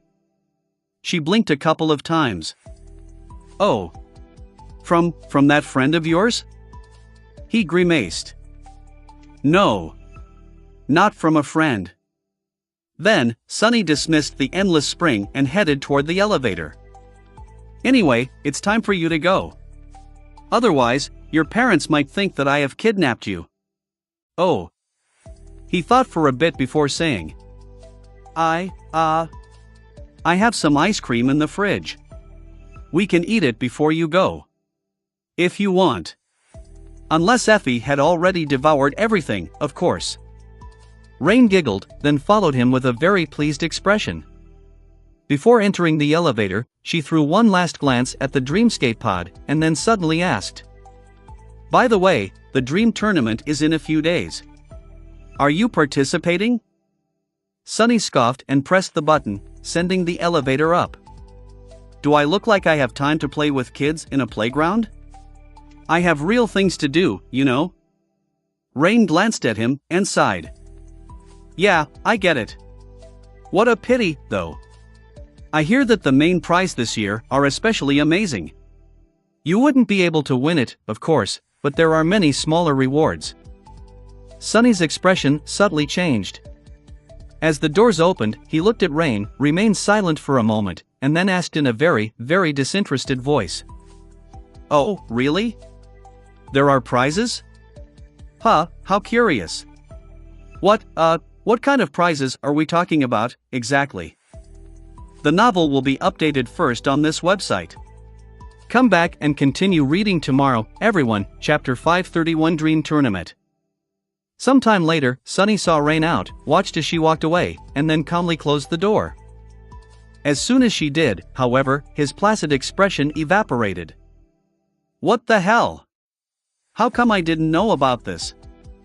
Hastily taking out his communicator, he accessed the network and searched for information about the Dream Tournament. A few minutes later, he sat down on a chair, a little stunned. What is this insanity? Sunny knew, of course, that Dreamscape duels were a popular form of entertainment both among the awakened, who participated in them, and among the mundane humans, who followed their favorite duelists and created boisterous fan clubs. However, he had no idea that even the great clans paid attention to the illusory game. Apparently, the creator of the Dreamscape held a big tournament each year, and each year, one of the great clans, either Valor, Song, or Night, sponsored the prize pool. Participants who managed to achieve good results were able to receive cash prizes, memories, and even echoes. The rewards for the finalists were especially generous, and came directly from the great clan's armory. They were also of the ascended rank. Sunny trembled, his eyes burning with avarice. No, think about it rationally. The great clans were obviously after a straightforward goal: keep an eye on the rising talents among the unaffiliated awakened. But did it matter? Sunny had already failed to keep his fake persona under the radar. Anyone who paid attention to Dreamscape had at least heard about Mongrel. What was there to even think about? Free goodies. That's what it is. Completely forgetting about his previous disdain for the tournament, Sunny got completely absorbed by the prospect of receiving memories free of charge. He was almost drooling. And if free memories weren't enough, there was another reason for why this tournament now seemed very alluring to him. For the past months, Sunny had participated in hundreds of duels in various arenas. His goal was to absorb as many styles as possible, to reinforce the foundation of shadow dance and make it more efficient. This way, he hoped to achieve the next level of mastery over his elusive battle art. Not all battle styles were made the same. Some were simple and straightforward, while others were complex and unique. The more unique a style was, the harder it was for Sunny to gain insight into its principles. It was not like he had a magical ability to peer into the very essence of a style. This ability of his was more or less mundane, based on his own talent, mastery, and sensitivity to shadows. So, he had been working diligently to create a sizable library of simpler styles, which would in turn improve his capacity to discern the patterns of more complicated ones with sufficient speed. After all styles were constructed out of the same basic elements. The more basic patterns he knew, the easier it was to understand various styles on the fly. However, the quality of his opponents in the Dreamscape arenas was not that high, for obvious reasons. True talents had better things to do than play games. Most of them also belonged to legacy clans, who lived by a different set of rules. In the world of legacies, strength and talent were not something to boast about. Renown only served to make the enemy aware of your weaknesses. In that regard, hidden tigers of the legacy clans were very much like Sunny, remaining in the shadows until it was time to deliver a lethal strike. That was why his progress had stalled lately. These days, the only worthy opponents he could find were a few rare eccentrics and a rare gem here and there, not nearly enough to satiate Mongrel's hunger for a variety of distinct battle styles. What's more, at the highest levels of awakened battle skill, styles were not only about physical movements and mindset anymore. They weaved unique patterns of essence control into the technique, too, which Sunny couldn't perceive and was only able to infer from indirect clues. Sadly, he wasn't exposed to a lot of opponents practicing such styles in the arenas. The tournament was going to change that, however. With the valuable prizes added into the mix, people who would usually not waste time in the Dreamscape were bound to show up, lured by the scent of rare memories and echoes. Even people from lesser legacy clans would, without a doubt, be tempted to participate. A powerful ascended weapon or armor could change their lives, too. So, Sunny could kill two birds with one stone. Compete for these prizes and enrich his library of styles at the same time. Forget it. I'd be a fool to miss this chance. Even knowing what a headache it would be to bring even more exposure to Mongrel, Sunny couldn't let such an opportunity go. Plus, he had some free time while Effie and Kai were traveling to the Chained Isles. Scrolling through the feed, he started reading everything he could find about the upcoming tournament. Several days later, Sunny locked the door of his house, descended into the basement, and approached the Dreamscape pod. As soon as he entered the fake black void, the familiar pleasant voice greeted him. "Welcome back to the Dreamscape, Challenger Mongrel." Sunny didn't pay attention to it and briefly looked at his status. Mongrel. Victories, 813. Defeats, 0. With a quiet sneer, he turned to several images floating in the boundless darkness in front of him. These were the arenas he had access to, and by now, there were significantly more of them than had been there at the start. Today, however, the list looked different. The images of the arenas were pushed to the sides, and a new one appeared in the very middle. It was completely white, with a golden shape of an olive wreath depicted beneath two shining words. Dream Tournament. Sunny lingered for a moment, summoned the mantle of the underworld and Weaver's mask, and then stepped toward the image, Chapter 532 Ancient Forest. The golden wreath disappeared, and Sunny found himself facing two new images. On one, a knight in a suit of polished armor was depicted holding a bloodied sword. On the other, a warrior in an archaic armor was shown standing back to back with the knight, a slender huntress drawing her bow behind them. The pleasant voice announced, "Challenger, select your dream." Several words appeared above the images. Dream of glory, dream of camaraderie. What's with the bells and whistles? Sonny rolled his eyes. The choice was very simple. One image was going to send him into the individual competition, while the other was meant for cohorts. The Dream Tournament was basically two separate tournaments happening at the same time. This way, those awakened who didn't have combat aspects could also participate and earn rewards. It was a good system. Sonny had no intention of searching for a cohort, so he simply chose the image of the lonely knight and closed his eyes. Unlike the usual Dreamscape duels, the tournament included various battle modes. They were also broadcasted and happened at a schedule, so he had to wait for the first qualifier round to start. Standing in the darkness, Sonny couldn't help but feel a little excited. Challenger. Draw your weapon and prepare. Only the best will survive. A bright light suddenly shone from above, and he found himself in the middle of a lush forest. All around him, ancient trees swayed lightly, their leaves rustling in the gentle wind. Some distance away, a tranquil lake glistened in the sunlight, and from its clear waters, a breathtakingly beautiful castle rose into the sky. The castle was built out of gray stone and was as large as a city, its ancient walls scarred by 1,000 sieges that it had withstood.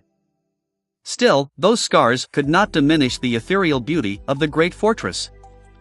The arena was vast and encompassed all of the forest. There was no other awakened near Sonny, and for a good reason. The qualifying rounds of the Dream Tournament were held in the form of a grand battle royale. 1,000 challengers were sent into a large environment, and only the last one standing would be allowed to move on. Depending on their performance, a few more people could also gain in. Who didn't know Bastion? This year, Clan Valor sponsored the tournament, so the arena was designed to resemble the seat of their power, Great Bastion, one of the 3 most populous human citadels in the Dream Realm. Sonny had never been to the ancient castle, but its image was ubiquitous in popular culture. He recognized it instantly. So, this must be the Lake of Bones, then. And all around him was the ancient, cursed forest that Anvil of Valor had destroyed. These days, of course, the landscape surrounding Bastion was very different. Instead of a lush forest, it was surrounded by a sea of ash and charred remains of the dreaded Titan, with human forts built here and there to repel powerful nightmare creatures from wandering close to the citadel. But thanks to the Dreamscape, Sonny got to enjoy the way this place had looked before, vibrant and pristine. The only difference was that there was no harrowing darkness hiding behind the veil of false tranquility. Ah! How nice! Compared to the Chained Isles, it was a nice change of pace. Just as he thought that, the voice of the Dreamscape suddenly announced. Challenger Mongrel number 19 was eliminated. Sonny tilted his head. Well, that was fast. Also, what's up with that alias? Shaking his head, he commanded the Soul Serpent to assume the form of the Odachi and calmly headed deeper into the forest. It was time to start hunting. On the official broadcast channel, the image of an eliminated player was shown briefly. Then, a rather light-hearted voice spoke. What a kill! Just a few seconds after the start, and we already have a casualty. Let's all wish Mongrel number 19 better luck next year. An avatar of an exquisitely handsome young man appeared in the corner of the broadcast. Glancing at the camera with a bright smile, he continued. And so, the 5th annual Dream Tournament has begun. Yes, it's me, Cyclus. Your favorite commentator and nightmare creature expert. Hold the applause, hee hee. Guys, I have a big surprise for you. Guess who decided to join me in the commentator booth today? The young man paused and then gestured to the other side of the screen, where an older man with sharp features, deep eyes, and a short beard appeared. That's right, you're not hallucinating. It's Dini, the great lore master and former Dream Champion. Give him a warm welcome. As a deluge of messages flooded the chat, the older man smiled. Hey, everyone. Cyclus, meanwhile, spoke again. He glanced at the broadcast, which switched between various awakened traveling through the forest. Some of them were well-equipped and looked skilled, while others less so. First of all, this year we had a record number of fighters signing up for the tournament. What are your thoughts on that as a veteran Dreamscape duelist, Dini? The older man smiled. It's nice to see more Awakened taking up the illusory sword. Some of them might even know how to use one. Of course, I have to give a lot of credit to the generosity of the great clan Valor. They have really outdone themselves with the prizes this year. No, I am not salty. Not at all. Cyclist laughed, and then threw a mischievous glance at his colleague. Alright, then I'll ask you the question that I am sure is on everyone's mind. As an expert, who do you think will win the tournament, and why is it Mongrel? Chapter 533 Battle Royale. As soon as the commentator mentioned Mongrel, the feed changed to the image of a menacing figure in black armor calmly walking through the forest, the blade of the infamous Odachi resting on its shoulder. The lightless pits of the demonic mask's eyes stared directly into the camera, as if there was nothing but darkness beneath it. As soon as Mongrel appeared on the screens, the chat exploded. Yes. It's Mongrel. Hail to the Lord. Ha? Who is Mongrel? You mean hail to the lady? Dini laughed. Ah, yes. This guy. Well, Mongrel is a really impressive fighter, but the results may not be as predictable as everyone thinks. Every year, the same thing happens. At the later stages of the tournament, two distinct groups clash. One is the Dreamscape elites, and the other is newcomers attracted by the rewards. Historically, the newcomers tend to do better. He sighed and shook his head. Plus, we don't really know a lot about Mongrel. Sure, he has a very impressive track record, but most of his wins were achieved against random opponents.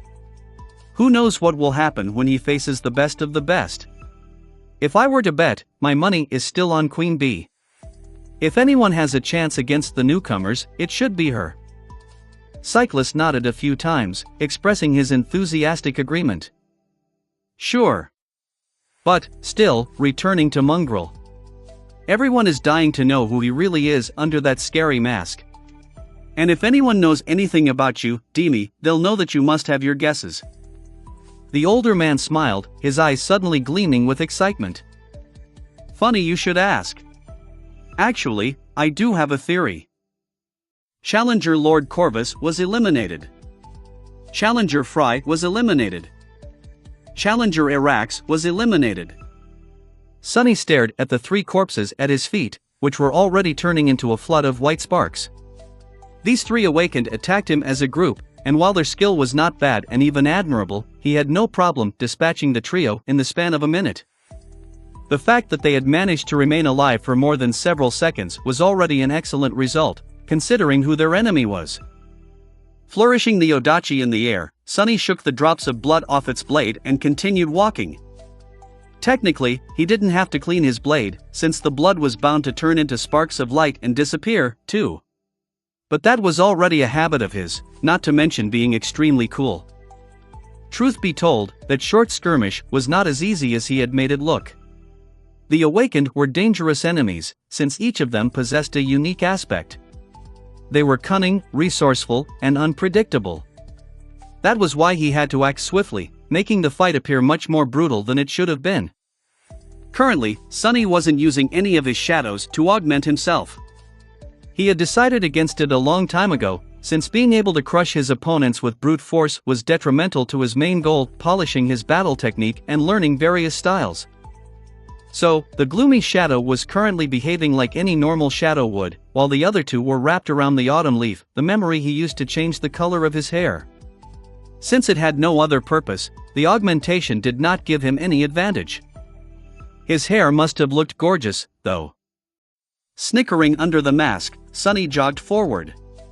He was in a rush to eliminate as many other players as he could before the first leaderboard announcement was made. Meeting the group of three allied Awakened reminded him of the inherent problem with the Battle Royale format of the qualifying rounds. As soon as true powerhouses revealed themselves, weaker participants were bound to band together and start hunting them down. Very soon, there could be a dozen fighters launching a coordinated attack on him, or even more. Sunny was confident of his skill, but not to that degree. Even for a battle-hardened veteran like him, someone who had spent hundreds of days fighting for his life in the darkest depths of the Dream Realm, such a fight would not be easy. This battle royale is going to be much more intense than I have expected. Before Sunny could finish this thought, an ancient tree next to him suddenly exploded into a cloud of splinters, and something sharp shot at him with incredible speed. Cursing, he dashed to the side and barely dodged out of the way. The next moment, a giant arrow whistled past him and embedded itself into the trunk of another tree, its trembling shaft as long as he was tall. Sunny rolled over his shoulder and glanced at the arrow, then lunged into a sprint. Curses! A sniper! A second later, another giant arrow fell from the sky, almost skewering him to the ground. Sunny gritted his teeth and continued running. On the countless screen, an image of a broad-shouldered young man was shown, drawing the string of an oversized bow. His mighty muscles strained, and when he released the string, a thunderous sound rolled down the slopes of a tall hill the archer was standing on. Meanwhile, the two commentators were not paying him attention. And so, I can say without a shadow of a doubt that Mongrel is not, in fact, one of the Forgotten Shore survivors, but actually the son of the secret child of the legendary Nightwalker, the founder of the House of Night. Well, this is my theory, anyway. Cyclist glanced at Demi with a wide smile, and then turned the conversation back to the skirmishes in the ancient forest, which were starting to happen more frequently and grow in intensity. Is that so? Well, that secret grandchild seems to be in big trouble. Despite Mongrel's savage victory over the three other challengers, now he seems to be in the crosshairs of one of the newcomers you spoke about earlier. Let's take a look. The feed changed to the image of Mongrel running swiftly through the woods, dodging one giant arrow after another. His movements seemed steady and precise, as though he had a second pair of eyes at the back of his head. Cyclist glanced at the indifferent black mask and involuntarily shivered. Wow! Look at that, what a commendable feat, to maintain calm and composure in such a tricky situation. It is almost as if Mongrel is not afraid of anything, not even being bombarded by a rain of enchanted arrows, each of them powerful enough to pierce a fallen monster through. Truly, that man has nerves of steel. I wonder what he is thinking about right now. What the hell? How is this fair? Crap! This is bad, this is so bad. I don't want to die so soon. What the spell am I even supposed to do? Panicking and sweating under the mask, Sunny dodged one arrow after another and cursed non-stop. He had no idea who was shooting him, how they were able to aim through the thick canopy of the ancient trees, and where they were. All he could do was run, dodge, and pray to the dead gods that he survives this devastating barrage. Luckily, a few moments later, he noticed a rock outcropping not too far away, with a deep ravine hiding behind it. Dashing forward, he evaded another giant arrow and slid down the slope of the ravine. Reaching its bottom, he waded through the thick carpet of fallen leaves and pressed his back against the rocks, finally safe from the relentless sniper. Only then could Sunny finally catch his breath and look around. However, as soon as he did, a dark grimace appeared on his face. Damnation! As fate would have it, he was not alone in the ravine. Growling in frustration, Sunny gripped the hilt of the Odachi and once again dodged. A few moments later, the pleasant voice resounded over the ancient forest. Challenger Ejik was eliminated. The novel will be updated first on this website. Come back and continue reading tomorrow, everyone. Chapter 534 Demonic Swordsman. Sunny remained in the ravine for a few minutes, considering his options and hoping that the unknown archer would have to shift to another target. He had already revealed his ability to teleport during the gate battle, but the quality of the recording hid the details of how he was able to do it. With the crystal clear picture of the Dream Tournament broadcast, though, Sunny couldn't risk using Shadow Step again. Even if he really wanted to. Neither could he send his shadow to scout the position of the archer, which left him in a bind. The best option would have been to stay hidden for a while, but luck was really not on his side today. Shortly after he had defeated the other awakened taking shelter in the ravine, the sound of the rustling leaves suddenly changed, and an ominous darkness suddenly moved between the roots of the ancient trees. As more and more people were eliminated, the remaining challengers were bound to start having trouble finding new opponents in the vast arena. So, the arena was designed to grow smaller as time went by. This year, it seemed, the players would be forced to move toward the center by the fact that the beautiful forest was slowly turning back to its true nature, that of a giant, abominable, flesh-devouring titan. Great! This is just goddamn great! Pushing off of the rocks, Sonny cursed and started climbing up the slope. Sometime later, full of annoyance and with sparks of light falling off his armor, he walked out of the cover of trees and entered a small clearing. There, an awakened in a lustrous brass armor stood above the disintegrating corpses of two others, holding a heavy warhammer in his hands. A few steps away from him, another was bandaging a shallow cut on her forearm. The man threw one glance at Sonny and rolled his eyes. Great! Another mongrel impersonado. Before he could finish speaking, though, the blade of the odachi pierced his throat, sliding precisely between the lip of the brass breastplate and the bottom edge of the helmet. As the body of the awakened hit the ground, his partner looked at Sonny with wide eyes. A battle axe fell from her hands. Oh crap! You're actually him. The girl turned around and tried to run, but before she could, Sonny was already upon her, ending her participation in the battle royale with one swift strike. Challenger Abel was eliminated. Challenger Win was eliminated. Sonny sighed and remained motionless for a bit, resting. He was more than a little bit tired. But the worst was still to come. Suddenly, the sound of trumpets rolled across the ancient forest, and the pleasant voice of the Dreamskpi announced. Only 500 challengers remain.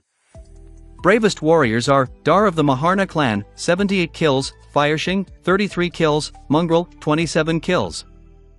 Sonny stared at the sky, the black mask hiding a grim expression on his face. 78 kills, gee. Who is this monster? He had a hunch that he already knew. Defeating his own 27 opponents had not been exactly time-consuming, but looking for them was. Who wouldn't need to waste precious minutes prowling the woods in search of enemies to kill, though?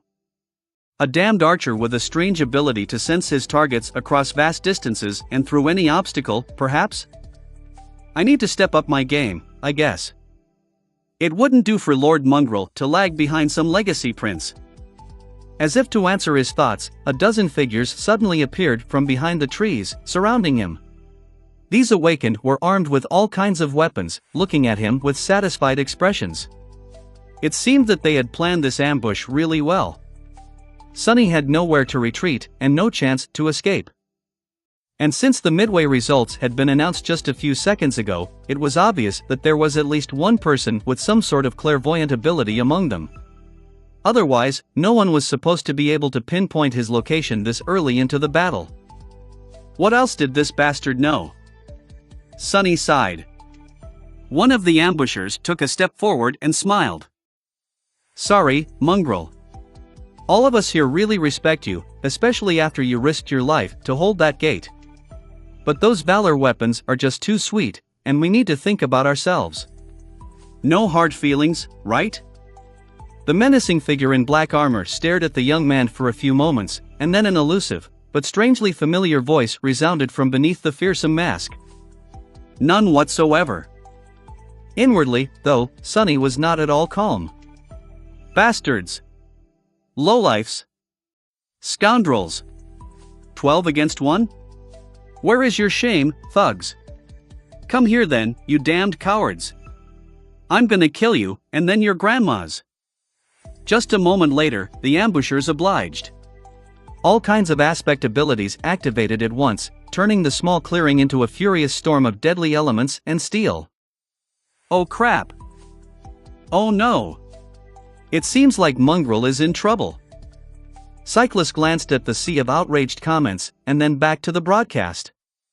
Both he and Dini were glued to the screen, even forgetting to do their job and fill the silence with informative or entertaining chatter. The scene in front of them was just too terrifying. Just a moment ago, they saw a lone figure in black armor standing motionlessly in the center of a bright clearing, staring at the 12 ambushers surrounding him with cold indifference. Mongrel's voice sounded from the speakers, strangely dark and ethereal. None whatsoever. And then, everything exploded in a brutal symphony of violence. The ambushers attacked without wasting even a second, their assault deadly and well coordinated. Cyclus held his breath. Come on, Mongrel. Use your spatial aspect. From what he could see, this was the only chance the demonic swordsman had to escape. However, as a fan himself, Cyclus knew that Mongrel never used his aspect in the dreamscape, as if it was somehow beneath him. Mongrel only ever relied on his sword, his skill, and unadulterated technique. Such dignity. And this time, too, the mysterious warrior refused to compromise his unassailable, noble principles. Instead of activating his ability, he simply lunged at the enemies without fear or doubt. Then, something strange happened. His infamous Odachi suddenly turned into a stream of impenetrably dark, liquid metal and flowed onto his arm, soon turning into a round shield. With that shield, Mongrel deflected an incoming javelin, then twisted his body, dodging a hail of razor-sharp wind blades, and dove into an immolating stream of fire that one of the awakened breathed out of her mouth. Miraculously, he emerged on the other side unscathed, like an infernal monster that could not be burned even in the flames of hell. The black armor reflected the crimson flames, somehow becoming even more menacing. In the next second, Mongrel's spiked gauntlet connected with the face of one of the ambushers. It was as if the poor man was hit by a mountain. His skull caved, and then exploded, the lifeless body folding as it flew to the side and turned into a rain of sparks. What happened next could only be described as pure carnage. The black figure pounced on the ambushers, using both his gauntlet fist and his round shield to sow devastation among their ranks. Mongrel moved with terrifying speed and devious cunning, using the bodies of his enemies to block or prevent attacks from their comrades. Cyclus wasn't sure, but he thought that he saw a couple of them die from friendly fire. The rest fell to the demonic butcher himself, though. Every move Mongrel made was precise, calculated, and deadly, but also brutal and utterly cruel. He danced among his enemies like a grim reaper, killing them one after another without showing any sign of even knowing what mercy or hesitation were. Blood, screams, and flashes of light filled the clearing for a good couple of minutes. And when it was all over, the lone black figure was left standing alone amidst the bodies, covered in blood from head to toe. A moment later, that blood turned into sparks of light, too, and awash in light, Mongrel stepped forward, his armor as black as pristine as ever. Cyclus remained silent for a few moments, and then said hoarsely, "Hey, Demi. Did Mongrel just slaughter 12 awakened solo?" The older man cleared his throat. I might rethink my bet. Actually, my money is on that man." His colleague blinked a couple of times. After that, he glanced at the comments and forced out a smile. Is he even a man, though? Meanwhile, Sunny was on the verge of collapsing onto the ground. Arg! Everything hurts. What the hell, why is this stupid battle royale so intense? I almost sullied my pants.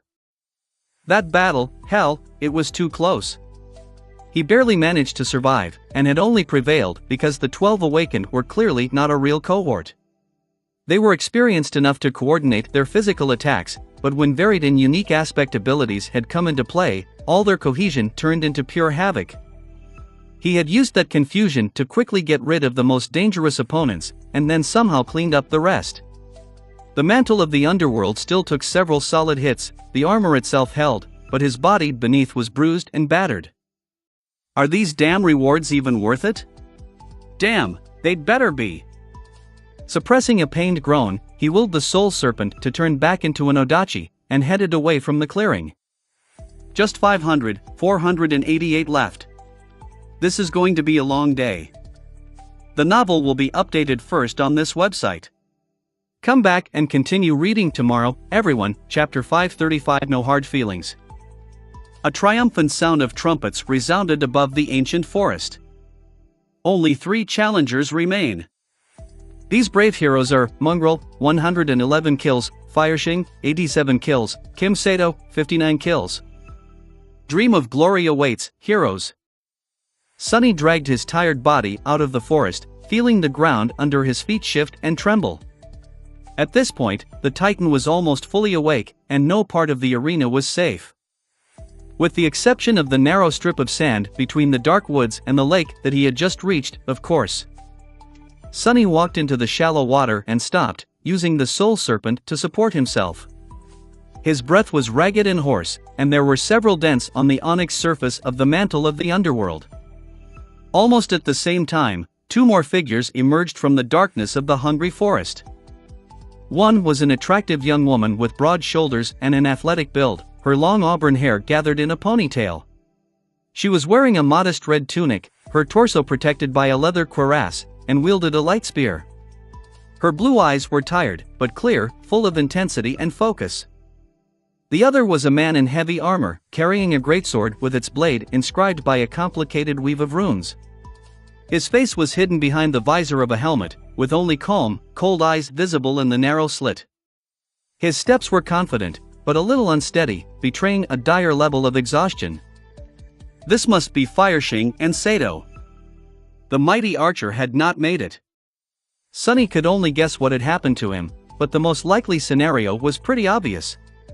The powerful legacy must have run into an ambush similar to those Sonny himself had encountered, only with a much less happy result.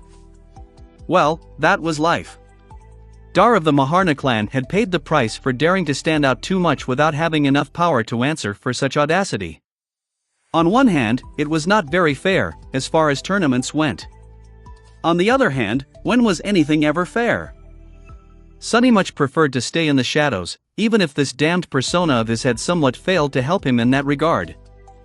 Coincidentally, none of those who had conspired to form a group had made it this far, as well. And with a good reason, the type of person who would resort to such methods did not have what it took to win this battle, to begin with. So Sonny was not going to underestimate his last two opponents. They had already proven how formidable they were. The three awakened stood apart, looking at each other warily. The clear water of the tranquil lake splashed against their shins. The magnificent castle loomed in the distance, its ancient walls bathed in the bright sunlight. The vista was beautiful and peaceful, but the air was practically crackling with tension. After a while, the man in a suit of heavy plate armor turned to the fiery young woman and said hoarsely, "Let's deal with that demon together. We can decide who wins between the two of us after that thing is eliminated." Sonny rolled his eyes. Wow! How unexpected! He gripped the hilt of the soul serpent, preparing himself for a tough fight. To his surprise, though, the young woman shook her head and said simply, a clear expression of disdain appearing on her freckled face. "No." He raised his eyebrows. "Ha! Such nobility, gods, what an idiot! What a fool!" The man called Sato laughed, and then glanced at Mongrel. "How about it, Mongrel? Same offer. Let's take care of the girl first, and then have a proper duel, you and I. Or is it beneath you?" Sonny gritted his teeth, but had no choice but to say, "It is." "Arg, curse it." Sato shook his head. Young people these days, so naive. Have the dream realm taught you nothing? Sonny raised the odachi and grinned. It taught me everything. With that, he shifted his weight and prepared to dash forward. The time for words was over. The other two also understood that, and in the next moment, the calmness of the clear lake was instantly no more. What the? As soon as Sonny moved, a powerful explosion thundered, and he was thrown into the air by the devastating shockwave. Landing in a roll, he hurriedly slotted the memory of fire into the mantle and rose just in time to see a massive fireball dissipate into the air. His body felt even more damaged than it had been a moment ago. Kim Sato, however, took the brunt of the explosion. His heavy armor was mangled and torn, patches of burned skin visible through the tears. Just as Fireshing lunged at him, tongues of flame appearing on the blade of her spear, he suddenly moved with unexpected agility, thrusting his sword forward. He wasn't aiming at the girl, though. Bad. Sonny noticed the rows of runes ignite with a menacing purple light, and then hastily threw his body sideways. In the next moment, a phantom figure of an armored giant appeared in the air and slashed downward, cutting the air where he had just stood with the identical copy of the same greatsword. What a powerful memory! Since both of his enemies seemed to possess deadly means of range attack, he had no choice but to close the distance. Luckily, Sato was already entangled with Fireshing, who rained a barrage of lightning-fast, but precise and deadly strikes on him. It was as if the young woman was dancing, her auburn hair and red tunic flying through the air like tongues of wild flame. Interesting style. I should leave her for last. The man, meanwhile, didn't try to evade the burning spear and instead turned his body swiftly, making sure that it struck the undamaged parts of his armor. Despite being mangled by the explosion, the heavy armor held, betraying the fact that it, too, was a memory of considerable power. It didn't matter, though. A moment later, Sunny was upon them and joined the fight, the Dark Odachi united with the flaming spear and a runic greatsword to sing the Song of Steel. A few minutes later, the voice of the dreamscape spoke again. Challenger Kim Sato was eliminated. Challenger Fireshing was eliminated.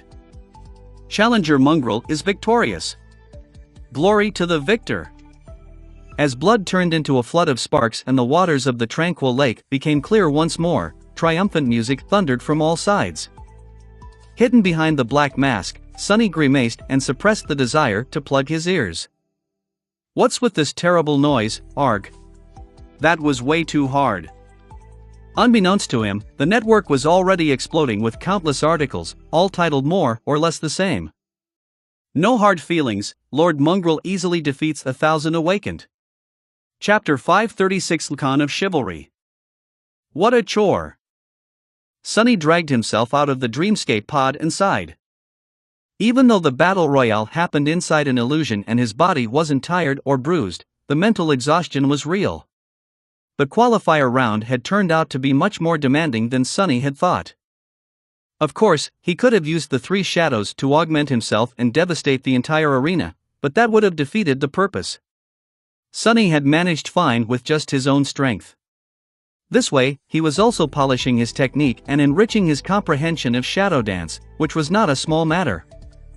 Putting on some clothes, he returned upstairs, sprawled on the sofa, and then looked at his communicator. Currently, hundreds of similar illusory battles were being broadcasted for people to see.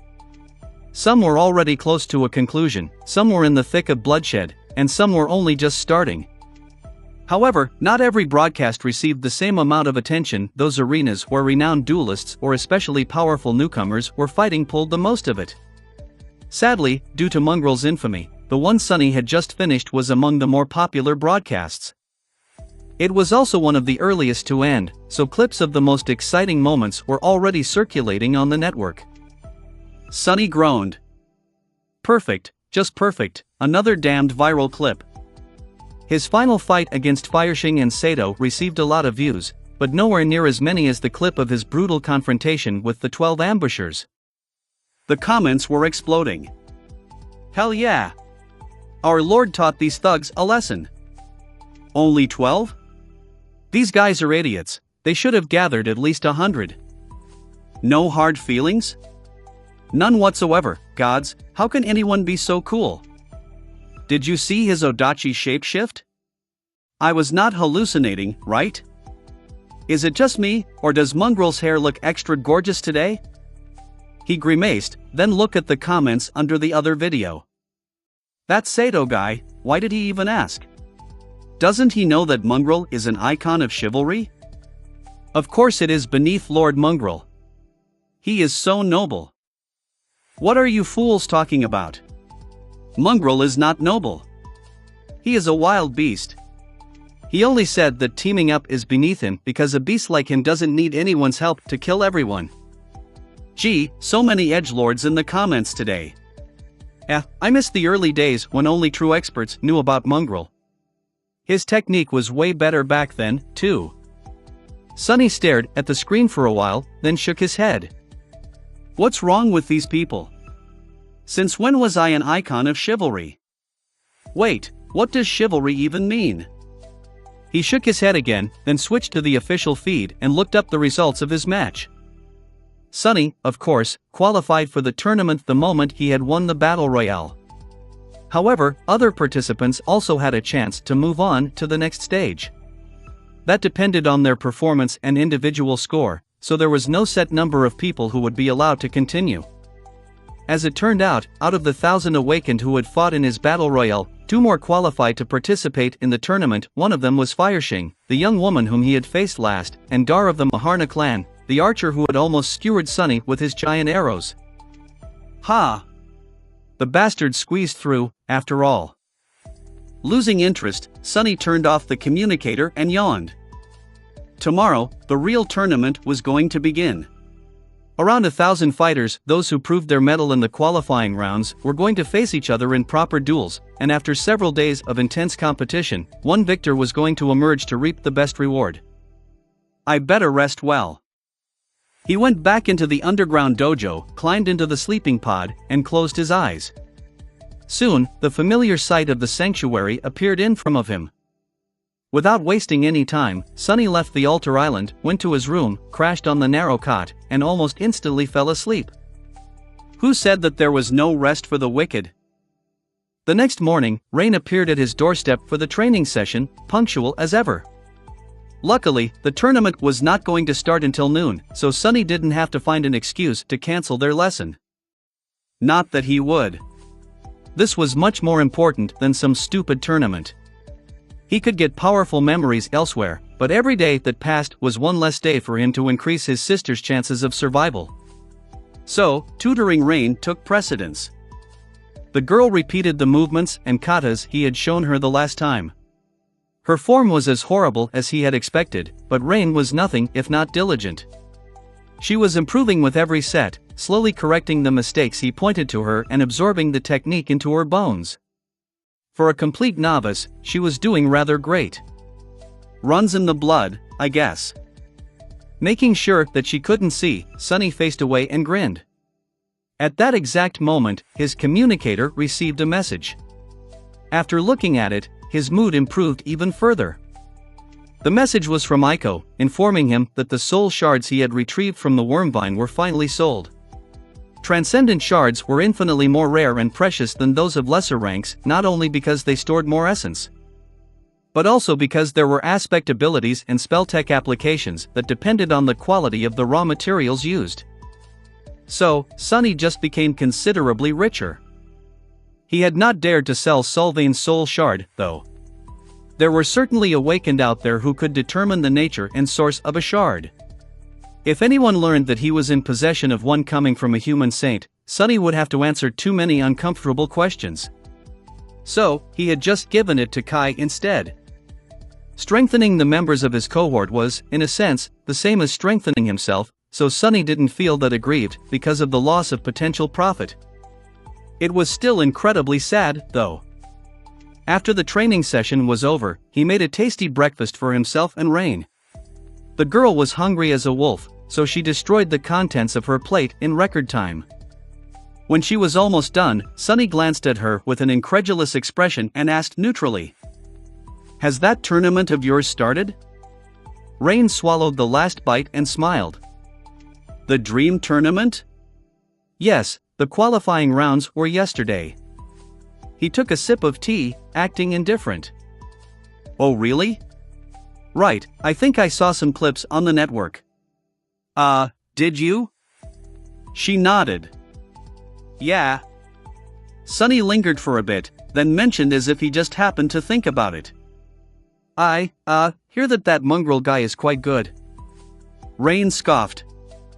"Sure, I guess. But I don't like him." Sunny almost choked on his tea. "What? Why?"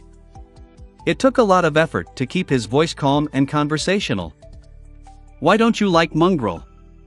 "Mongrel is awesome. He defeated 12 awakened solo, you know." The girl simply shrugged. "I don't know. He just seems pompous. And who does he think he is, going around teaching people how to live? Plus, what's up with that mask? A good person wouldn't have to hide behind a mask, that's what I think." Sunny glared at her with a bit of resentment, then forced out a smile. "Well, I don't know. The mask is a powerful memory, for sure. And he probably doesn't even want to teach people anything, at least that is my impression." Rain frowned. Plus, he caused so many problems for Knight. If he had the tiniest bit of conscience, he would have come forward and refuted those ridiculous rumors, but I bet that he doesn't. Sunny's eye twitched. Aha! So this is the root of all this. Just you wait, Kai. I'll repay you for this one day. He slowly took another sip of tea and asked, hiding his outrage. You seem to know a lot about that tournament, huh? I thought you weren't very interested in that kind of stuff. Rain sighed. I am not.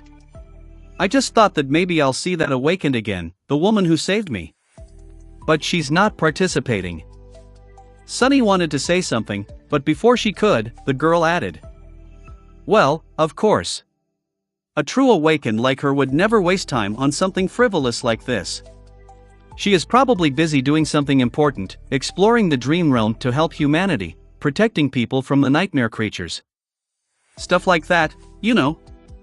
Sunny smiled. That is certainly a possibility. Wait, what do you mean? A true awakened wouldn't waste. Didn't you suggest that I participate in that tournament? Rain looked at him as though he was stupid. That's you. And that's her. What kind of question is that? By the way, what time it is? Oh, goodness. I have to run. With that, she hurriedly waved Sunny goodbye and dashed to the door, leaving him completely stunned. What the hell is that supposed to mean? That's me, and that's her? He remained motionless for a while, then slowly closed his mouth and looked at the time. As it turned out, he had to hurry, too. The tournament duels were about to begin. Walking toward the elevator, Sunny was seething with anger. That's me, well, of course, that's me. I'll show her, hell, I'll show all of them. I mean, Mongrel will, curses. The novel will be updated first on this website. Come back and continue reading tomorrow, everyone. Chapter 537 Learning Curve. The opening ceremony of the tournament was supposed to be a spectacular event, with thousands of challengers, each of them a talented awakened fighter, gathered in the magnificent central courtyard of the illusory bastion. Slightly more than 1,000 of them were those participating in the individual competition, and the rest were members of competing cohorts.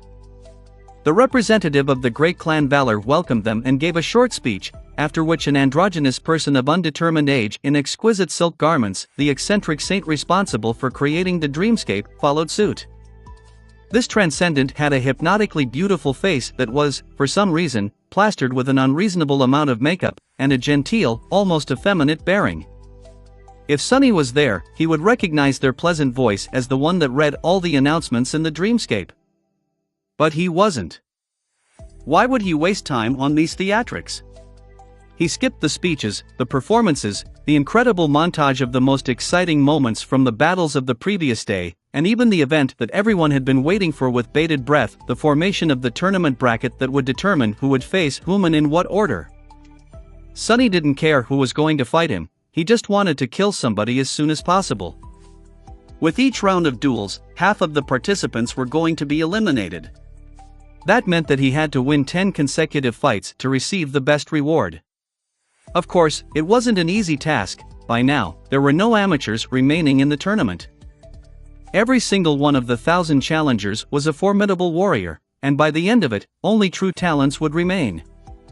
It was also a perfect chance for him to try and learn their polished battle styles.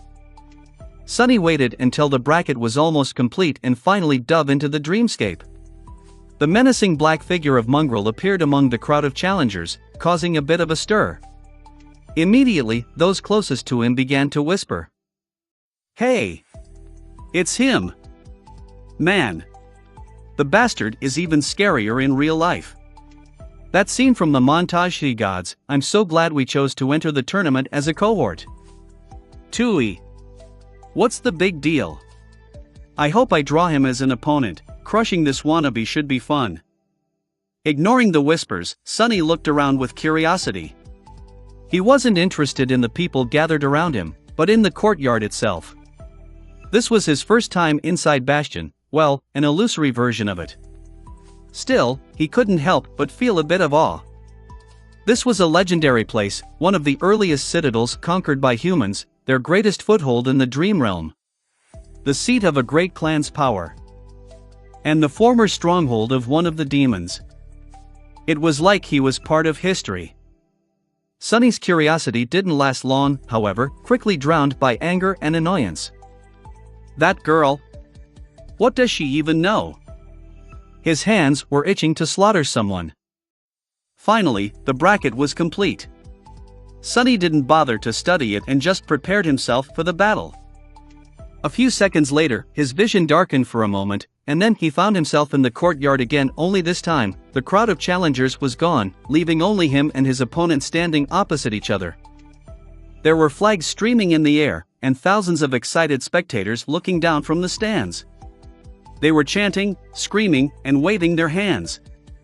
His opponent was a young man in a striking blood-red armor, wielding a long espadon. His looked vaguely familiar.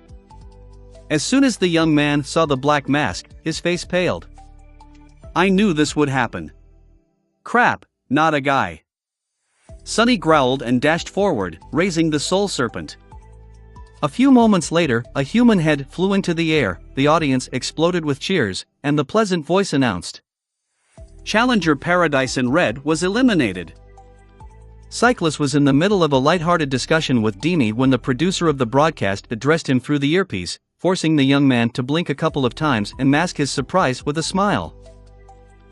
Sorry to interrupt you, Demi, but it seems we already have a win. Wow, that was fast. The feed changed to a replay of a swift and brutal duel that ended before the voice of the dreamscape could even introduce the fighters. That was a first in his memory. Ha. Of course, it was Mongrel. Who else? His colleague laughed. Such bad luck for his opponent. I hope that he is not disheartened. There is no shame in losing to such a fearsome enemy. Everyone who made it through the qualifying rounds already deserves our respect. Back in my day, getting into the tournament was much easier.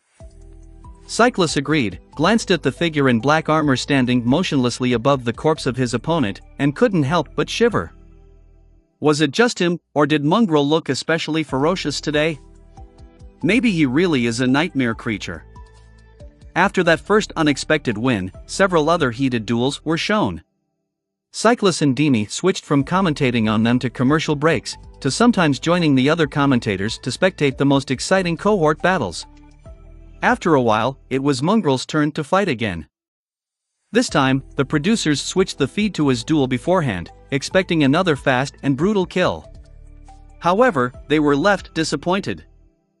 In that duel, and during a couple of next ones as well, the enigmatic swordsman seemed to lose all his edge, and engaged in protracted, slow, exhausting battles with his opponents, only managing to dispatch them after long and arduous fights. Cyclus, who was somewhat of a Mongrel fan, but not a die-hard follower, was a bit confused by the sudden change. Luckily, he had an expert partner. Hey, Demi, why does it seem that Mongrel is struggling all of a sudden? After his performance yesterday, I was sure that we will see pure carnage again. The older man chuckled. I see that you did not do your homework. That is what Mongrel does, and what makes him so dangerous. Yes, it might seem as though he is struggling, but in fact, he is not. He is learning. Cyclus glanced at the chat, then laughed.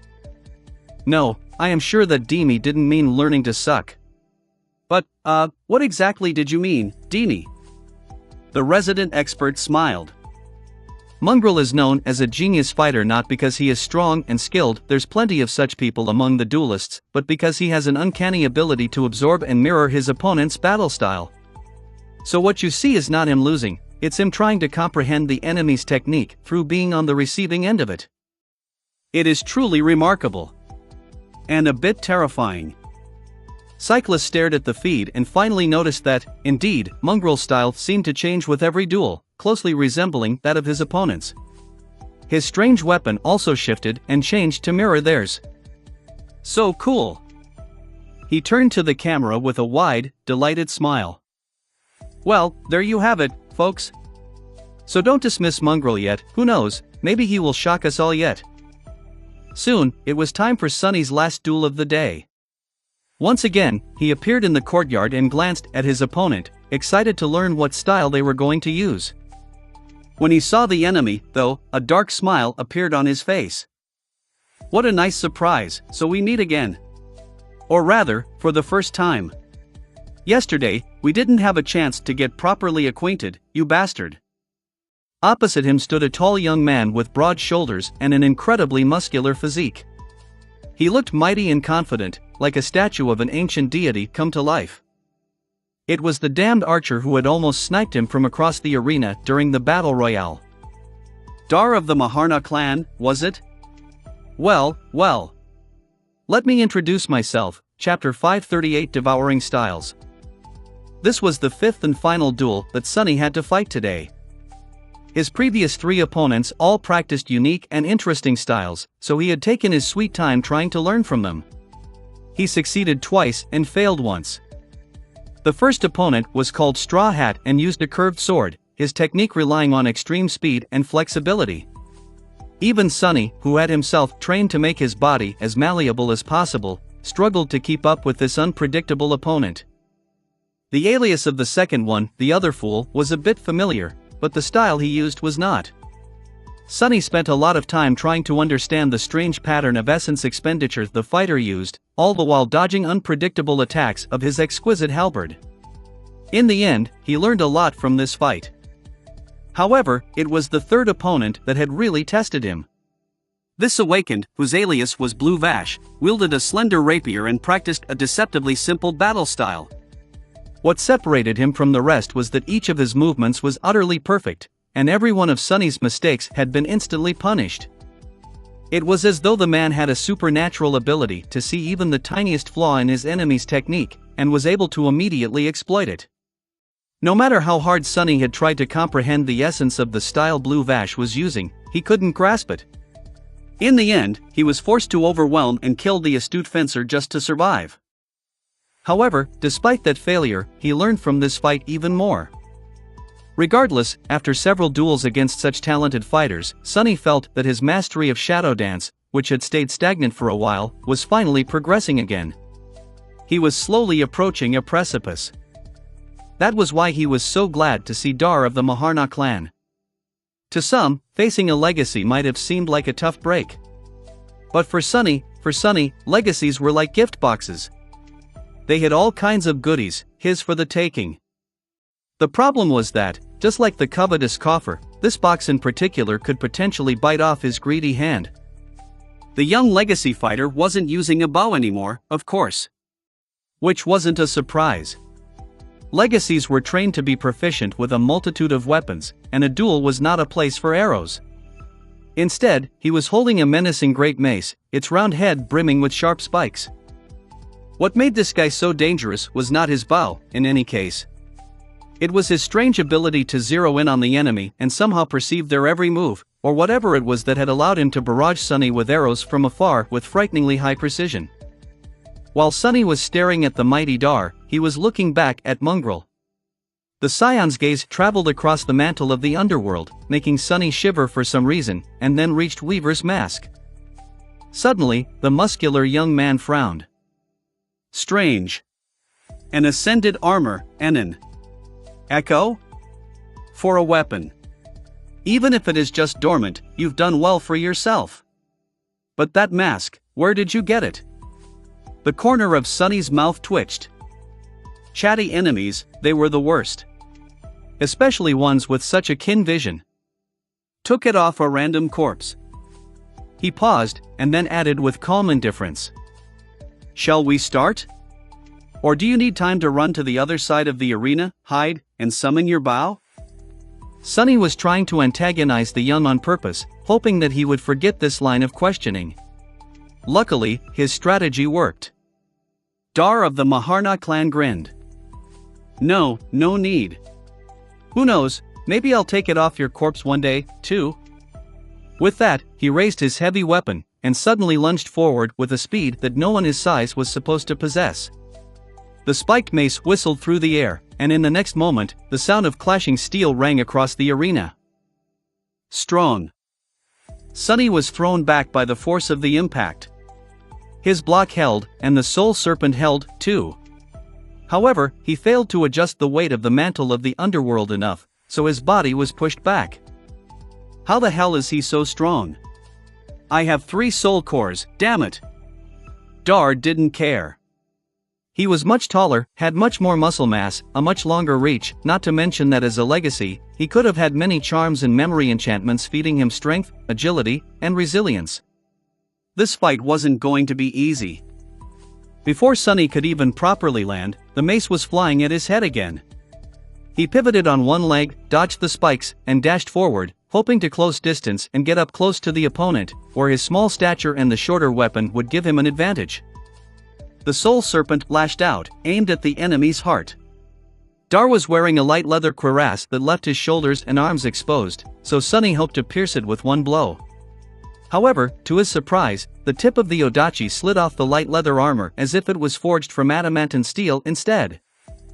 Damn legacies. The legacy in question spun his mace, forcing Sunny to retreat, then glanced down at the spot where a tiny scratch was left on his cuirass. When he looked up again, his eyes were full of dark amusement. Not bad. Sunny gritted his teeth, still running his mouth. Let's see if you have any breath to waste in a couple of minutes. The two of them clashed again, exchanging dozens of blows.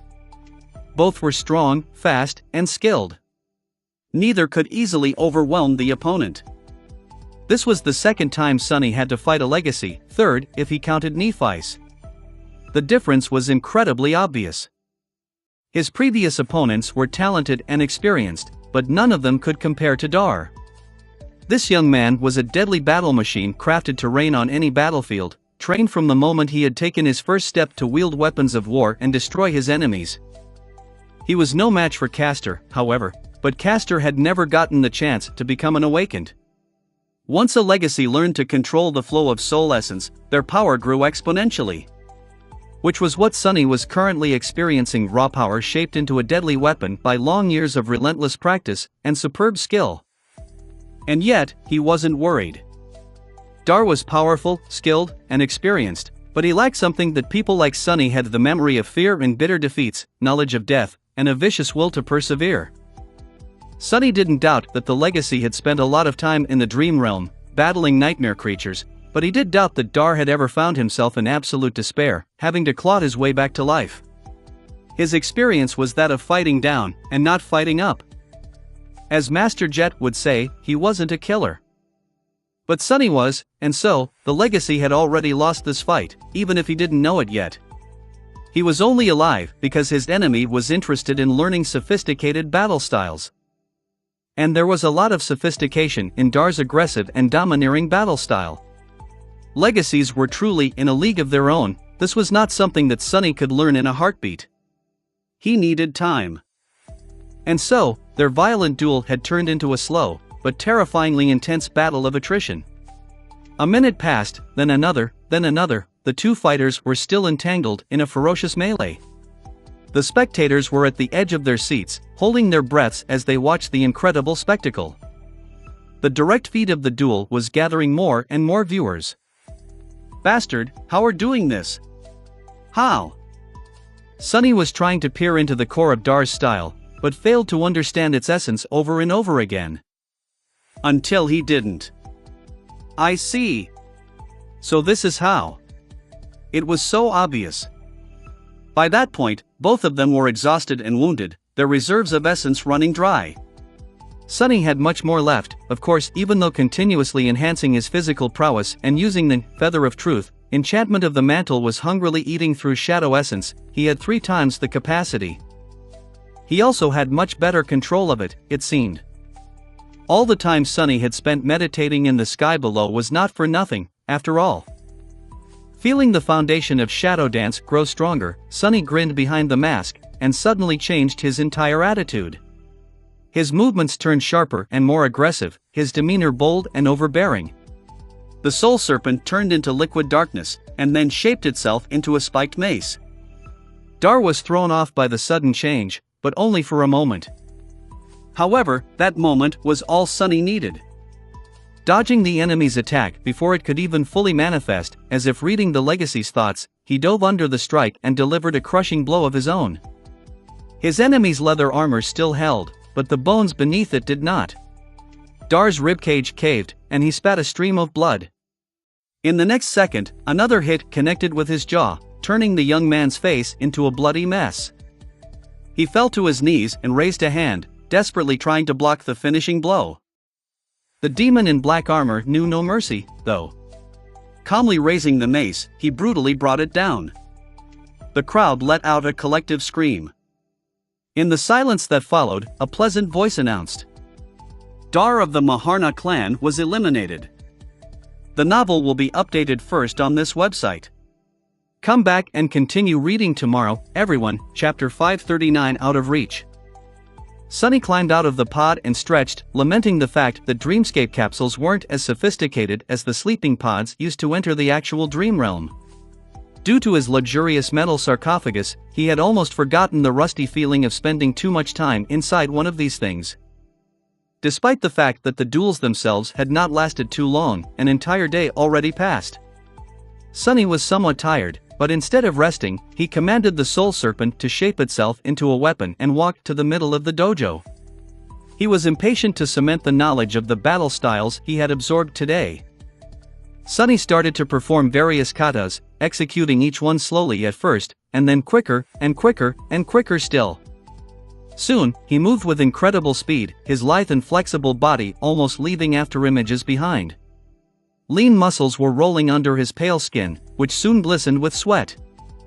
Sunny fluidly shifted from one style to another, his movements simultaneously firm and flowing, sharp and gentle, clear and unpredictable. The soul serpent flowed from one form to another, too, as insidious and shapeless as the person who wielded it. It was as though Sunny was performing a strange, graceful, viciously complicated dance. His three shadows danced with him, moving swiftly on the ceramic plates of the armored floor. If Sunny could look at himself right now, he would be surprised to see that his movements were eerily similar to the dance that the young slave girl had once performed in his dream. But while her movements were beautiful and smooth, his were deadly and sharp. Hers were flawless, while his were slightly crude, as if he had not mastered his art yet. I can feel it, the second step. I can feel it, but why can't I reach it? Something is missing. After a long time, Sunny tiredly fell on the cold ceramic floor and remained motionless for several minutes, his chest moving heavily. There was a tired, but determined expression on his face. More, I need more. More and better. In the morning, Sunny had some free time before he had to enter the dreamscape again. Making himself a cup of tea, he relaxed in a comfortable chair and took out his communicator. After yesterday, the number of duelists remaining in the tournament had drastically reduced. Now, there were only 32 of them left. Each one was a formidable opponent, so Sunny decided to study their previous fights a bit. Luckily, all the recordings were readily available on the network. His were, too. Now I am even more sure that Mongrel is a legacy. Or an actual demon. Who else could have defeated that monster, Dar? Ah! Mongrel knew that this guy was an archer, so he even offered to give him time to get away. He's so cordial. So noble. What an inspiration. You mean an actual demoness, right? Sunny shivered and, not even trying to look at the comments, hurriedly scrolled past these videos to start doing his research. Maybe one of these guys will help me advance to the next level of shadow dance. Out of curiosity, he also glanced at the cohort competition leaderboard. The team that was currently in the first place was called Librarians and, weirdly, consisted of only 2 people. Their aliases were Unorganized Laundry and IZA, which didn't tell him anything. But considering that these 2 were currently dominating much larger cohorts, they must have been a truly fearsome duo. Initially, Sunny had only joined the Dream Tournament to reap the alluring rewards, so he had not thought much of it. But now, he was starting to suspect that it was going to be a humbling experience. He had already faced several troublesome opponents that earned his reluctant acknowledgement, and things would only get exponentially harder from here. Due to his recent progress, Sunny had allowed himself to become a little vain. He was stronger and more experienced than most of the awakened he met, so he had almost forgotten to always expect the worst. Seeing these powerful awakened helped him remember how dangerous it was to underestimate the enemy. And these weren't even the true elites. Real powerhouses of the awakened world would never reveal their might in a public tournament. Sonny was one of these hidden tigers himself, after all, so he would know. With a dark expression, he shook his head and concentrated on the screen of the communicator. Very soon, he was back in the arena. Sonny had skipped all the theatrics again and only entered the dreamscape at the last minute, hoping to avoid any situation that could lead to him being asked questions. Sadly, he couldn't avoid his opponents, and if they wanted to talk, he had to answer. Currently, he was facing a man wearing a peculiar armor made out of rusted metal, their face grim and full of dark apprehension. He was in his early 30s, and looked like someone who had led a rough life. Challenger Mongrel has joined the fight. Challenger what? No, wait. Has joined the fight. Hidden behind the mask, Sonny raised his eyebrows. What's up with that alias? Wait, why does it sound familiar?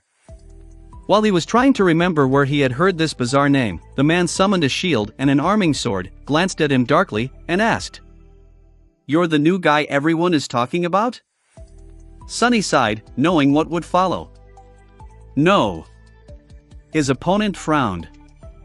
Why are you lying? Sonny rolled his eyes, exasperated by all the talk. However, he didn't want to attack the older man recklessly. His opponent had to be quite powerful to get this far. I am not lying. The man sneered. That's exactly what a liar would say. Do you think I'm an idiot? Gods! Can you just attack already? He took a step forward and said, Yes.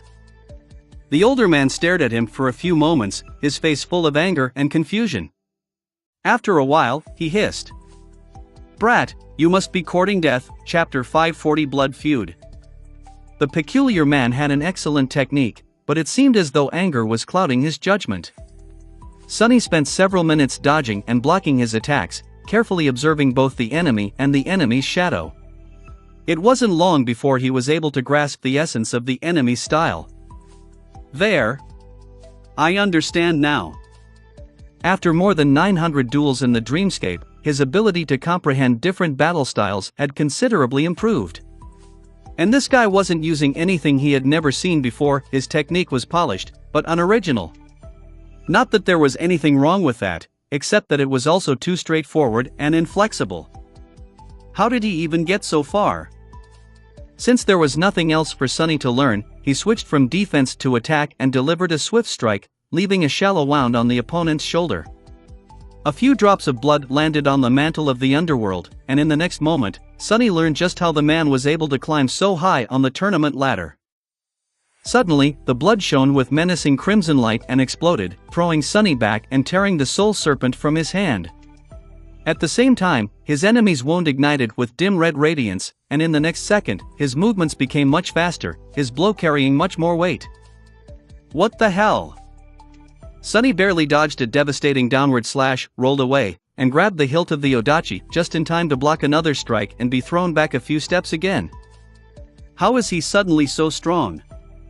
He struggled desperately to keep up with the man in rusted armor, who had somehow instantly become utterly overbearing. In the process, another drop of blood landed on him. Crap! The mantle withstood another explosion. Its surface did not crack, but Sonny could tell that the armor was weakened. Jumping back to his feet, he gritted his teeth and continued to fight. Pretty soon, his suspicion was confirmed. The enemy seemed to possess an aspect related to blood. His first ability allowed him to ignite it, and the second increased his strength and speed the more he bled.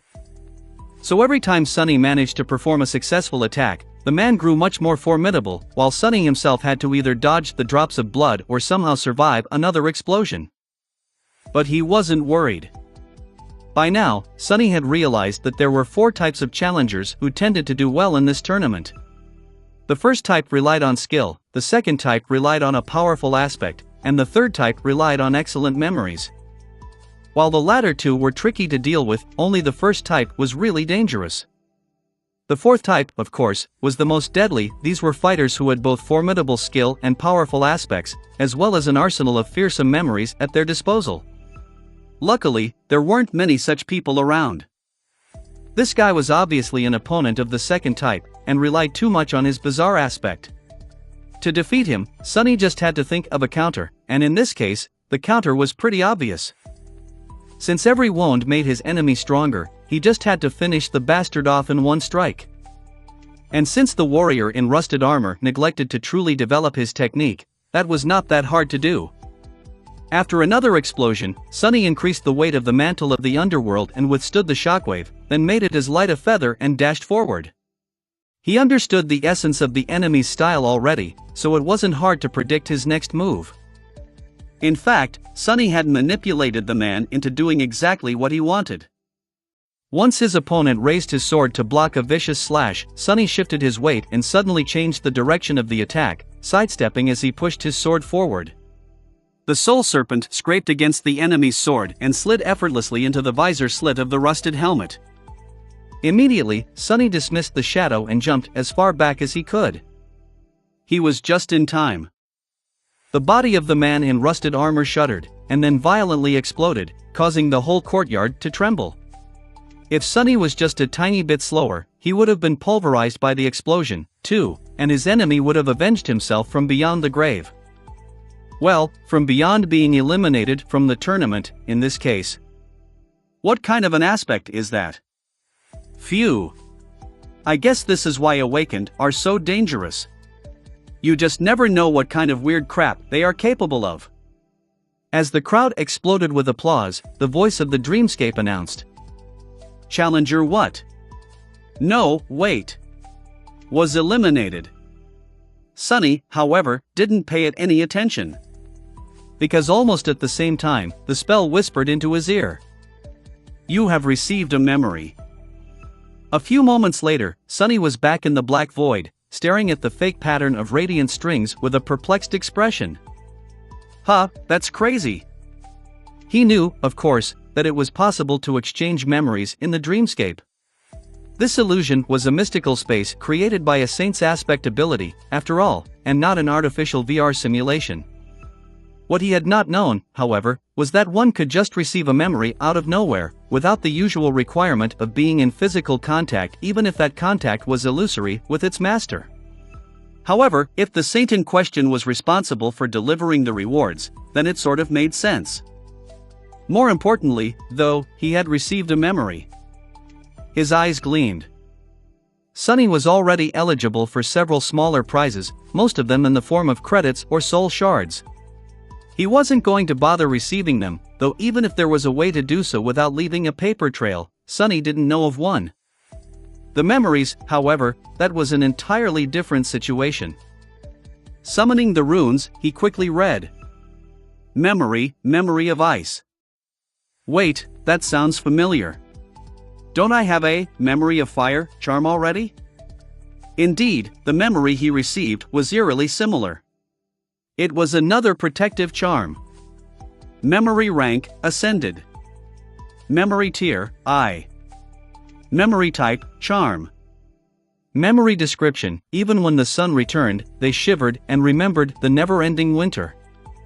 Memory enchantments: bitter cold. Enchantment description: this charm provides the wearer with moderate resistance to cold. A wide smile appeared on his face, hidden behind the black mask. Now that is what I am talking about. The novel will be updated first on this website. Come back and continue reading tomorrow, everyone. Chapter 541, Battle of Two Demons. An incredible win by by Mongrel. Looking at the cloud of blood rising above the arena, Cyclus couldn't contain his enthusiasm. Today, there were no simultaneous duels, as there were only 32 contenders left. Each battle was intense and exciting, and received the full attention of the commentators. Looking at the cheering audience, Dini laughed. Indeed, indeed. Mongrel did very well against no weight. That aspect of his is a real menace, believe me. I've been on the receiving end of those explosions way too many times. Dini had been one of the first renowned duelists of the Dreamscape, back when it had been just growing popular 10 or so years ago, so he was talking from experience. Cyclist glanced at the chat, knowing that it was a good time to involve the viewers in the discussion. Coincidentally, he noticed a comment concerning something that he himself was curious about. Yeah, very devious. But, Dini, don't you feel like Mongrel behaved a bit out of character today? I mean, he practically called a respected Dreamscape veteran an idiot. With how noble, dignified, and chivalrous Mongrel usually is. Dini thought for a bit, then shook his head. You see, Cyclist. I respected Mongrel before, but now I truly admire him. It takes a very talented fighter to quickly recognize a battle style, true. Mongrel is talented, but he is also wise. He smiled. Because it takes a very wise man to quickly recognize an idiot. And make no mistake, this guy is a complete buffoon. Believe me, I have the misfortune of knowing him pretty well. I mean, only an idiot would end up with an alias like what? No, wait. Right? Instantly, a deluge of comments flooded the chat. True. Mongrel is so wise. Wise, deadly, and handsome. How do you know that he's handsome, fool? He never takes off that creepy mask. You mean SHE is handsome? Wait, that doesn't sound right. Can someone ban that troll already? Dini is right. Only a complete idiot would end up with that alias. Why would an idiot like that even try to fight someone as wise as Lord Mongrel? Tui. Oh. I remember where I've seen that weird alias. Sunny was preparing for his next duel when he suddenly remembered how he had entered the Dreamscape for the first time. Back then, he had almost ended up with that exact name after accidentally saying the words out loud. Luckily, it had already been taken. Otherwise, Sunny could have been called what? No, wait, himself. So that's the guy. Poor fellow. Not that being called Mongrel was much better. Slightly amused, he sat down and circulated his essence through the coils of the Soul Serpent, aiming to replenish it completely before the next fight. He had a feeling that it wasn't going to be easy. He was right. None of his next 3 duels were easy, although for very different reasons. The second opponent he faced today was called Loaf. It was a young man with shoulder-length hair who wore a light armor, wielding a round shield and a spear. His technique was impeccable, but the most dangerous thing about him was his speed. Loaf was fast. Very fast. So fast, in fact, that Sunny could barely see some of his movements. The worst part was that this speed did not come from an aspect ability, but simply from skill, training, and incredibly precise essence control. Unlike Castor, who could move with insane speed constantly, the young man seemed deceptively slow until he chose to attack, at which point his weapons almost teleported from one place to another. Sunny only managed to resist because his enemy skillfully masked the movements of his body, but didn't think to mask the movements of his shadow. The smart thing to do was to kill the deadly opponent as fast as possible, but Sunny was utterly fascinated by the way Loaf used his soul essence, so he lingered, trying to infer details of this technique from how the young man fought. That was why Loaf ended up being the first human to make Mongrel bleed. At some point, his spear slid between the breastplate of the mantle and one of the spaulders, sinking deep into Sunny's armpit. The pain was blinding. Twisting the blade and then retreating to save himself from a retaliatory strike, Loaf glanced at the vibrant crimson liquid on his spear and smiled. So you're human, after all. Sunny suppressed the pain and tilted his head slightly. Am I?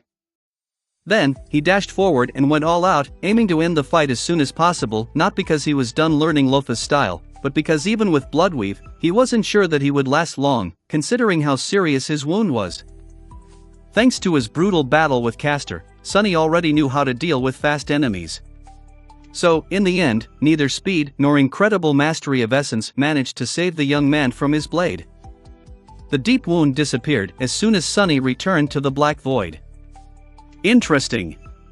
Very interesting. I have ways to go as far as controlling essence goes, it seems.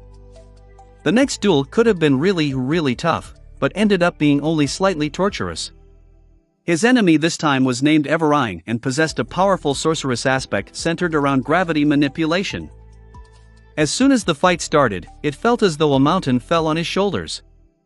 Sunny was barely able to move, while his enemy masterfully weaved the effects of aspect abilities into an already swift and lethal combat technique, making for a truly deadly combination.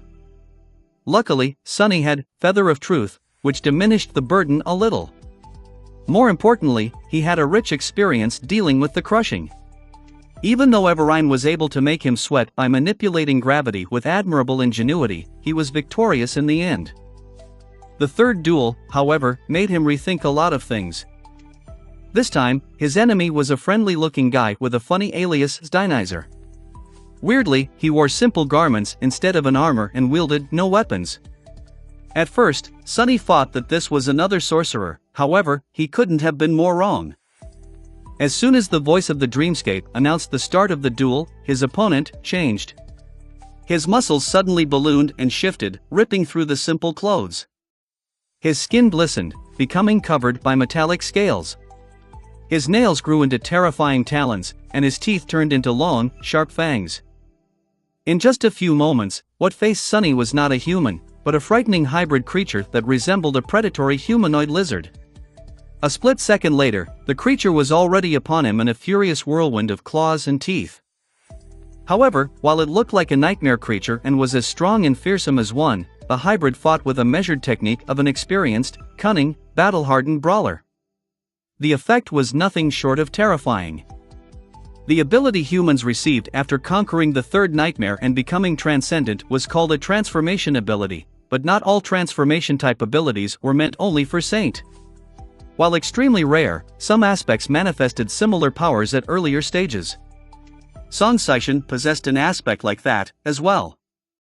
However, while Sunny knew that such awakened existed, this was his first time facing one in battle. And what a battle it was!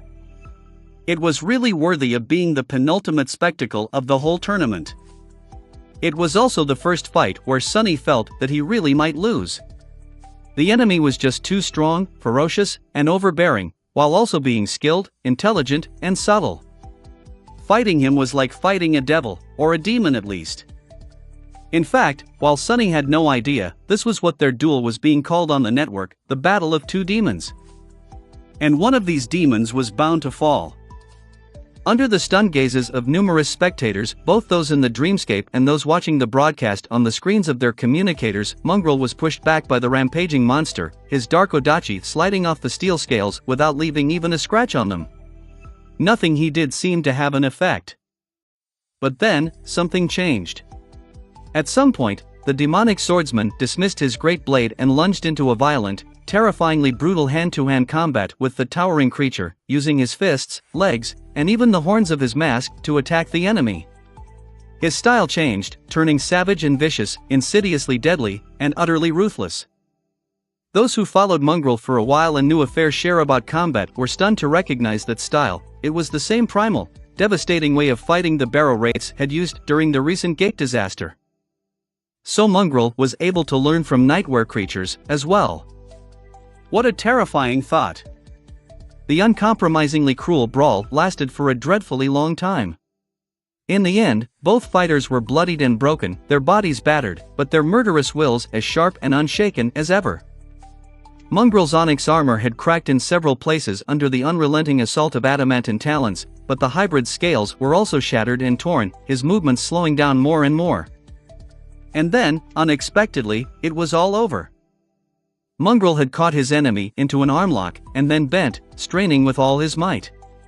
A loud crack could be heard in the deathly silence that had settled over the arena a while back, and the creature's neck suddenly twisted at an unnatural angle. At first, people couldn't believe their eyes. Only when the massive body of the hybrid reptile shuddered, and then turned into a flood of white sparks did they open their eyes wide and started screaming with shock, joy, and admiration.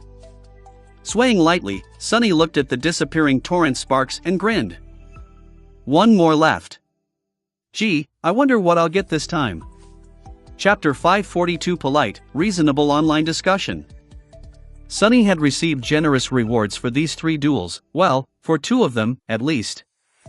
One was an ascended memory of the 2nd tier, which was an arrow. The second was an ascended shield of the second tier. Both had pretty great enchantments, but he had no time to study them in detail. All he had determined was that the memories were good enough to not be fed to Saint. The third reward, though, was a bitter disappointment. It would have been rather amazing, actually, for anyone else 100 soul shards, no less. In the waking world, this was a precious resource. Even lesser legacy clans would not scoff at that amount. But since Sunny couldn't claim it, he was left with nothing. Curses. His disappointment didn't last long, however. In the end, it didn't really matter. The real boon was the prizes those in second and first place would receive, and Sunny had already cemented his position in the final duel. The winner and the runner-up were going to receive memories from Clan Valor's personal armory. And this was something every awakened desired, because the great clan was renowned not only for its knights. It was also famous for its forgers. Members of the Valor family often received aspects tied to forging and creation. Some of them could even create memories, tailor-made for destroying nightmare creatures and conquering the dangerous expanses of the dream realm. Sunny doubted that they would put something really unique as a prize for a public tournament, but anything from their vault was going to be precious. What's more, he had already enriched his mastery of Shadow Dance a lot. The last 3 duels especially had pushed him even closer to grasping its second step. Now, he felt as though it was almost within his reach. So, participating in the tournament was a pretty good idea, after all. I should really thank Rain. No, wait, she doesn't know that I am participating. Also, I am not participating in the tournament. Mongrel is. Damn, why is everything so convoluted? I should really rest for a bit. After the battle with Dionyser, he wasn't in the best shape. That fight was nothing short of brutal. Even Sunny, who usually thrived in brutality, was a bit stunned by how violent it ended up being. His wounds had disappeared as soon as the duel ended, but mental exhaustion remained. His essence was also really spent, since that was how the dreamscape functioned. Luckily, the organizers of the tournament were smart enough to not schedule the final fight anytime soon. First, there would be the duel for the 3rd and 4th place, as well as some entertainment. He had hours to rest and recuperate. With a tired sigh, Sunny left the dreamscape, climbed out of the pod, and went to make himself a tasty dinner. While eating, Sunny studied his opponent. This year, the final duel was going to be a bit unusual, because both challengers were not powerful newcomers who entered the dreamscape to win the tournament rewards, but habitual duelists, well, if Mongrel could be considered one. He had heard about the woman he was going to face, too, but not much. Her alias was Queen Bee, and she was almost as enigmatic as Sunny himself. Unlike other popular duelists, she didn't broadcast or promote her fights, preferring instead to remain anonymous and under the radar. It seemed as though she was only interested in dueling itself, and nothing else. From what he knew, Queen Bee had never lost a duel. She was an undefeated champion of the arenas. Why would someone that powerful hang out in an illusory game? He had no idea. But Sunny wasn't one to judge, since he was also wasting his time there despite having better things to do. He had his reasons, so maybe she did, too. Or maybe it was just a fun hobby. In any case, the network was full of theories about who Queen Bee might be. There was even a rumor that she was not human at all, but instead an artificial construct created to keep the players from reaching the top spot and to remind them to always strive for greater mastery. Which was complete idiocy, of course, considering that Dreamscape was not capable of emulating actual intelligence. If it was, Awakened wouldn't waste time fighting each other and train against simulated nightmare creatures instead. But people believed what they wanted to believe. And people were also insane. What the hell? Sunny stared at the communicator with a weird expression.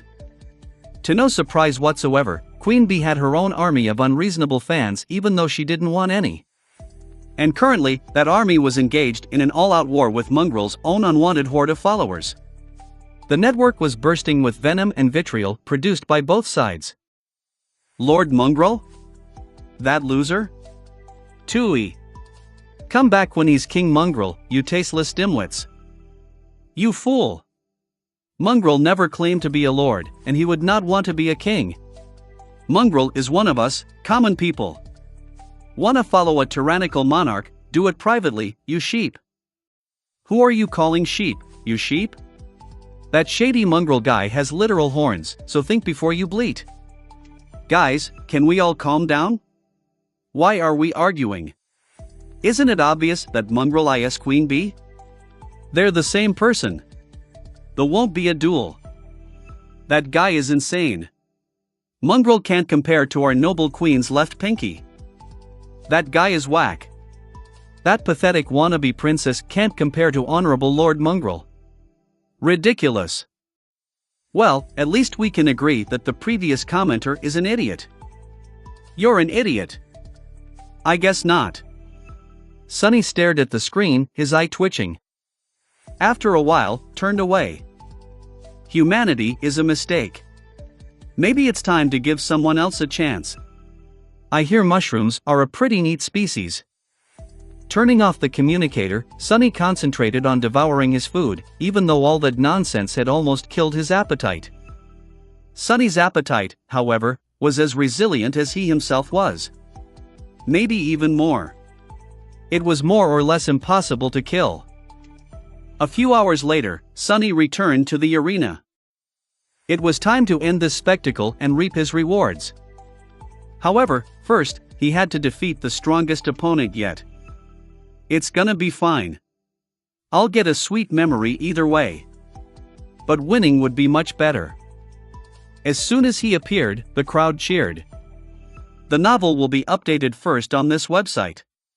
Come back and continue reading tomorrow, everyone. Chapter 543 Finale. Hearing the thunderous cheer, Sunny almost flinched.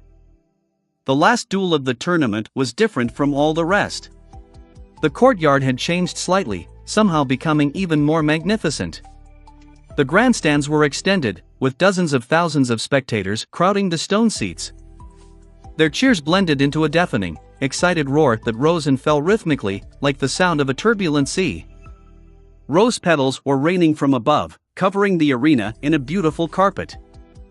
No matter how cynical Sunny wanted to be about the whole thing, it was hard not to feel his blood boil at this scene. He turned his head slightly, taking in the sight of the chanting crowd. Then, his sight lingered for a few moments on a tall tribune that loomed above the arena, decorated with the vibrant vermilion banners of the great clan Valor. Since this was the final duel, very special people were going to spectate it in person. Sunny easily recognized the creator of the dreamscape, who was dressed in ridiculously colorful silken robes and looked like a parrot that had taken a bath in a tub of face powder. He still couldn't believe that this gaudy clown was an actual saint. The person near him had to be the representative of Valor, then. Sunny couldn't see much, and just noted that it was a young woman with dark wavy hair and alabaster skin. She wore an intricate suit of lusterless, black armor and a red cape, which was the same color as the banner of her clan. Her sharp and austere appearance was in stark contrast with the Saint of Dreamscape. The tribune was too far away to see any details, but Sunny wasn't inclined to stare at a legacy from a great clan, anyway. He was already uncomfortable knowing that she would be observing him fight. On the other hand, I better put up a good show. Who knows, maybe if that girl likes it, I'll receive an extra good memory. Throwing these thoughts out of his mind, Sunny finally lowered his gaze and studied his opponent. Since Sunny knew some of the best fighters of his generation, he had entertained the idea that he might have met the formidable Queen Bee outside of the dreamscape already. But no, she didn't seem familiar. The famous duelist was seemingly in her 30s, and even though the lower half of her face was hidden behind an elegant half-mask, he was sure that he had never seen her before. She stood calmly in the center of the arena, as if not affected by the cheering crowd and the esteemed guests in the audience at all. From just one glance, Sunny knew that he was looking at a combat master. Everything about the regal woman spoke of skill, grace, and resolve. She wore a light metal armor and wielded a slender estoc, its blade long and sharp. There was a strange serenity about her that somehow seemed simultaneously alien and familiar. Clarity? This is the same vibe Neff sometimes gave off. Indeed, it was the same type of clarity that Nephi's and Sunny himself possessed. But while Changing Star was sharp and inevitable like a striking sword, Queen Bee was not. On the contrary, she seemed deceptively placid. What a weird contradiction. The woman studied him, too, allowing Sunny to look her in the eyes. They weren't blue, gray, green, or even purple, and instead seemed to shift from one color to another, as if reflecting her mood. The strangest thing about them, though, was that those weren't the eyes of a killer. Sunny knew how to recognize one, because he was a killer himself. He suppressed the desire to scratch the back of his head. Combat master, but not a killer? Don't tell me that this is really just her hobby. What kind of a hobby was that? In any case, this was going to make things a little easier for him. Sure, Queen Bee might have been a prodigal duelist, she wouldn't have gotten to the finale of the tournament otherwise, but without the killing instinct, defeating someone like Sunny would be nearly impossible. For him, combat was not something interesting or engaging. It was not something he did for fun, or even his profession. It was simply his life. God of War was not called the God of Life for nothing. Life was a constant, brutal struggle, and Sunny knew it better than most. That was why he was such a vicious and cruel fighter, never missing out on the tiniest chance to destroy his enemy. That was not to say that the duel was going to be easy. Killer or not, Queen Bee was still a fearsome opponent. With a sigh, he summoned the black Odachi, put its blade on his shoulder, and walked forward. The trumpet sang and the voice of the dreamscape announced the names of the fighters, lunging into a solemn speech afterward. Sunny didn't listen to it and simply approached the middle of the arena, then hesitated and performed a small, awkward bow toward the graceful woman. He wasn't a courteous person, but in this situation, bowing seemed somehow appropriate. Queen Bee looked at him calmly, and nodded lightly. Then, she raised her estoc into position. This is going to be tricky. He sighed, gripped the hilt of the Soul Serpent, and lunged into a lightning-fast attack. What was the point of wasting time? Sunny was trying to overwhelm his opponent in one fell swoop, but of course, he failed. The long blade of the slender estoc flew with incredible speed, preventing him from approaching Queen Bee to deliver even a single strike. For a few seconds, nothing but the ringing of steel could be heard above the arena. Even the audience grew quiet, looking at the incredible fight with bated breath. Unlike the previous duels, there was nothing flashy or particularly spectacular about this one. It wasn't as brutal as the battle between Mongrel and fearsome shapeshifter Dinizer, nor was as strange and exciting as his fight against the gravity sorcerer Everine. There were no fascinating aspect abilities flying around, and instead, it was all about skill, steel, and technique. However, people who knew even a little bit about combat couldn't take their eyes off the intense confrontation. Every strike, every block, every step the fighters took was full of flawless precision, insight, and clear resolve. This was a battle of two masters, and thus it was much more thrilling and breathtaking than anything else they had seen in this tournament. Sunny, however, was having much less fun than the audience. In fact, he wasn't having any. What the hell? What is going on? Chapter 544 Glory to the Victor. Something was very, very wrong with this duel. He had noticed it almost instantly, but couldn't do anything to prevent the whole fight from going sideways. In fact, although it seemed as though he was holding his own and even advancing on the Regal Queen, Sunny was actually scrambling to save his life every second. This woman was just too weird. There was something wrong with her shadow, not the harrowing, unnatural kind of wrong that he had felt before in the dream realm, but a very mundane kind of wrong which, nevertheless, threw him for a loop. It was as though there was a slight disconnect between how the shadow moved and how the woman casting it moved. More than that, although Sunny watched Queen Bee's movements and footwork carefully to predict her next attacks and react to them, each time, he was ending up being slightly mistaken. Even if he misplaced his sword by a centimeter, it was already enough to mess up the whole cadence of the fight and allow his enemy to bypass his defenses. How is she doing this? He had to find the answer very soon, because every second that passed could potentially lead to his loss. Sunny tried to deflect an incoming thrust, but missed by a few millimeters once again. As the result, the swift estoc slid past the blade of the Soul Serpent and stung him in the chest, sending a tremor running through his entire body. The mantle of the underworld protected him, but Sunny wasn't deceived. Queen Bee was just measuring him, learning his patterns just like he was learning hers. When she achieved a sufficient level of understanding, the next attack would pierce his neck instead of ricocheting off his armor. Like hell. Gritting his teeth, he suddenly changed his style, summoning the domineering technique of Dar of the Maharna clan and applying it to the Odachi. He was already losing to the slender Estok in speed, so turning the Soul Serpent into a heavy great mace was not the best choice. So, Sunny just made adjustments to the battle style on the fly. But just as he shifted to another style, Queen Bee did the same, suddenly transforming her technique into a completely new one. Damn! They continued to fight, moving swiftly across the arena as their swords clashed against each other. Sunny was still at a disadvantage, which was only growing larger and larger as the seconds passed. Both fighters were proficient in various styles and could switch from one to another almost instantly, which made the duel especially thrilling. The audience was going crazy. Sunny was going crazy, too, but for an entirely different reason. Think. Facing an enemy like this was a golden opportunity to enhance his comprehension of the shadow dance. But to do that, he first had to understand what exactly Queen Bee was doing. Why was her shadow behaving so strangely? Why was he always mistaken when judging the precise placement of her attacks? At some point, Sunny almost slid on the damn rose petals that littered the arena and only barely managed to keep his balance, dodging the tip of the Estok at the last second. Curses! Damned things! Whose bright idea was it to fill the damned arena with trash? In fact, it was a miracle that neither of the two duelists had suffered from this treacherous footing already. A miracle? Wait, a miracle?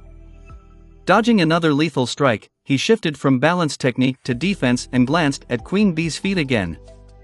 From start to finish, she had not been bothered by the rose petals once. And now that he paid attention to it, his eyes widened. Am I seeing things? No, he wasn't. Not only did his graceful opponent avoid losing her footing on the slippery petals, but none of them were also crushed under her armored boots. It was almost as if she was always hovering a few millimeters above the ground without actually touching it. No, not almost, that was exactly what was happening. Such a small difference was very hard to notice, but it explained why the angle of how Queen Bee's shadow hit the ground was ever so slightly wrong, and why Sunny was always misjudging her attacks a tiny bit. A few millimeters was a very minuscule amount, but in a battle as precise and calculated as theirs, it made for a huge difference. Hell! Was he right? There was only one way to find out. Sunny continued to fight for a few seconds, thinking carefully. He didn't correct his mistake, knowing that giving away his new understanding of Queen Bee's aspect ability, if it was an ability, would be a wrong move. Instead, he had to construct a trap and end the fight with it. But trapping someone as skilled and talented as his current opponent was not easy. In fact, deceiving someone who had clarity was a very tall task. Luckily, Sunny was a skilled fighter himself. But better yet, he was an even more talented deceiver. So, he continued to pretend and prepare his ambush, all the while greedily absorbing his enemy's technique. Now that he knew the secret, he could see it much more clearly. At some point in the duel, Mongrel seemed to finally make a mistake. He once again misjudged Queen Bee's intention and threw his blade too low, allowing the Estok to slide above it and flash toward his throat. However, it never hit its mark. Instead of piercing Mongrel's neck, the slender blade simply left a deep cut on his skin, because at the last moment, the demonic swordsman moved ever so slightly to his left, and then almost instantly dashed forward. The dark Odachi hissed as it cut the air, and the figure in black armor moved past the graceful woman in light armor, stopping a couple of steps behind her. Feeling a stinging pain radiating from the shallow wound on his neck, Sunny sighed and lowered the Soul Serpent. Behind him, Queen Bee swayed lightly, and then fell into a torrent of white sparks. For a couple of seconds, the magnificent courtyard was silent. And then, it became filled with deafening cheers from the crowd. Sunny looked at the celebrating spectators, breathing heavily. Did I really do it? Did I win? As if to answer his thought, the voice of the dreamscape announced. Challenger Queen Bee was eliminated. Glory to the victor. The champion of the annual dream tournament is. However, the pleasant voice was drowned by the chanting of the crowd. Mongrel. Mongrel. Mongrel. Chapter 545 Mongrel Victorious. Sunny swayed slightly and thrust the soul serpent into the ground, leaning on it for support. His breath was labored and ragged. The wound on his neck had already disappeared, but drops of crimson blood remained on the onyx surface of his fearsome armor. All around him, the crowd was going crazy. Mongrel. Mongrel. Mongrel. The fight against the noble queen had not been as savage and bloody as some of his previous ones, but it had been incomparably harder. Even though each of the fighters had only managed to land one strike, the mental strain and physical effort the duel had required of them was nothing short of tremendous. Facing a true battlemaster was a tough trial. Sunny was completely spent, but more than that, he was also bitter and full of fury. Damnation! I almost had it. Not paying the crowd any attention, he closed his eyes and tried to concentrate on the dissipating sensation he had felt during the last seconds of the intense battle against the undefeated champion of the dreamscape. During their fight, after grasping the secret of the elusive queen, he had come close to making a breakthrough in his mastery of the shadow dance. It had been so close that Sunny could practically see it, but in the end, he failed to make the last step. There was an invisible obstacle in his way that had pushed him back, one that he didn't know how to overcome. Something was still missing. All the styles he had absorbed created a vast and solid foundation, but it was not enough. At this point, he knew that the problem was not quantity. He had already done the groundwork. Then what? What did he need to do to bring this stage of shadow dance to completion? Find a unifying element? Face even more formidable opponents? Sunny didn't know, which made him extremely frustrated. However, he didn't receive any time to savor his frustration or consider the issue deeper, because a thundering voice suddenly drowned out the roar of the crowd. Up on the central tribune, the saint of the dreamscape had risen from their seat and was now looking down with a brilliant smile, already in the middle of an excited speech. Right. I won. I am about to receive my reward. Sunny grinned behind the mask and straightened, lifting the odachi and putting it back on his shoulder. The reward, wasn't this why he had entered the tournament in the first place? And now, it was finally time to reap it. The saint was going on, showering Sunny with praise. Glory, marvelous, duty of the awakened, true warrior, bravery, courage, future of humanity. Gods, can you just get to the point? Sunny didn't care about all that nonsense, he just wanted to receive his prize and disappear. However, he had to stand in the middle of the arena like the world's most fearsome scarecrow and endure the endless barrage of flowery words flying out of the grandiloquent saint's mouth, for a while. This guy, woman?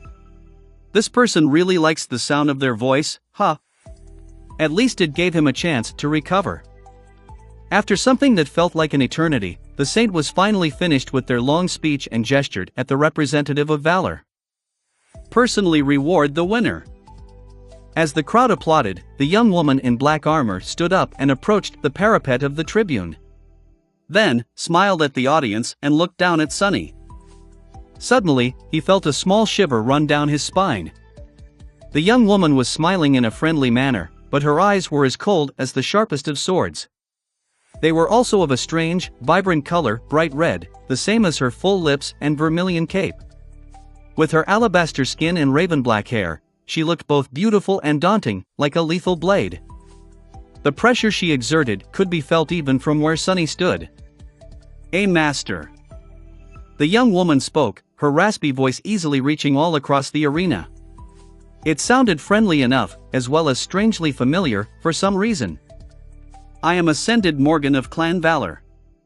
Congratulations, warrior. What a splendid duel it was. You truly are a worthy winner.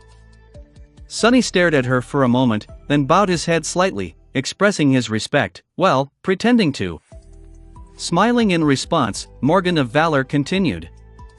And you are truly worthy of wielding a memory forged by the smiths of the great clan Valor. In fact, your remarkable skill brought me so much joy that I have decided to gift you one of my personal armaments. Jackpot! The thing Sunny had hoped would happen did, indeed, happen. Ascended Morgan seemed to be in a very good mood. Whatever it was that a master of one of the great clans had in her arsenal was bound to be good. The young woman waited for the excited cheers of the crowd to quiet down and looked at him with a curious smile. Tell me, what do you wish to receive?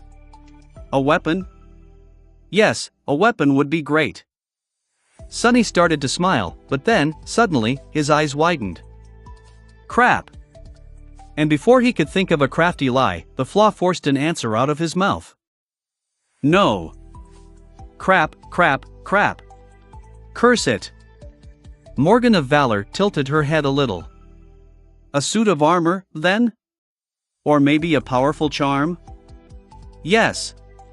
Yes. Both would be good. Sunny gritted his teeth, but the result was inevitable.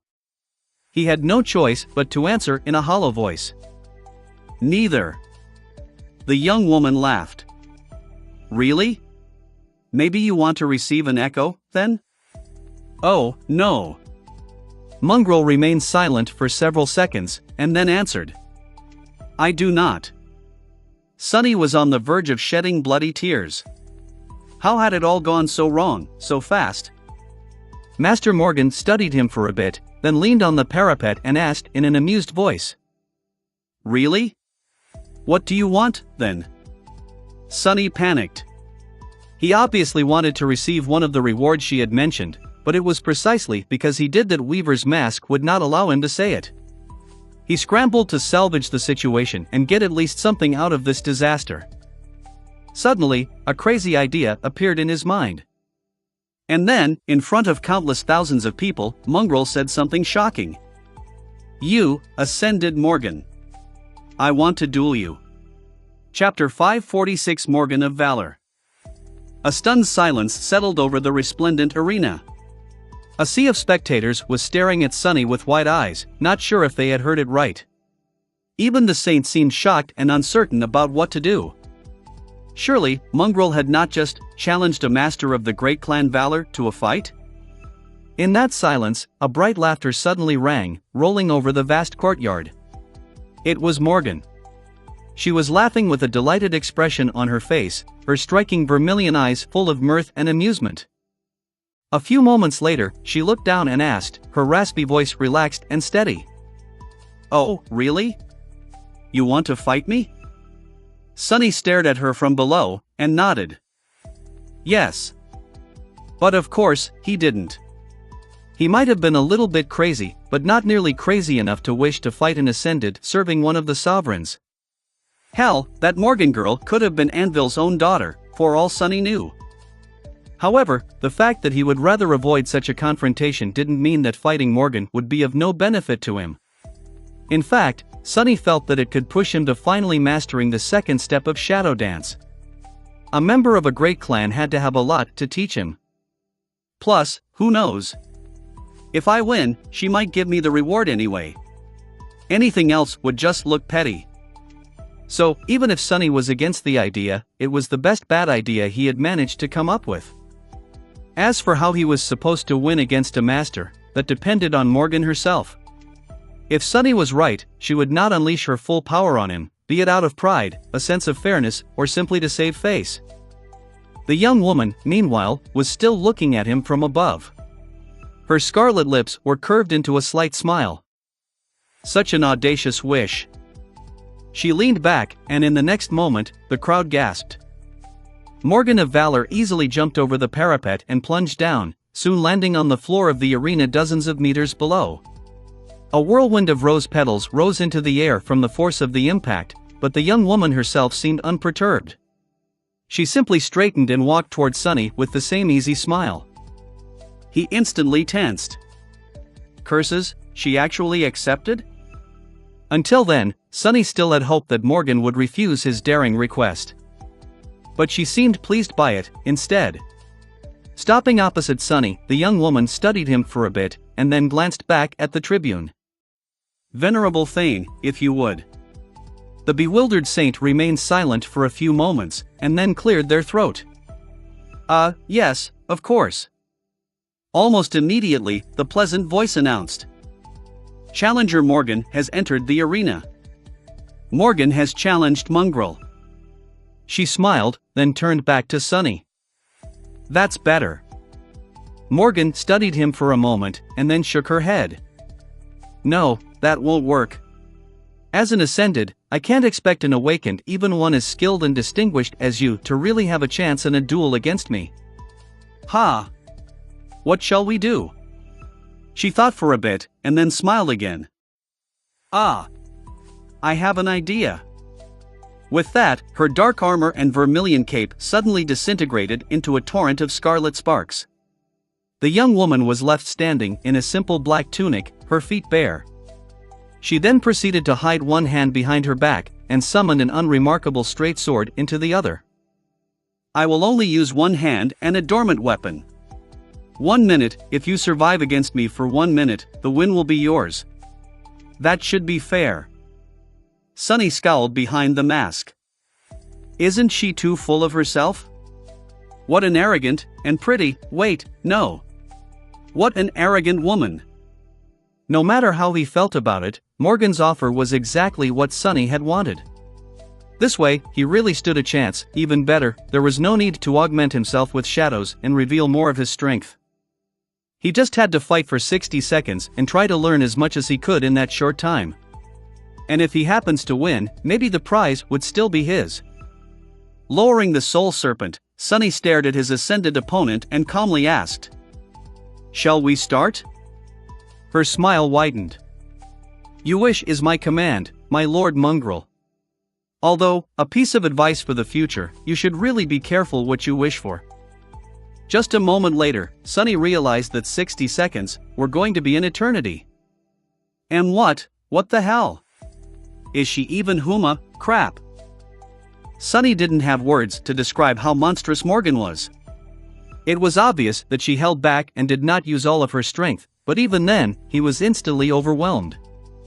The young woman in a simple black tunic was just too swift, nimble, and skilled. She read his movements as if he was an open book and easily demolished his defense, raining a barrage of strikes on the onyx surface of the mantle of the underworld. Even though her sword was too weak to break the adamantine armor, each blow carried enough might behind it to make Sunny shudder and for flashes of sharp pain to radiate through his entire body. He was certain that his bones would have already cracked if it wasn't for the bone weave. He tasted blood. What's worse, Morgan of Valor had no blemishes on her mentality, as Dar of the Maharna clan or Queen Bee had. She was as vicious and ruthless as he himself was, maybe even more so. A born killer. And while Sunny barely had a couple of years of battle experience, she was an older and much more terrifying beast. She was tempered, her skill was forged and sharpened by thousands of bloody battles, that much was obvious. Just a few seconds later, he was already barely staying alive. Curse it! How I am supposed to survive that? The novel will be updated first on this website. Come back and continue reading tomorrow, everyone. Chapter 547, Forged by Battle. Feeling his flesh break apart and his heart grow cold, Sunny scrambled to defend himself, but to no avail. Morgan easily crushed his attempts to resist and delivered another series of devastating strikes, moving with terrifying precision and speed. Her movements were fluid and natural, as if wielding a weapon was as innate to her as breathing. As if battle was her native environment instead of peace. Her swordsmanship was unlike anything Sunny had ever seen, too. It wasn't even as though the sword served as an extension of Morgan's arm, it was as though she herself was the sword, and so every motion she made was the purest expression of cold, merciless killing intent. He had never thought that he would meet a more terrifying swordsman than Nephi's, but compared to this knight of valor, the daughter of the immortal Flame Clan almost seemed like a novice. Sunny was instantly overwhelmed, and there was nothing he could do to maintain even a sliver of control. The situation was utterly hopeless. This feeling of absolute, bitter powerlessness, he had not experienced it in a long time. Attain a breakthrough to the second step of Shadow Dance? Sunny wasn't even sure that he would be able to stay alive for another couple of seconds. He had to think of something fast. Following a mental command, the mantle of the underworld received one of his charms. Immediately, the familiar, but strongly enhanced pain of his soul being torn apart flooded his whole being with agony. Sonny didn't hope that the broken oath would help him defeat Morgan. After all, as an ascended, she had a much more powerful soul. All he wanted was a second of respite. Morgan suddenly slowed down, allowing him to disengage and take several steps back. For a moment, there was a slight grimace on her face, but it was quickly replaced by the same relaxed, amused smile. A nice trick. Sonny bent slightly and vomited a mouthful of blood, thin streams of crimson flowing through the fangs of the black mask. The sight of it was both frightening and striking. When he straightened, something about him changed. Well, of course it did. He had commanded two shadows resting on the autumn lead to wrap themselves around his body, after all. Instantly, his strength, speed, and resilience tripled. Sonny had not wanted to augment himself before, but faced with the devastating onslaught of the terrifying Battlemaster, he had no other choice. If he wished to learn anything from this fight, he had to make it last more than just a few seconds. Morgan noticed the subtle shift in his posture, and tilted her head slightly. Her smile suddenly widened. Good. This is good. This is much better. Sonny dismissed the broken oath, but before the charm even had time to disappear, the young woman was already upon him once again in a whirlwind of ruthless steel. However, this time, things were different. Or rather, slightly different. What the actual hell? Sonny was still hopelessly outmatched, barely managing to survive under the merciless barrage of lightning-fast, cruel attacks. Previously, he had judged that his peak physical might would be on par with a newly ascended master. Even though Sonny wasn't currently using the third shadow, it had to remain on the ground to keep his secrets. The gap between Morgan and him was not supposed to remain that vast. But there was a mistake in his reasoning. He had compared himself to an average master. However, Morgan of Valor was not average in any way. She hailed from one of the three great clans, and was possibly even a member of its core family. Among the awakened, she was a being at the absolute apex of might. Come on. And yet, he was able to do something now, at least. Even though Morgan was still dominating the fight and delivering one devastating blow after another, Sonny could perceive her movements and react. He dodged one strike, then deflected another. A third one still connected with his elbow, sending a blinding flash of pain through his body, but it was already an incredible achievement. Morgan seemed pleased by this new development. Her crimson lips curved, revealing pearly white teeth. Yes. Finally. You are supposed to be a genius, aren't you? Show me. Come on, fight. What the hell is wrong with this girl? Sonny gritted his teeth and fought, barely staying alive. No matter how much he pushed himself, how much he struggled to keep up with the fearsome master, all he could achieve was not being instantly obliterated. But that was it. Even with two shadows augmenting his body, Sonny saw no hope of winning, despite the fact that Morgan was holding back her strength. She was simply a monster. No, she was something much more terrible. He had faced and killed many monsters, many demons, and many devils, but none of them could compare to this beautiful, horrifying young woman. However, even if he was going to lose, it was all not in vain.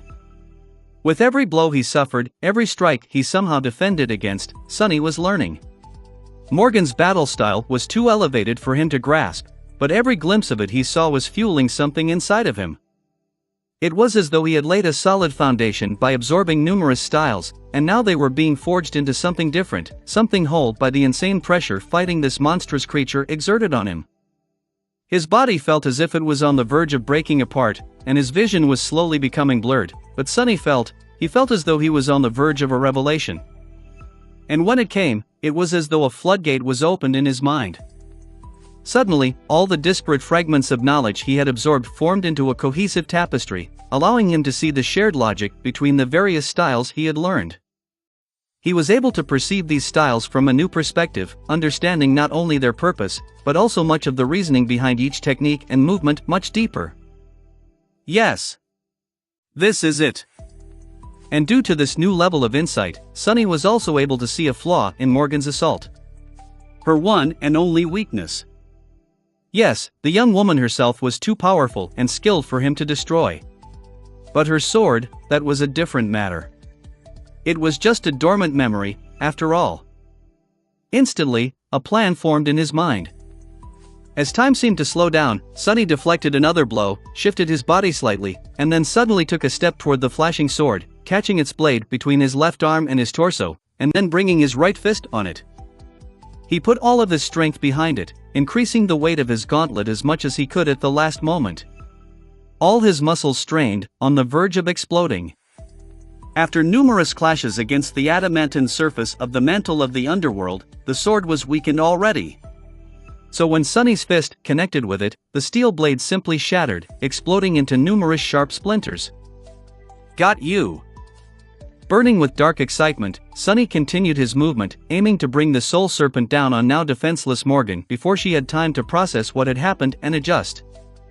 But before he could, terrible pain suddenly exploded in his chest, and all strength left his hands. The hilt of the odachi slid from his fingers, and the dark sword silently fell to the ground. Sunny swayed, and then looked down in confusion. What happened? What he saw didn't make any sense. Morgan's pale, slender hand was protruding from his armor, blood streaming down the smooth onyx surface. She had pierced the mantle of the underworld with her bare hand, her fingers plunging through flesh and bone to tear his heart apart. Sunny had made a mistake. How is this possible? Ascended. Memory, 6th tier. He looked up, darkness shrouding his vision. Is this what it feels like to die? Everything was dark, and all he could see now were two beautiful vermilion eyes, staring at him with regret and disappointment. Morgan sighed. 36 seconds. Well done. You fought well. The last thing Sunny felt before slipping into nothingness was a spark of energy traveling from her hand into his body. And then, he found himself in the black void of the dreamscape. His pain disappeared, as did his wounds. He felt healthy and whole. The duel was over. As he stared into the darkness, the spell whispered quietly, "You have received a memory." But he didn't react, looking into the void with a heavy frown on his face. Somewhere above, near the set of images representing different arenas, a string of words floated. Mongrel. Victories, 923. Defeats, 1. The novel will be updated first on this website. Come back and continue reading tomorrow, everyone. Chapter 548, The Road So Far. Sunny shut down the illusion. The underground dojo was silent and submerged in darkness, almost like the lightless expanse of his soul. Crawling out of the dreamscape pod, he glanced at it, and then walked to the middle of the hall. There, he sat down on the cold ceramic plates of the floor, crossed his legs, and closed his eyes. Back in the illusory world created by the will of an eccentric saint, the tournament was coming to an end. There were spectacles, festivities, and accolades being given to the winners. But he didn't care. He didn't care about the legend of Mongrel, either. Sunny had no doubt that his inexplicable refusal of the final reward and daring challenge had created quite a stir. Were people praising Mongrel for his resolve and ambition? Or mocking his defeat and calling him a fool? In any case, the network must have been boiling right now. Sunny couldn't be bothered to check. He had much more important concerns. There was the final reward he had received, given to him by Morgan of Valor despite his failure, as well as previous rewards he had no time to study well. And there was Shadow Dance. This was what he had to concentrate on now. Sitting in the darkness with his eyes closed, Sunny thought back to the revelation he had received during the battle with the monstrous master and started to slowly digest it. He had the key now, all that remained was to absorb it, turn it from a fleeting feeling into an inseparable part of his mind, body, and soul. That was going to take some time. Fragments of Morgan's battle will help him find unity in the discordant collection of battle styles he had amassed. His comprehension of the fundamental, governing principles of battle techniques was vastly elevated, allowing him to understand them on a deeper level. This enlightenment was going to help Sunny grasp various styles much faster, as well as mirror more complex and sophisticated battle arts with ease. At this level, he needed to be able to recognize patterns of essence control from how the enemies moved, breathed, and attacked. The new understanding was going to help with that, too. He just had to assimilate it all. Time slowly passed. Sunny continued to meditate, making slow progress toward his goal. After a while, his thought began to wander. The dream tournament gave Sunny much more than he had expected. Yes, there were powerful memories and a breakthrough in his comprehension of shadow dance, but there was also something else. Different, but no less valuable. Fighting the best of the best that the dreamscape had to offer had helped him to put his own prowess into perspective. Facing formidable champions one after another showed Sunny just how much more powerful and experienced than them he was. Sunny was always comparing himself to Nephi's, and inevitably finding himself falling short. He chased after her with desperate resolve, but was never able to catch up. Mongrel might have been only defeated once, but Sunny had been defeated countless times. He lived in the shadow of constant failure. But it was exactly because he had been chasing after Changing Star without rest that he had left everyone else in the dust without even noticing. Now that he had a chance to look back, Sunny finally saw just how wide the gap between himself and all the rest of the Awakened had become. It was so wide that he had been able to cut the best of them down while barely using a quarter of his power. Back on the Forgotten Shore, Sunny had learned a simple truth: if one wanted to better themselves, they had to challenge those who were stronger than them. Nothing was more beneficial to one's growth than fighting against a superior opponent. That was why and how he had transformed himself into a lethal killer in the span of a single year. And even though Sunny had not understood it before, using Nephi's as a reference point achieved the same result. Even if the goal of surpassing her often seemed bitterly unattainable, he had come far by struggling to do so against all odds. So far. He saw it clearly now. But he also saw how much further he had to walk. Just as fighting the participants of the Dream Tournament had shown him his strength, fighting Morgan had shown him his weakness. Yes, Sunny was incredibly powerful for an Awakened of his age. But there were other giants out there, no less terrifying than him. They were older, stronger, and had years of battle experience and vast resources that he lacked. In front of them, Sunny was like an ant. A subtle smile appeared on his face. Or, maybe, like a cockroach. Morgan was a master of the great clan valor, and as such, she was a peak existence among those below the level of a saint. She was kin to one of the sovereigns.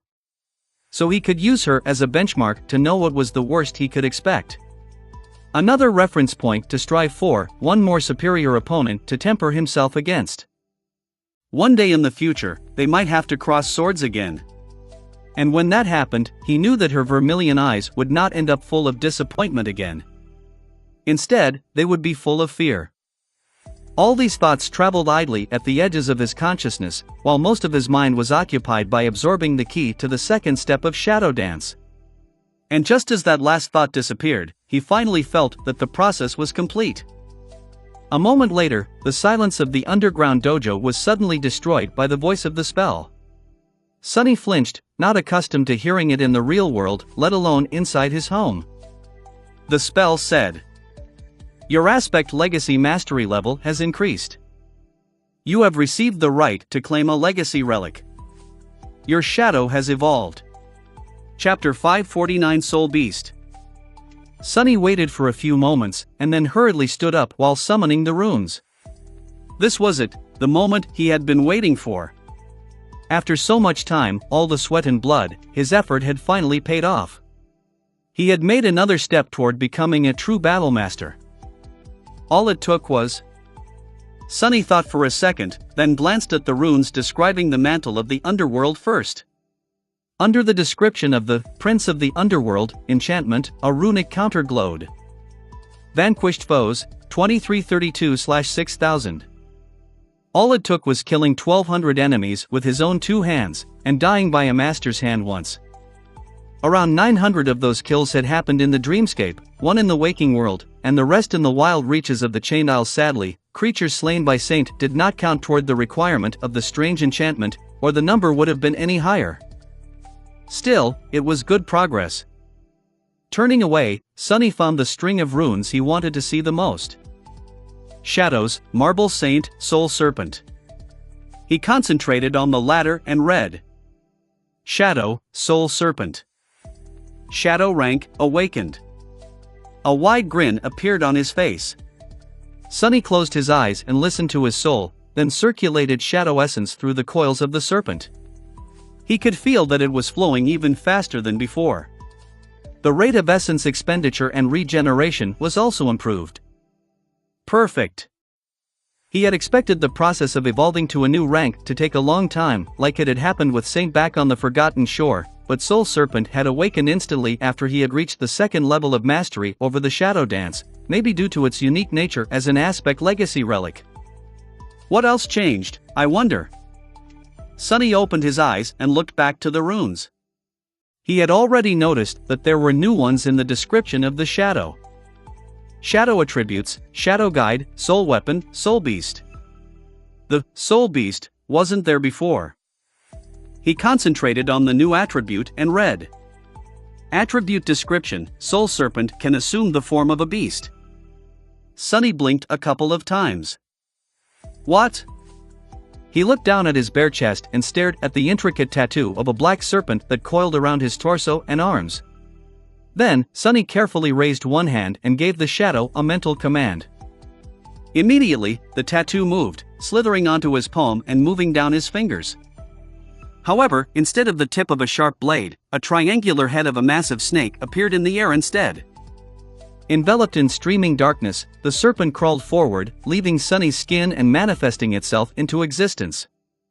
Its jet-black scales rustled quietly as they touched the armored plates of the floor, and soon, petrified Sunny was looking at a giant snake, at least 6 meters in length, its body as wide as a large man's arm and strong enough to crush granite into dust.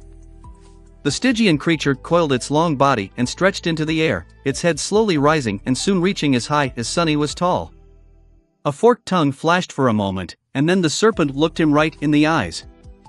Then, it opened its maw and hissed, revealing long, terrifying onyx fangs. Sunny gulped. The serpent's eyes were as black as its mighty body, and shone with dark radiance. They seemed as deep as the lightless expanse of an ocean of shadows, and were full of strange, alien intelligence. Luckily, there was no aggression or ill will in them. Instead, there was simply recognition. The shadow serpent was greeting its master. Sunny slowly looked away and studied the dark creature's body. Then, he sent the creepy shadow forward, and it swiftly wrapped itself around the serpent. Immediately, flowing patterns that were somehow even darker than the lusterless, obsidian scales revealed themselves, and the pressure that the shadow beast exerted instantly became much, much more frightening. Its body had turned ghostly, enveloped in wisps of impenetrable, moving darkness. Sunny hesitated for a moment and then grinned. What a good buy you are! Very satisfied, he glanced at the giant snake, and then patted it on the head with a delighted expression on his face. Now, it was the mighty beast's turn to blink, if it had any eyelids. Was Sunny imagining things, or did the obsidian serpent seem a bit startled by such treatment? With a shrug, he glanced back at the runes, and lowered his gaze. There was one last surprise left for him to discover. At the very bottom, several new runes appeared. Shadow abilities, Serpentine Steel, Soul Reaver. Soul Reaver, ability description, a portion of the soul essence of those slain by the shadow serpent in its soul weapon or soul beast form is absorbed and transferred to its master. Sunny's smile widened. Excellent. That will help with the fact that I can't use the serpent to regenerate essence while it is not on my body. In fact, as long as it continues to kill something, my essence might never run dry. He glanced at the shadow with gleaming eyes. You and I are going to do great things together, buddy. You'll have plenty of tasty souls to eat, don't worry. Saying that, Sunny opened his palm and commanded the serpent to crawl back onto his skin. A few seconds later, the shadow had already turned back into a tattoo and coiled itself around his body. It was as though there had never been a terrifying creature in the underground dojo in the first place. Now let's take a look at that relic. Sunny looked at the runes and found the right cluster. Aspect Legacy, Shadow Dance. Shadow Dance Mastery Level, 2 out of 7.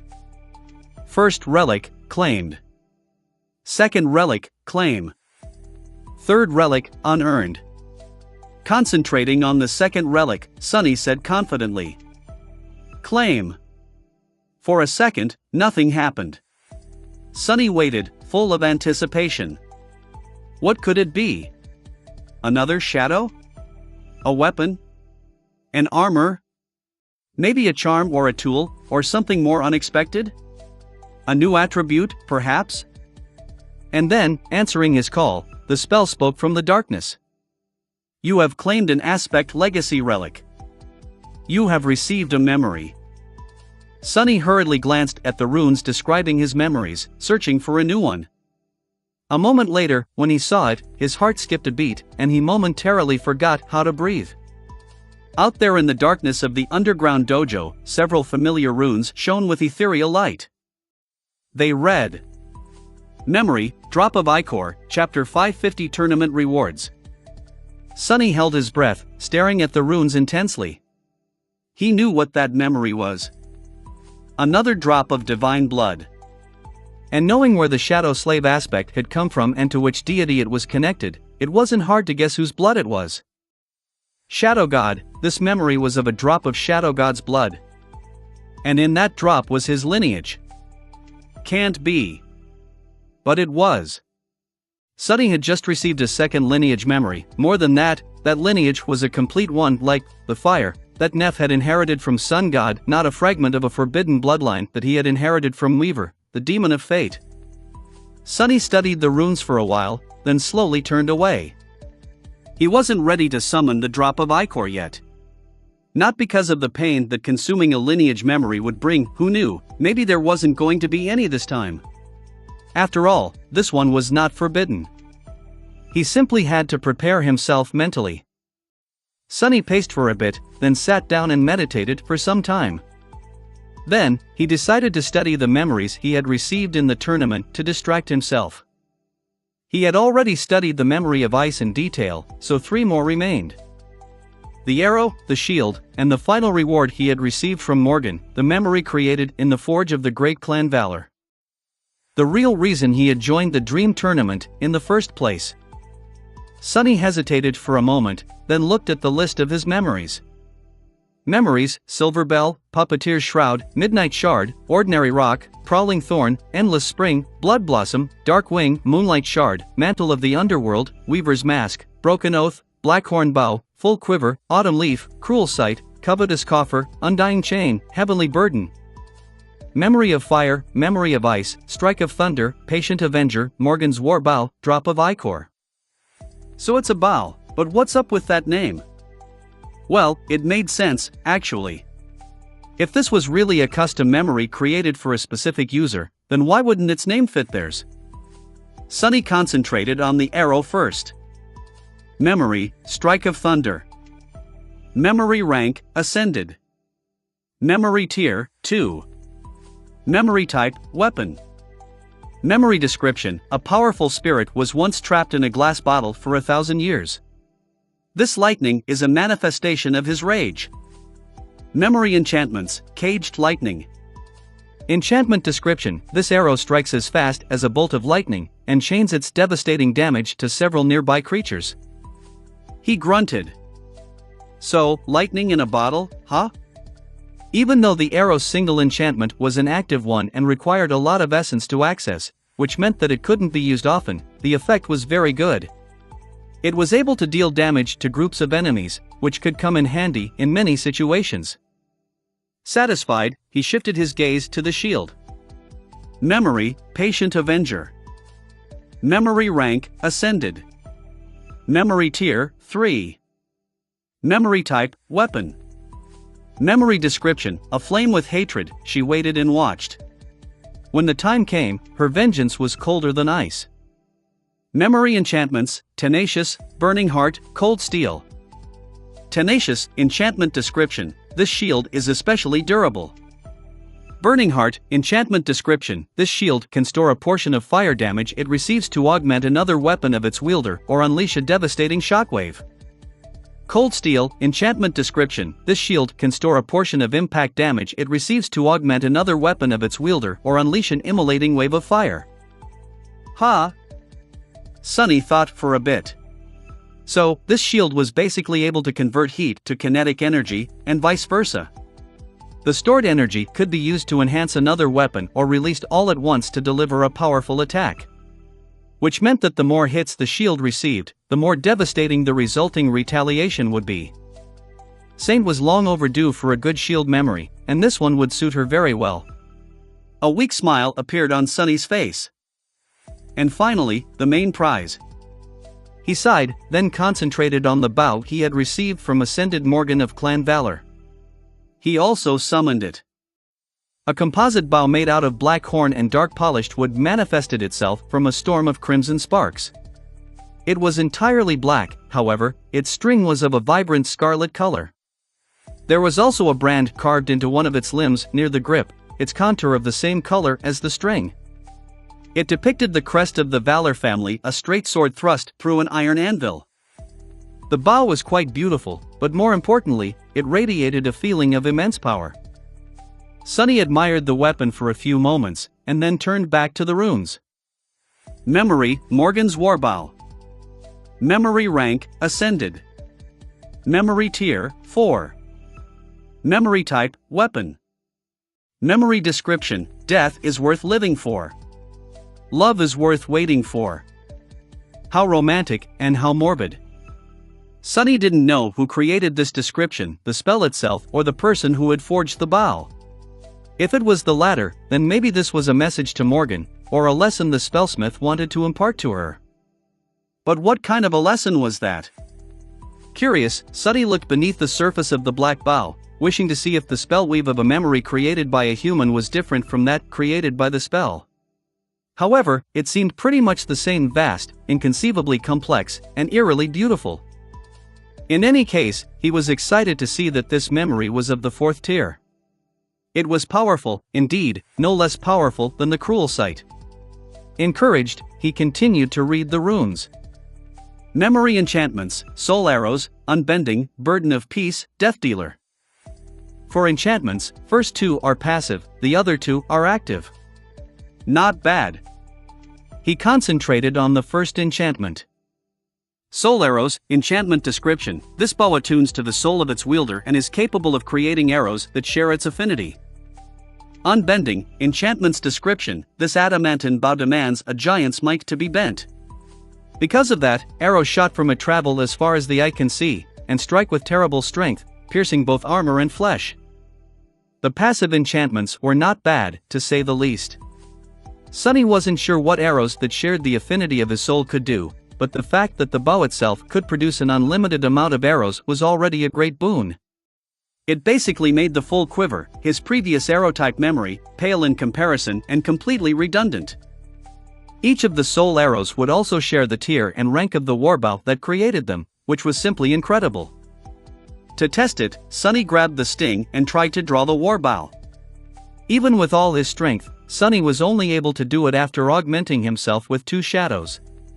As soon as the string moved, a black arrow that looked as if it was made out of solidified shadows suddenly appeared on it.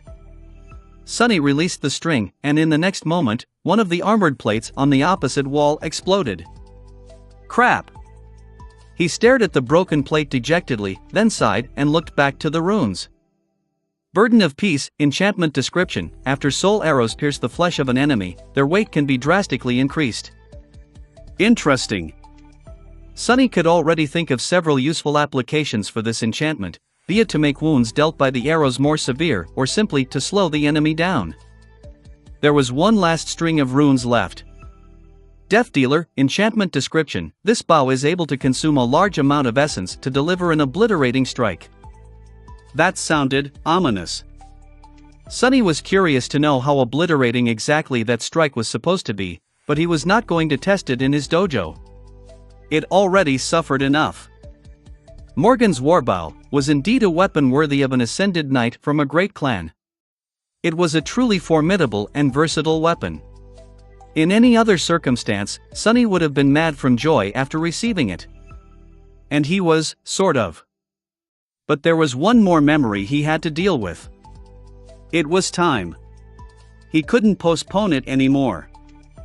Sunny glanced at the beautiful bow for the last time, then sighed and dismissed it. As soon as the flood of scarlet sparks disappeared, he summoned the drop of ichor. The novel will be updated first on this website. Come back and continue reading tomorrow, everyone. If you enjoy this video, don't forget to click the notification bell, like, and subscribe buttons. For me, please click the new channel's follow button. To ensure you don't miss the footage, there is a link to subscribe to the new channel under the title. If you think this narrative is entertaining, please leave a comment saying so under the video and assist the Light Novel Podcast channel reach 1,000 likes when it posts the next segment. A little amount. This channel has a relatively small number of likes and subscribers. Until the next clip, bye.